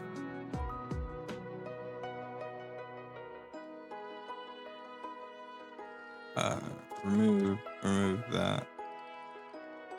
I think the conventional definition does welcome non-binary people in, like, if you're not cis, you're trans, but I don't fuss too much over labels. That's fair. I don't either.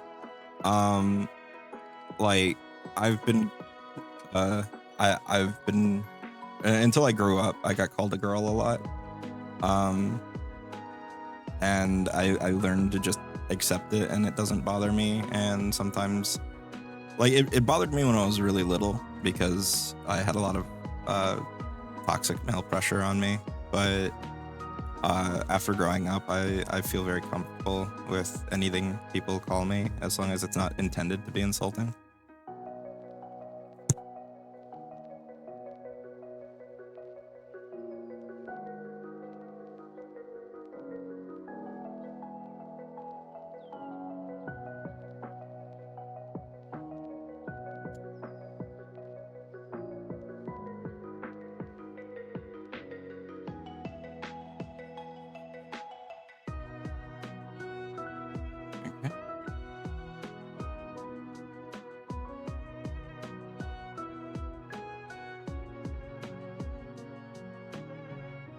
Let's see. Did we get unholy? We did not.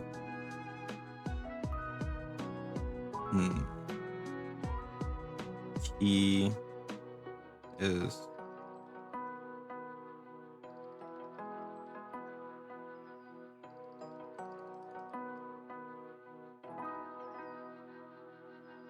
just strike unholy mode add.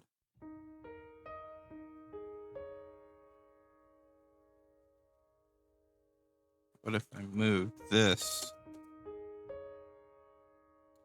down here?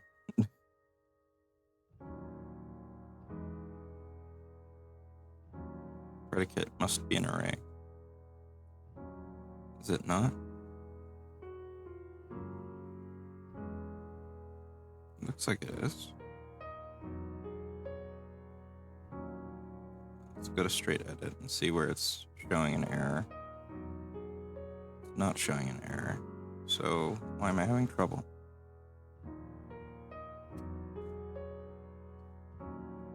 Apply. Predicate must be an array. What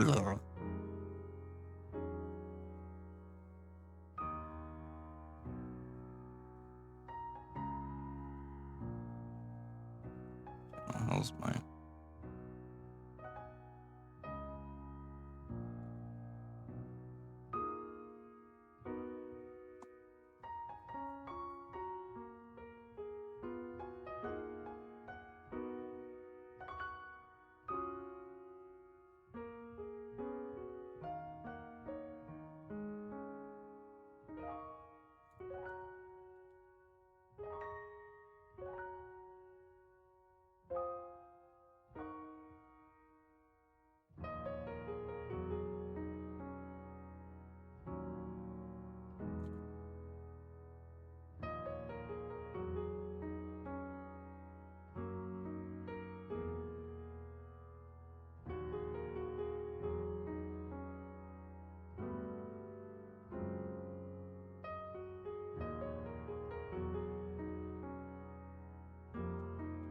Add predicate trait.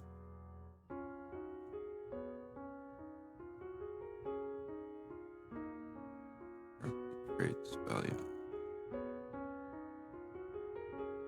Property. Traits.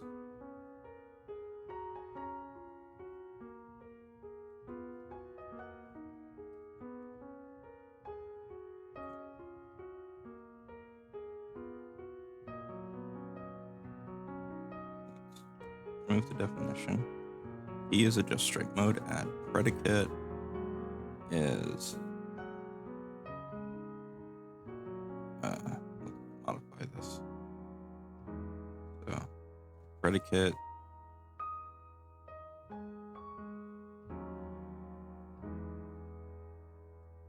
is any of unarmed or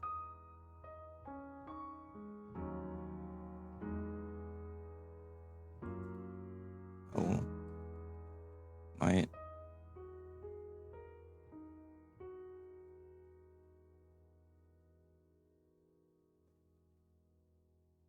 just strike mode, add predicate fully.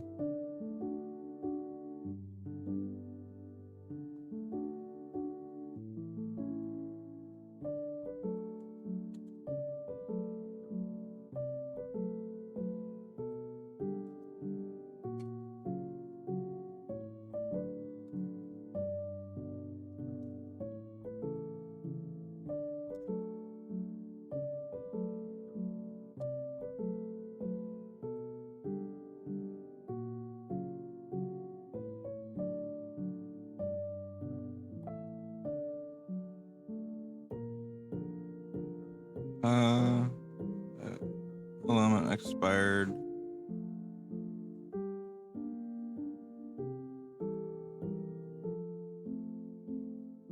Traits mode add. I would like to be able to see what I'm looking at, please.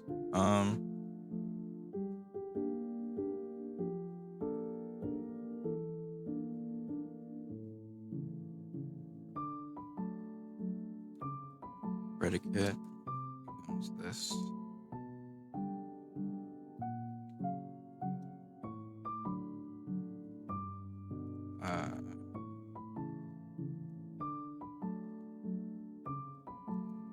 Any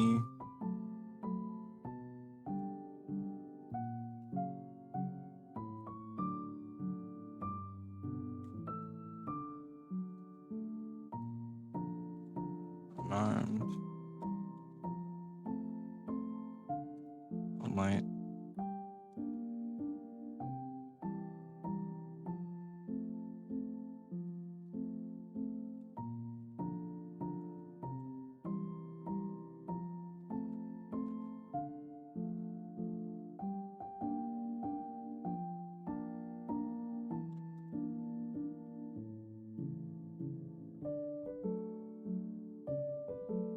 expected after 5, 8.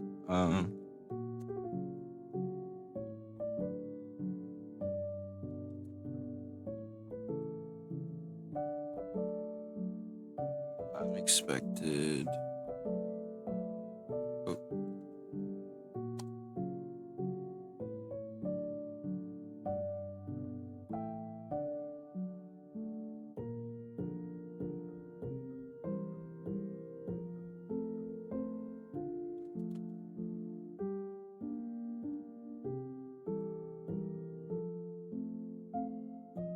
Element of expected after value. Oh, this is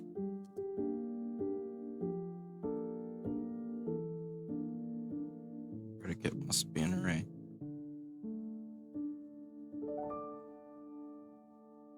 Lurk. Why it's so hard? Why this so hard?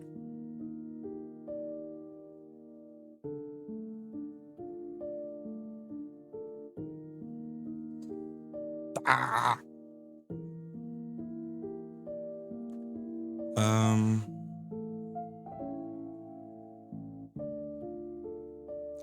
I got it to apply to just unarmed.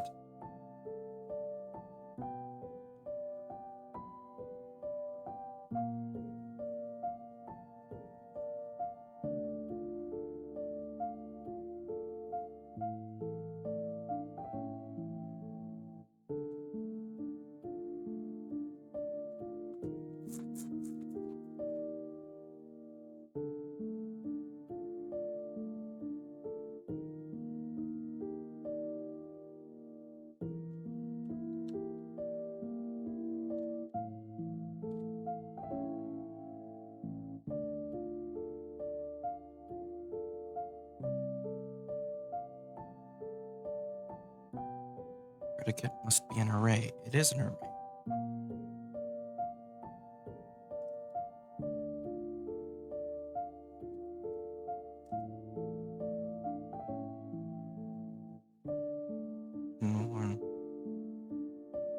Key.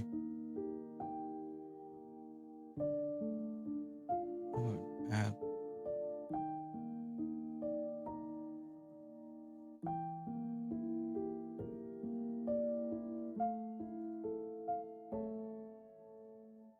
Okay.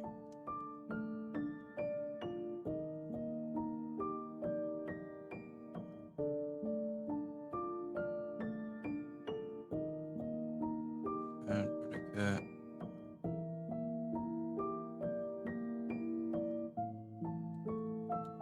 Unarmed. Its value unholy. Okay. So, Channel Hell's Might.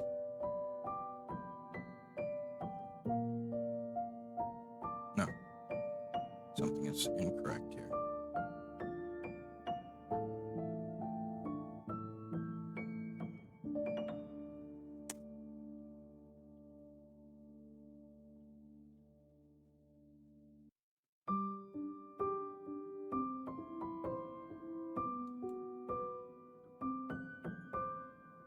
Why are these so hard? Okay, let's go find a different method.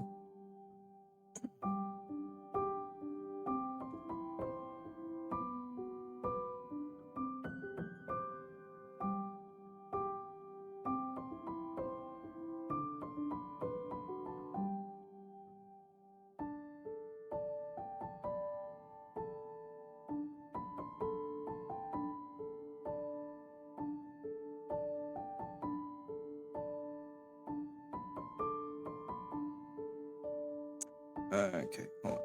Let's see here. Open.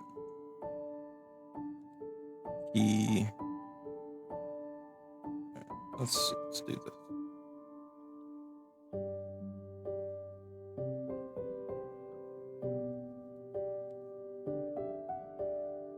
Definition.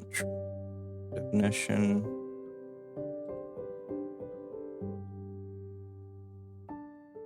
Any.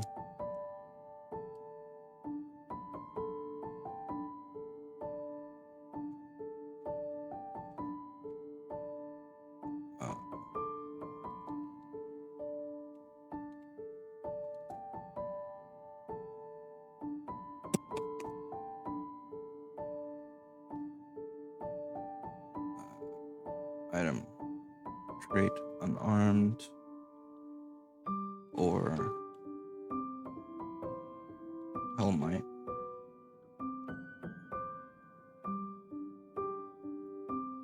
Value unholy.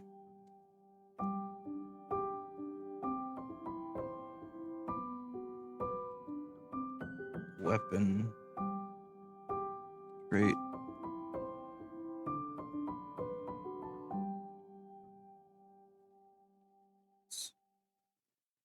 what?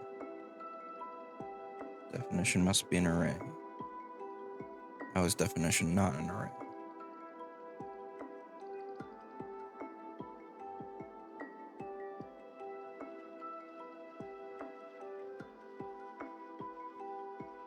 Item trait. Oh no.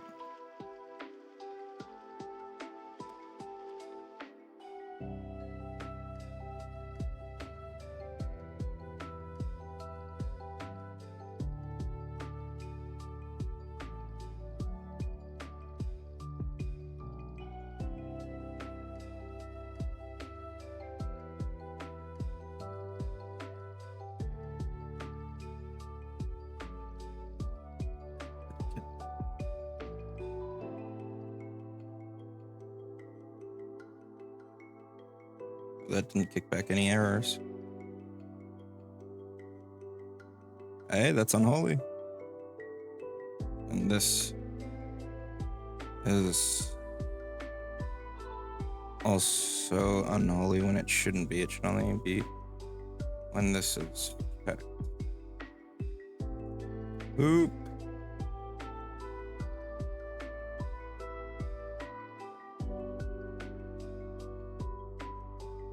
And wizard.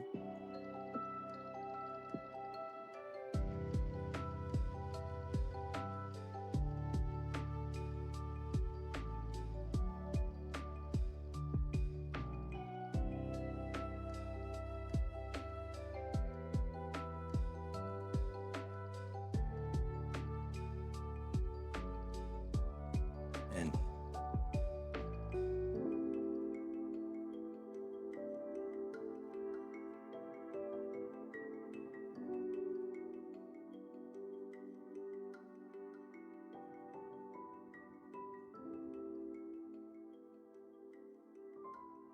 predicate or. So should be or. And then we get rid of this.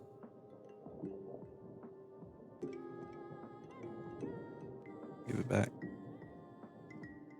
No, we don't have it checked. We still have unholy. Dang it.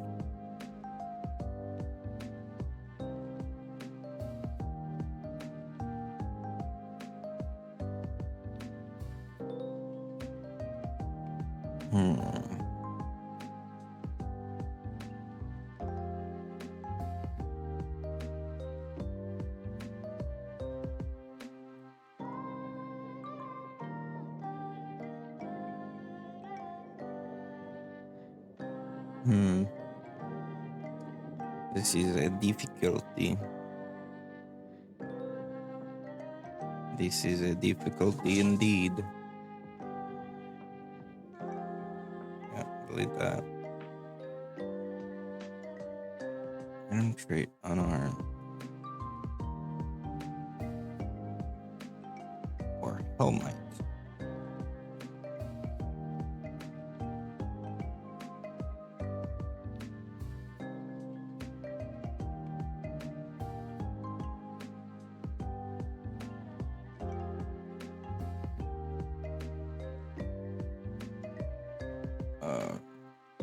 Option.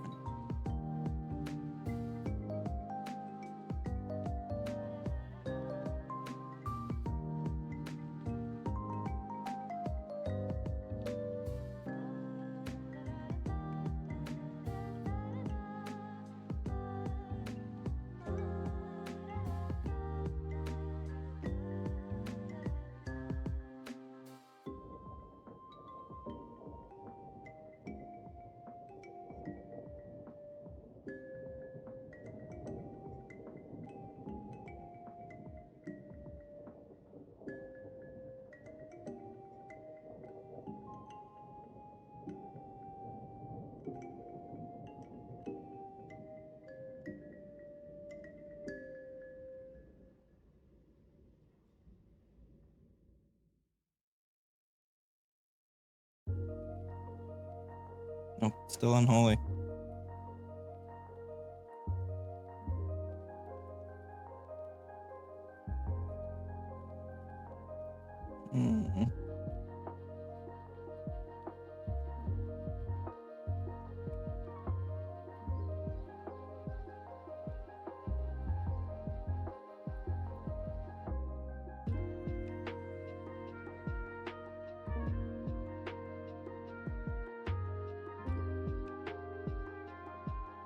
Oh.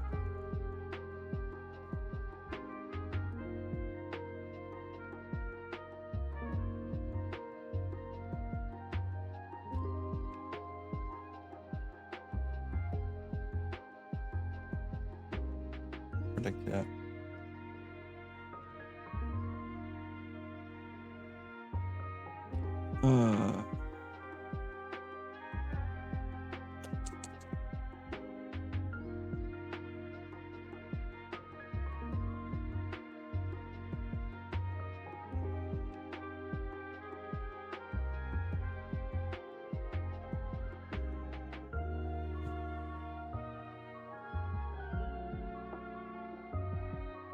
Critical.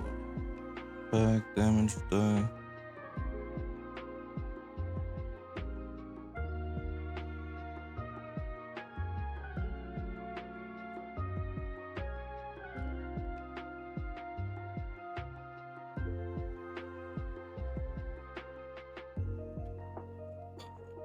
Option, which another RE could pick up.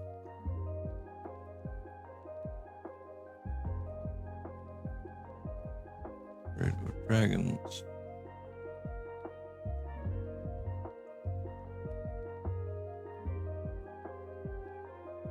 This should be any. It's the predicate, values, properties, weapon traits. Mode is add, key is adjust strike. We don't need the domain.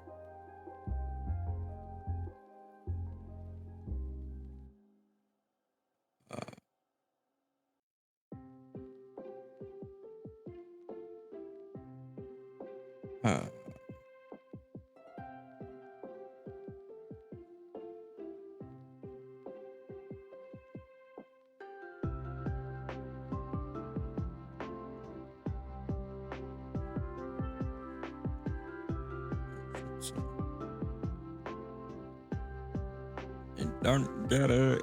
I don't know why it's not working. Wait, let's remove it completely and see if it's still doing that, and if we just broke something. No, okay.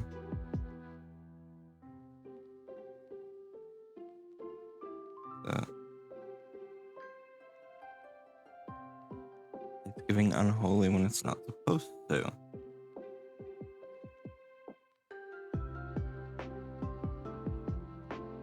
So let's take that out.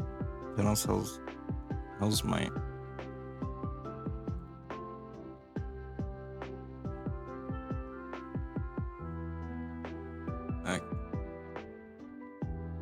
Damage. Has unholy. Damage. Does not, or does have unholy. It's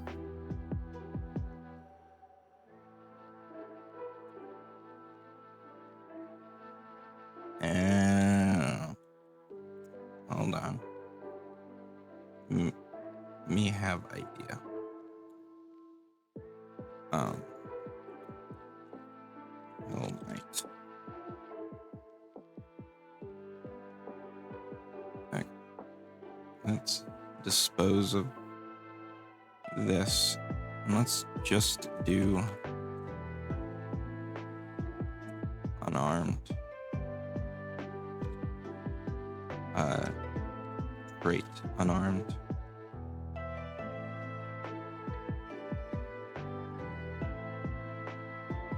Alright. Nope, we still got unholy where it don't belong.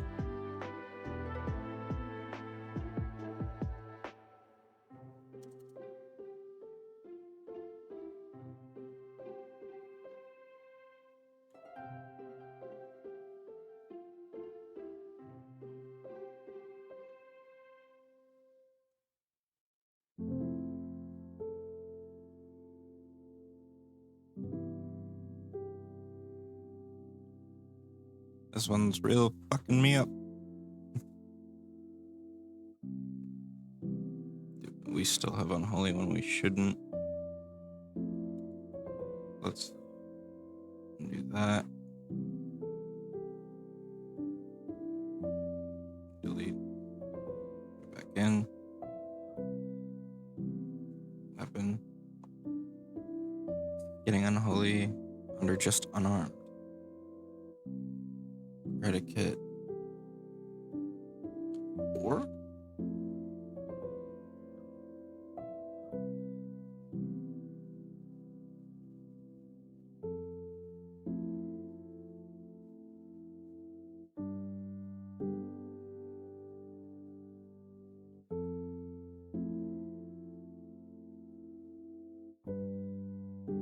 Unholy. It's unholy. It's unholy. Why?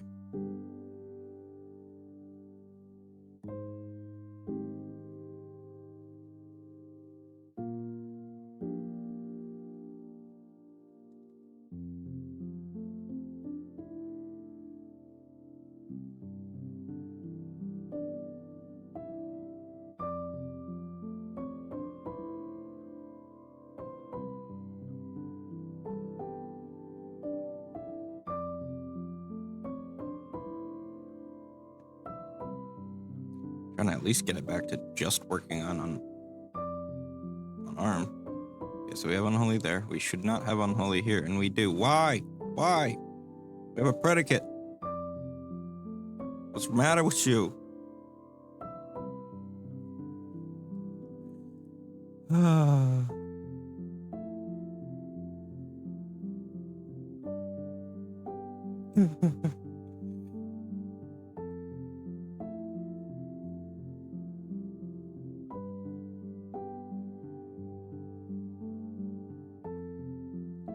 Why is everything being treated like it's unarmed?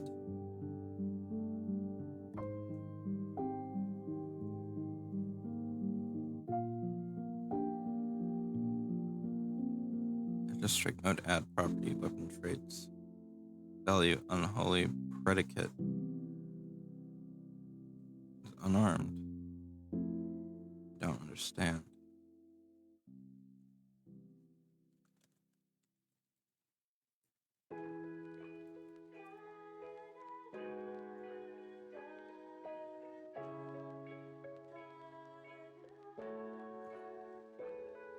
Contain all the same statement.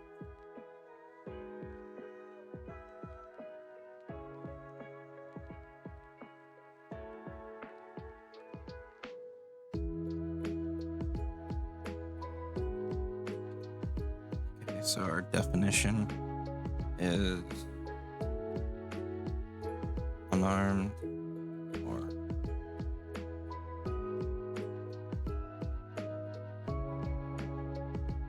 hell might.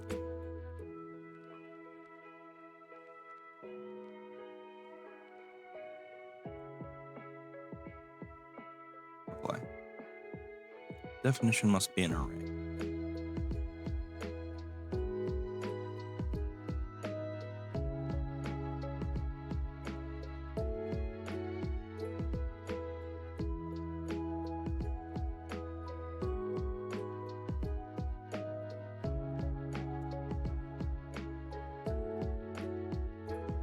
Expected double quoted property.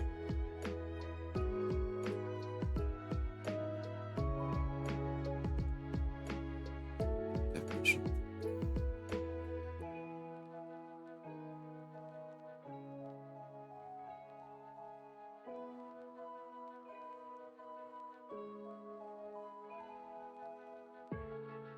Why? Definition must be an array. Definition must array.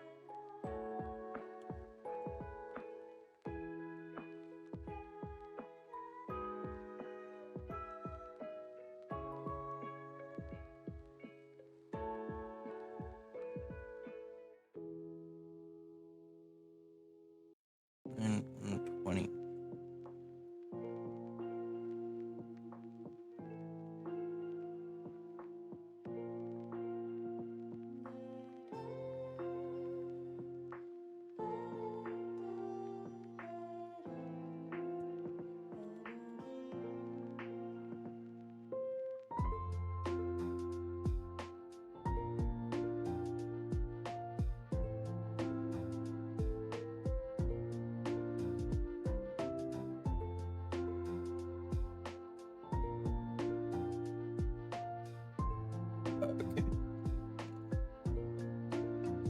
Definition. Stop helping me. You're making things harder. Stupid thing. Definition.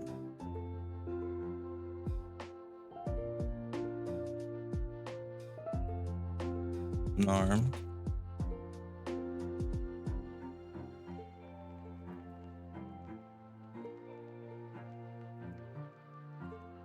Or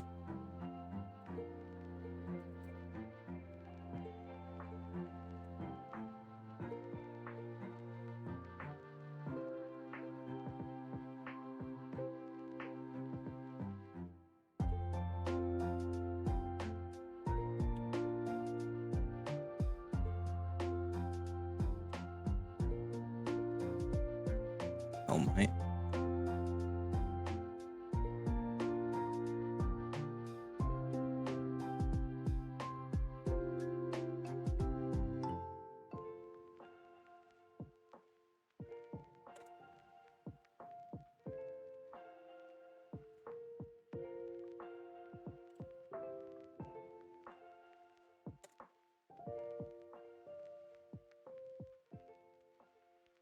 Expected comma after. All right.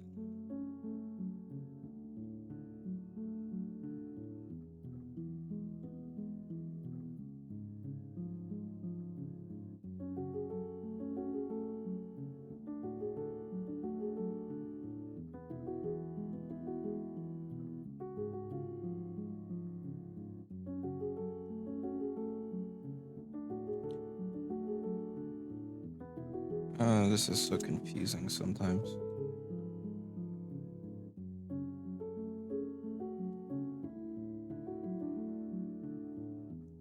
And it's expected this or this after line 12, column 1. Expecting a bracket here.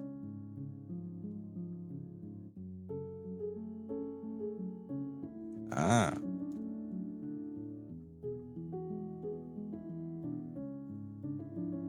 Okay, let's see if this one works.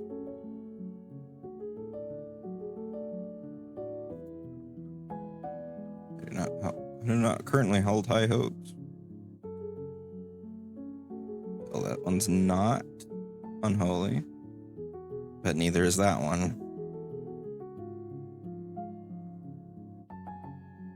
It's not unholy with the thing either. Ah!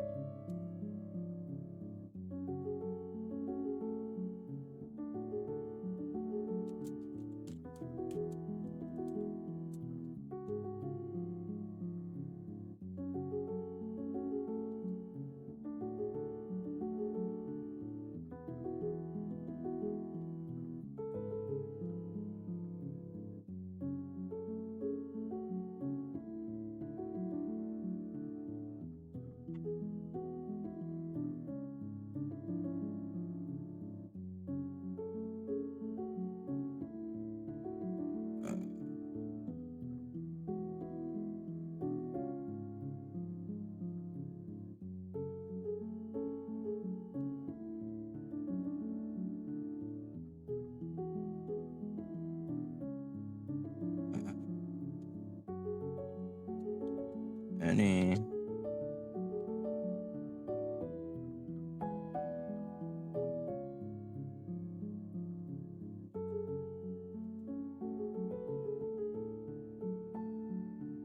Hellmites, unarmed.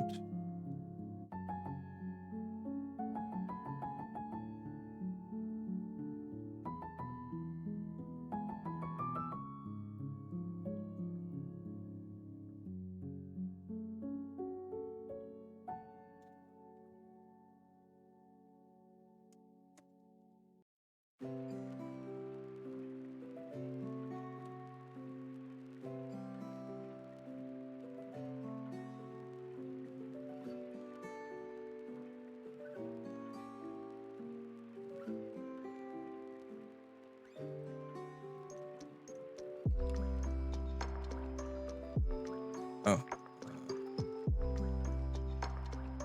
And this needs that.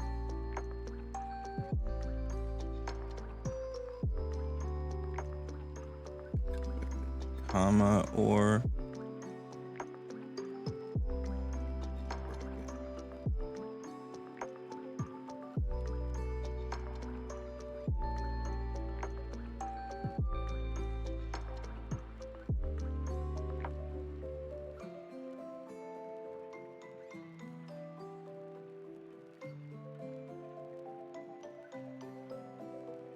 definition must be an array. Why? Why?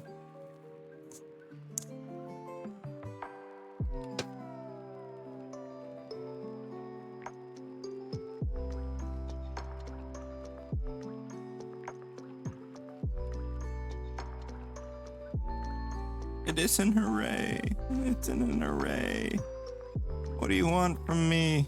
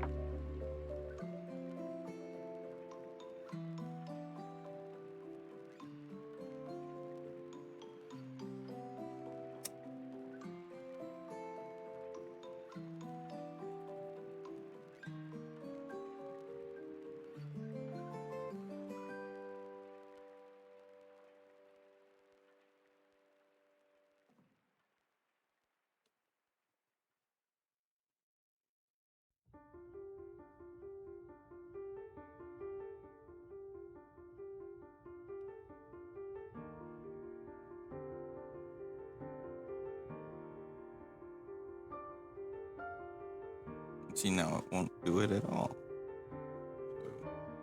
Predicate.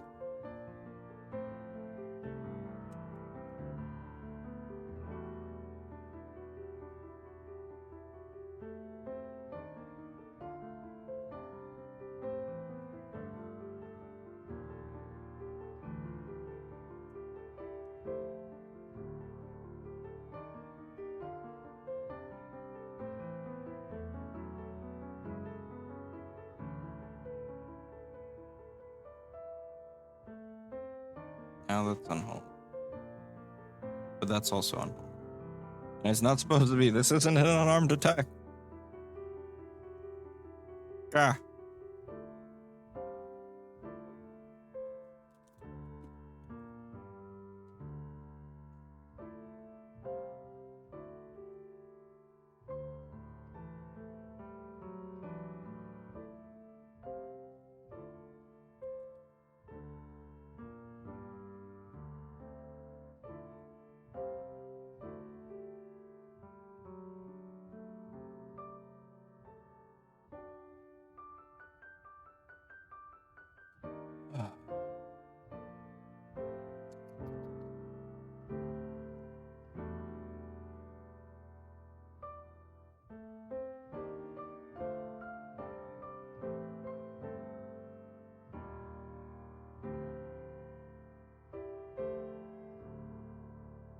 Okay.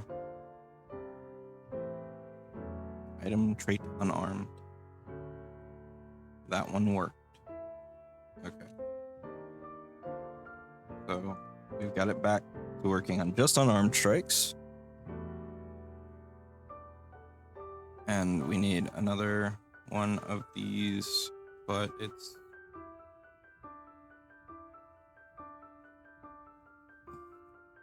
hold on. Channel Hell's Might damage inspect roll.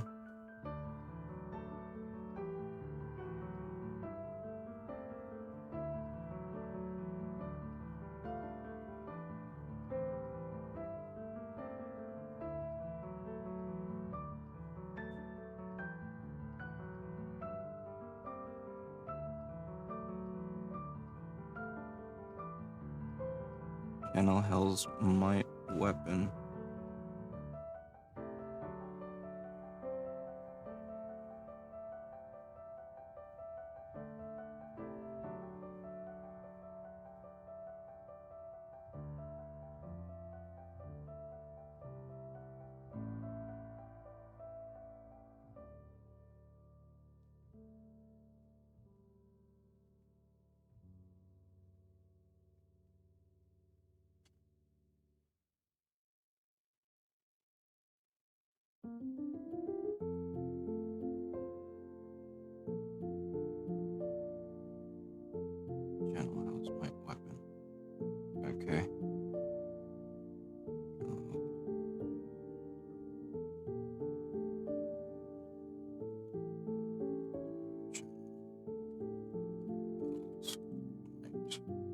weapon.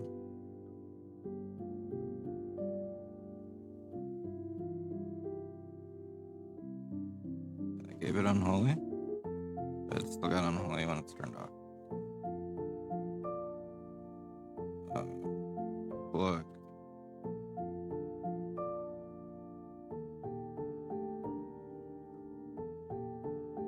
Still got it. Modifier.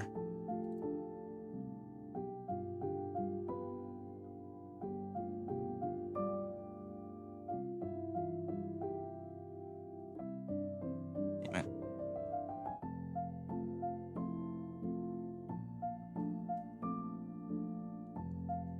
Oh my.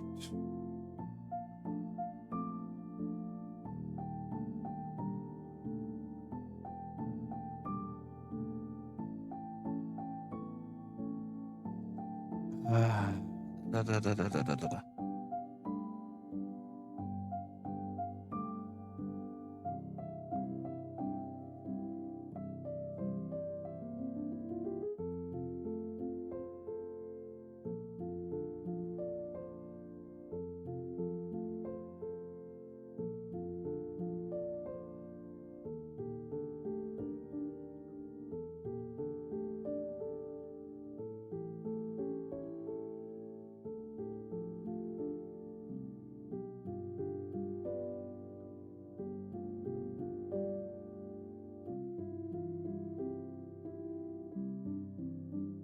Having to message my culinary school friend to help designing this candy people ancestry.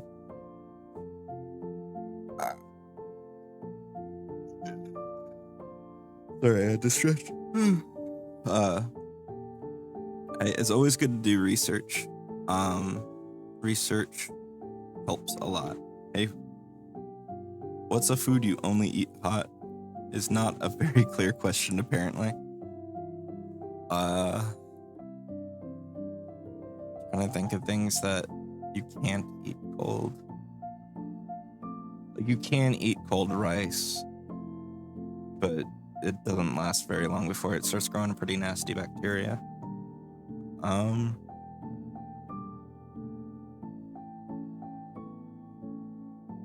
Or like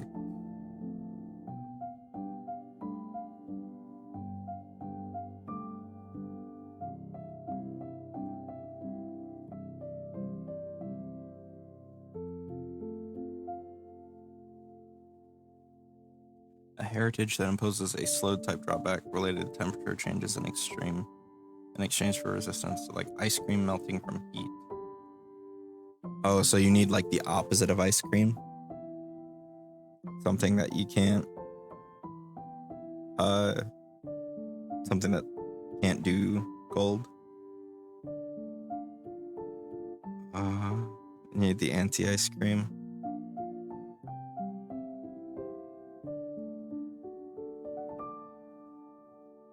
Souffle works pretty well because it deflates.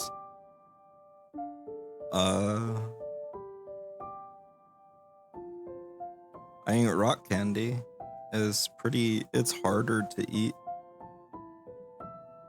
Or no, it'll burn the shit out of you when it's hot. But it's harder to eat. Fondue, yeah, it'll turn solid. A lot of soups thicken.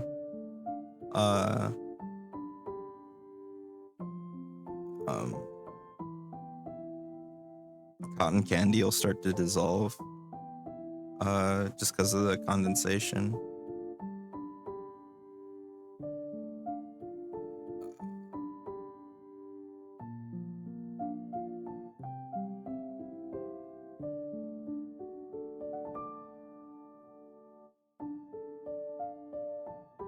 Like it'll turn into a nasty little thing. Like if you've ever had cotton candy like outside when it's humid, it starts getting weird pretty fast. What do you have when it's hot?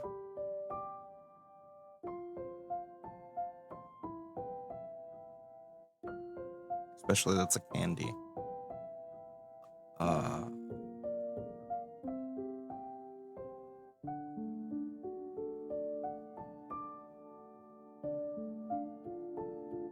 Oh, fucking gummy worms.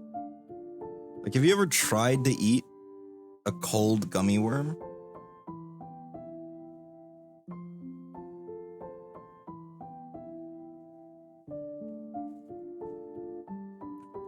Like, sure, it doesn't have to be hot, I guess. But, oh boy, is it like just a pain when it's cold. Yeah. I remember. Excuse me. I remember in like elementary school, we had eating competition, and one of the things was mud cake. So like ground up chocolatey stuff with gummy worms in them. But they refrigerated them so that they wouldn't get weird while they were waiting. Those gummy worms were hard. They were really like, yeah, caramel will get hard to eat. Anything that's like more sticky than it is anything else turns into a freaking rock in the freezer.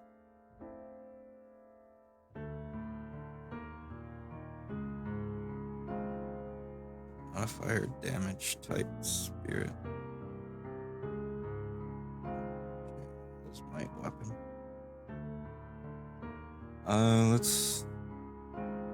Let's add a slug.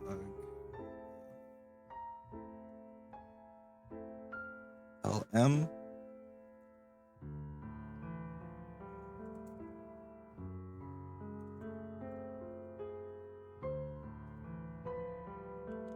Slug.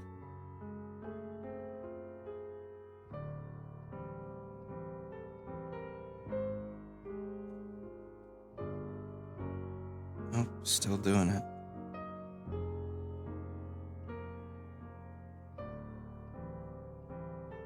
Okay.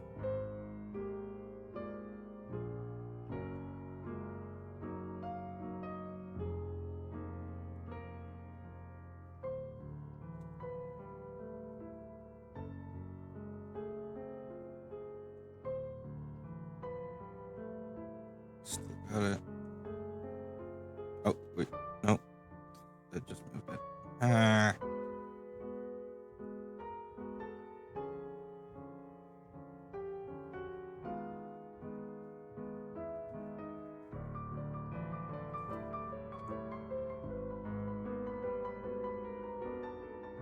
Let's see.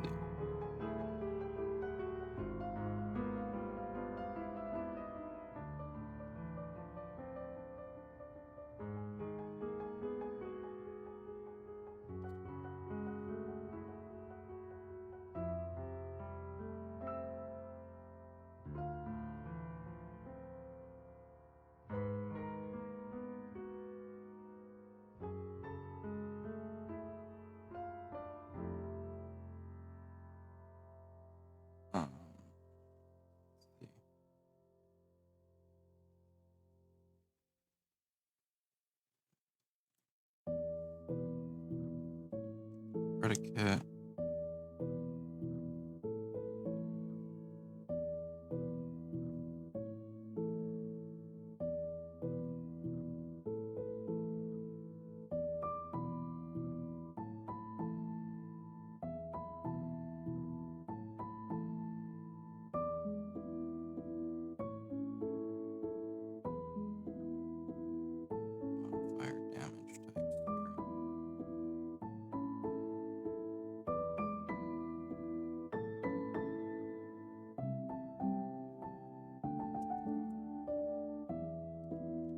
Modifier damage type spirit. Modifier damage type spirit.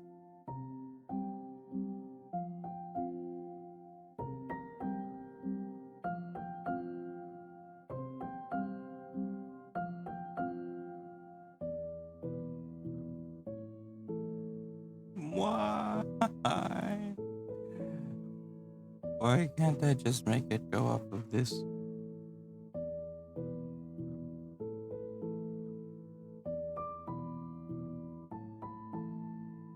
I got this one to work. Item.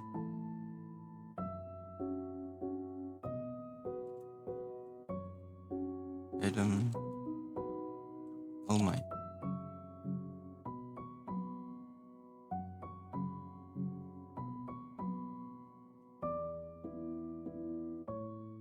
Just putting it on everything. Well,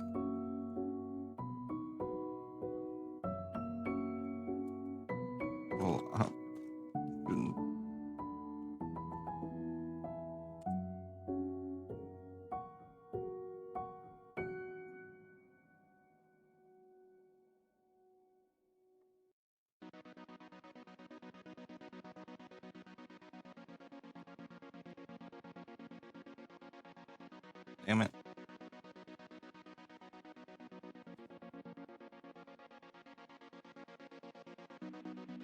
Option. Oh my.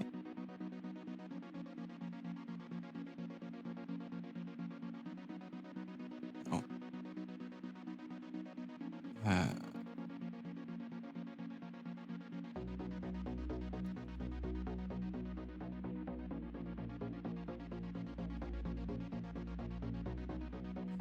Is it that this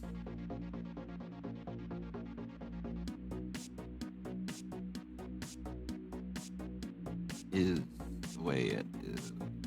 Why must you be like this?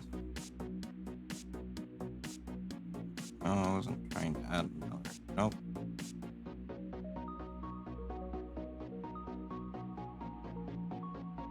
Still unholy when it's not supposed to be. Why?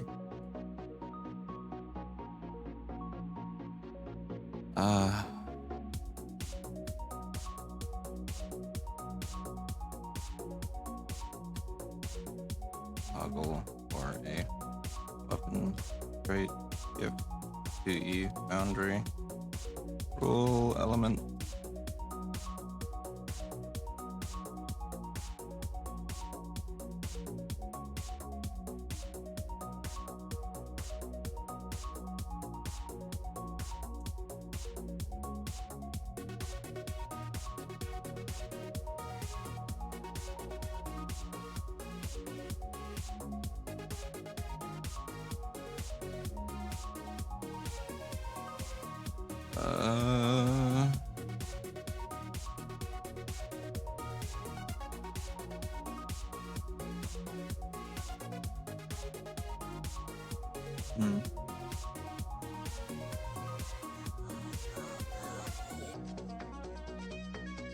Option element, toggleable true, value false.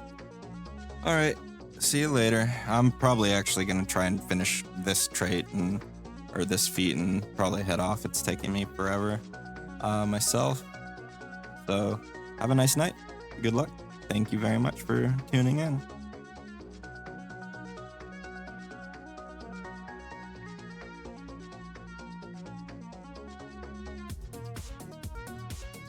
Yep, thank you, thank you.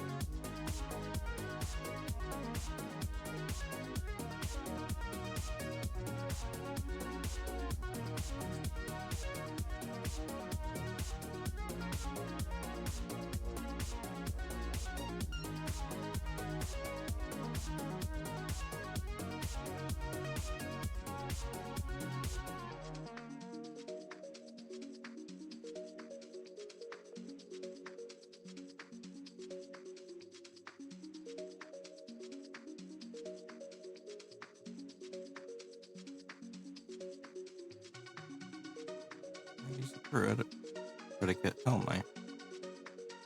But it's not working. Should it be below? Is that what's the problem? Is that literally it? Oh my.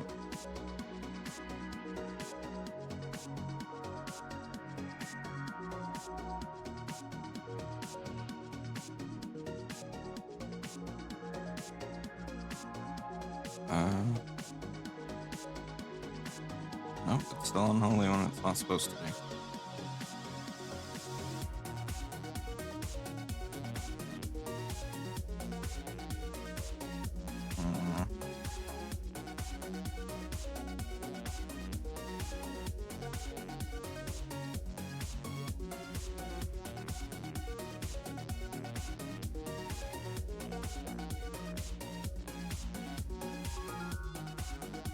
Predicate. Oh.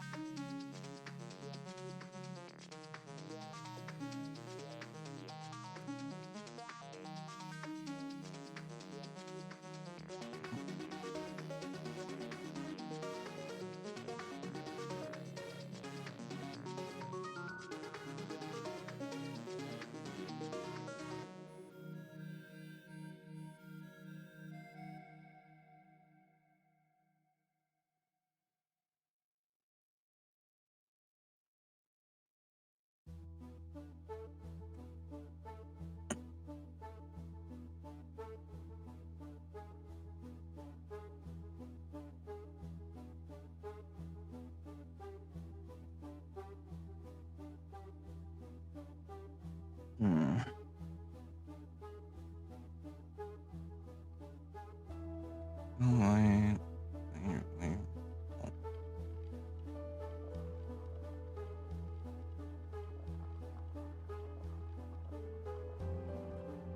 All might. True.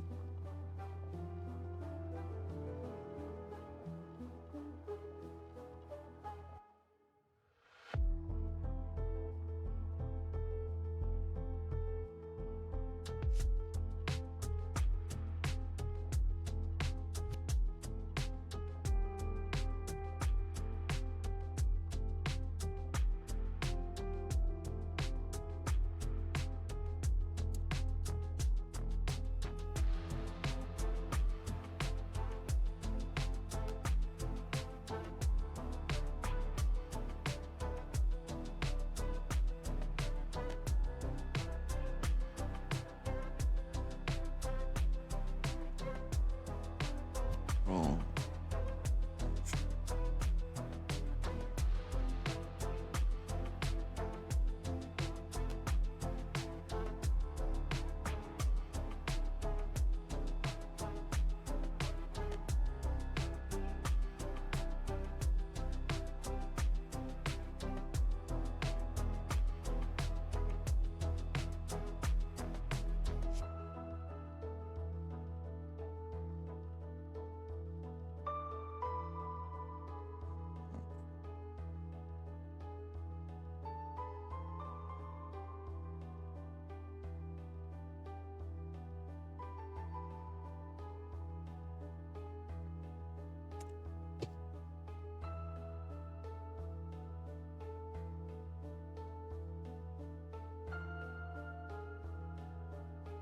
Any roll options can be used in the definition, so sweep to all finesse weapons can be done. Note that you might item trait in essence of just both add and what's this rule element.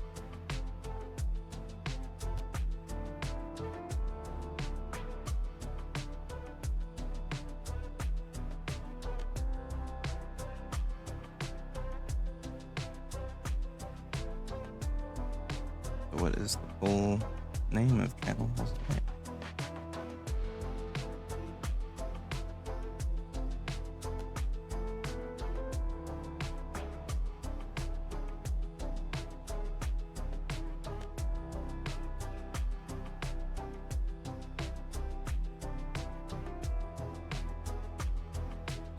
role.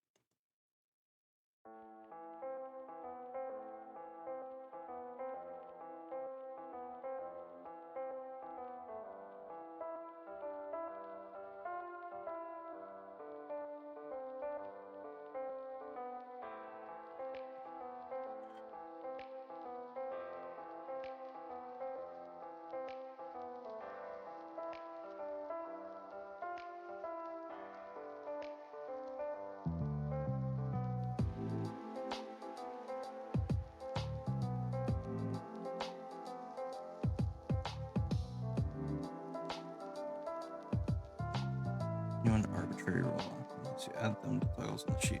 The role option has to domain option.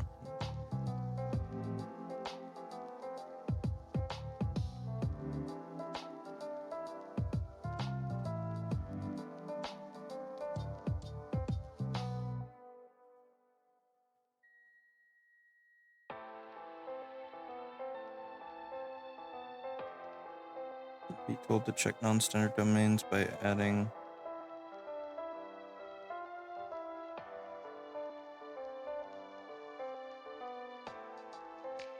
so that the brackets indicate an array, so you can include multiple domains to check that you have to have brackets there. Okay. So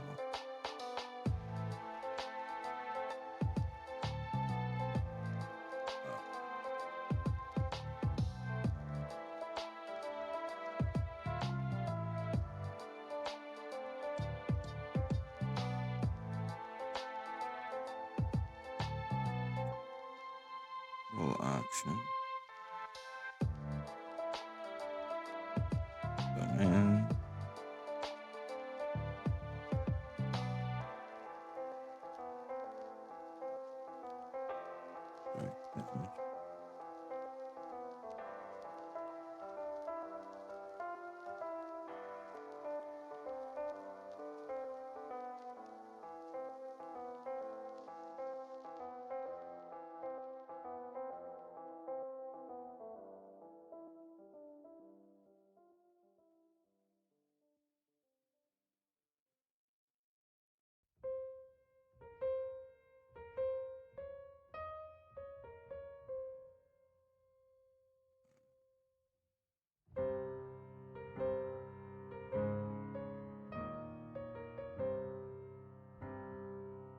Oh my.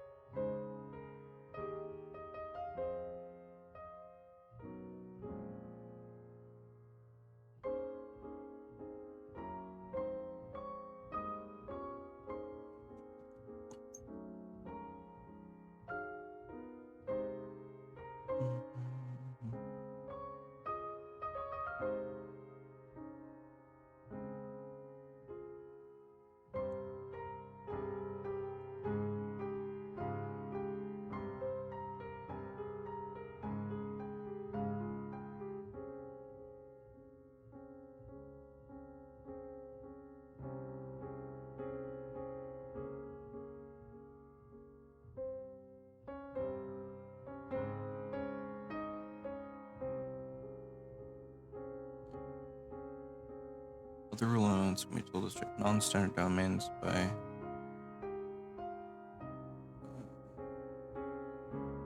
object damage roll or AC domains. All roles check the all domain, however, we want to avoid overstuffing one domain.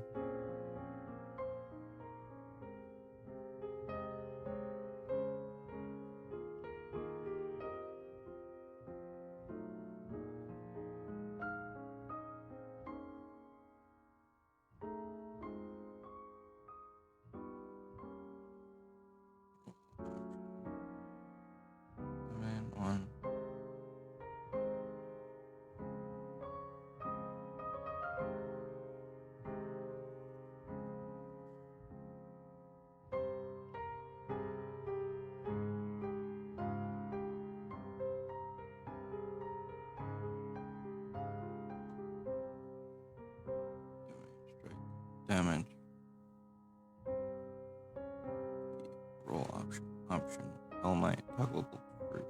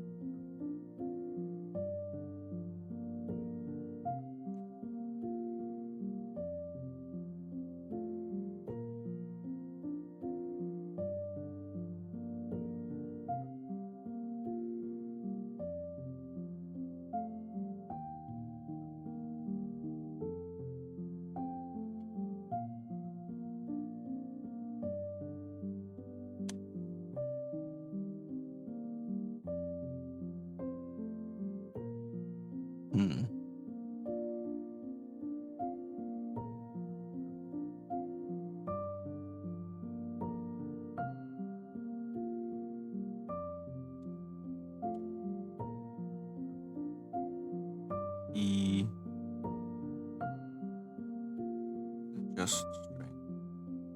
Value. Unholy properties.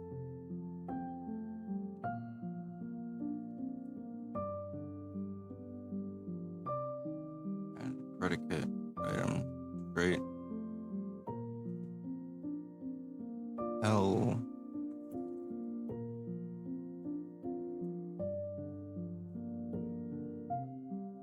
Hello.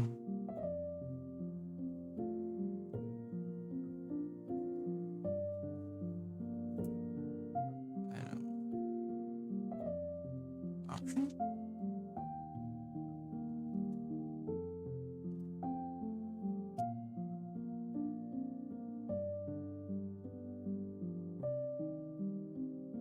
Nope.